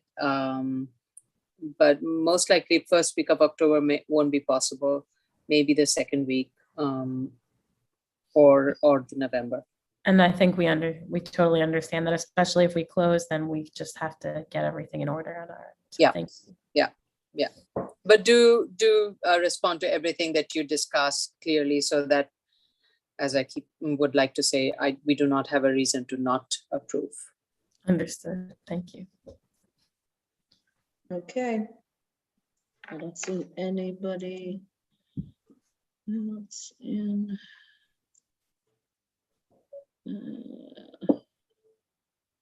If, once again, this case is 2019-179BZ, 118 West 28th Street. If you were in the Zoom room for this case, raise your hand, other than who is able to speak in. Okay. Oh, on the sign up on the air quality hazmat or a noise, were there any window wall attenuation requirements that were asked or anything? I don't remember. I wish I had Amber here to answer that question. Amber's in the room, so. Oh, then maybe she is here. Sorry. Let her in. Yeah. Steve, can you let They Amber do a catch? check before for the final EAS issued as well. I didn't hear what you said, Ms. Benke. Can you please repeat that? Sorry. We'll also do a check before any vote to see if there's anything that needs to be notes on the plans or. Okay, so if it does, please let Ms. Fullader know so that Yeah. those be incorporated into the plans and revised accordingly. Okay. Thank you. Yeah, Tracy, if you just get back to me, we'll make sure that's in the submission. Sure. Thank you so much. I'm promoting her to panelist, but she's not accepting yet. I think it's okay. I think we, Is it okay without it? Okay. I think we're okay. We just need to, we have the sign off. We just need to make sure it's translated into the, if needed at all. Okay. All right. So this is a continued hearing.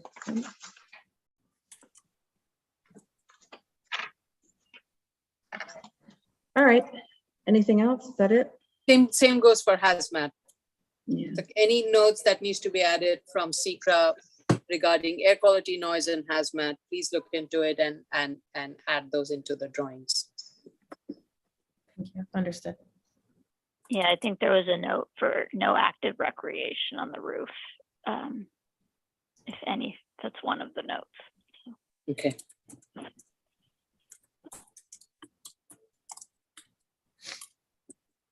Right.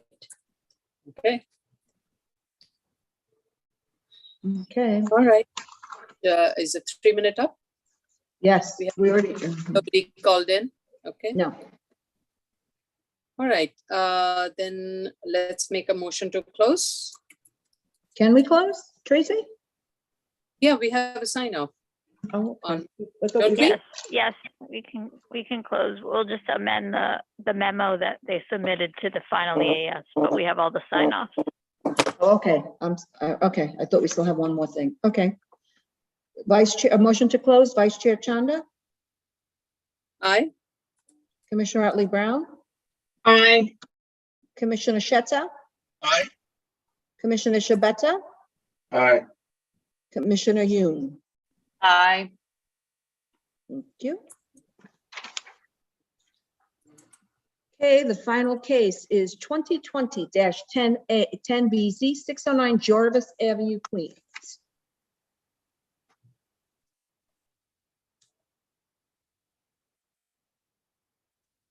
All right. This is Miss Altman. Altman, Shmuel Flom. And there's a couple other people in the room, but I don't know if those are neighbors or her clients. Feltmans. Amy Mai, is that the architect maybe? I don't know.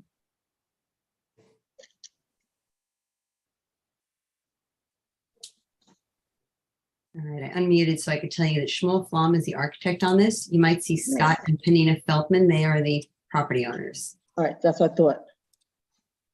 Clients, okay. Okay. All righty, can you accept as panelists? Oh, good. Already done. Mr. Flom, can you? Hi. Yeah, anyone else speaking? The Feltmans, if you want to speak, please unmute yourself so I can swear you in.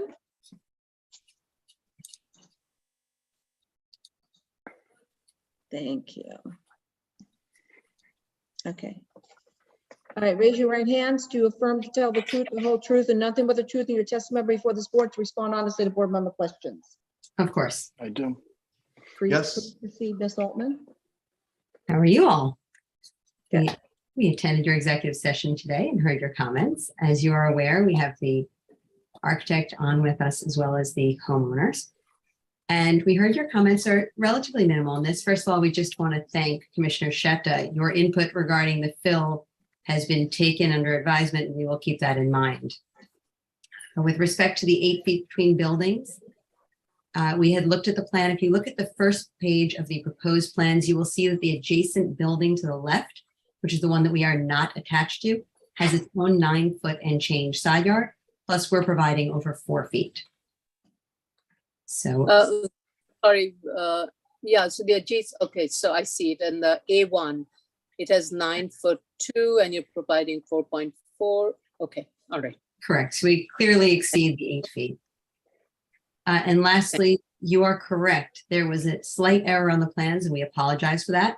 On pages P13 and P14, the longitudinal section, and one of the 2 cross sections just needs to have the fill line added in. Okay. We'll gladly make that change. We apologize for that, those 2 missing lines. And I believe those were all the comments from today. Okay. All right. Any comments from the commissioners? Okay, all right. Let's go to the public then.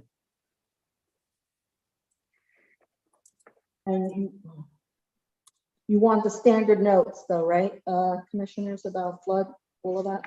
Yes, yes. We'll be glad to add that flood note as well. That's correct. Cellar not to be used for any habitable space. And BSA is not waiving any applicable flood regs, and it's subject to DOB review. We'll happily add all those notes when we add those 2 lines. Okay, great. Just the notation. Thank you. Thank you, Larry. Thank you for the reminder. Okay. The case we are currently discussing is 2020-10BZ 609 Jarvis Avenue, Queens. This is a special permit to permit the enlargement of a single-family home. Should you wish to discuss, dial 646-558-8656 and to webinar ID number 874-8420-1166. Press the pound sign. At the next prompt, you will press the pound sign only. Once you are in, press *9 to raise your hand, *6 to unmute if you are on the phone, and if you are in the Zoom room, please raise your little Zoom hand. Thank you. We start the clock.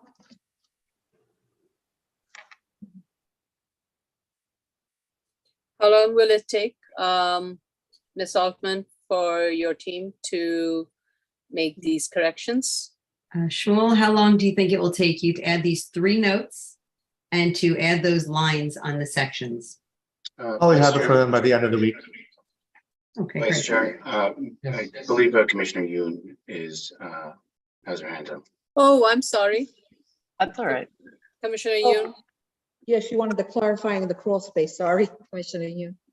No, that's fine. And that's what the 2 lines, I believe, that you're indicating. And Correct. so I just want to confirm that also the datum that's indicated for the crawl space, which is currently at elevation 4.76, that should be also raised to indicate the new proposed crawl space level, assuming that we're understanding each other, we're on the same page. So that should be up to the existing grade level, which looks like it's, well, it's not dimensioned here, but a little over 3 feet from where the existing crawl space is.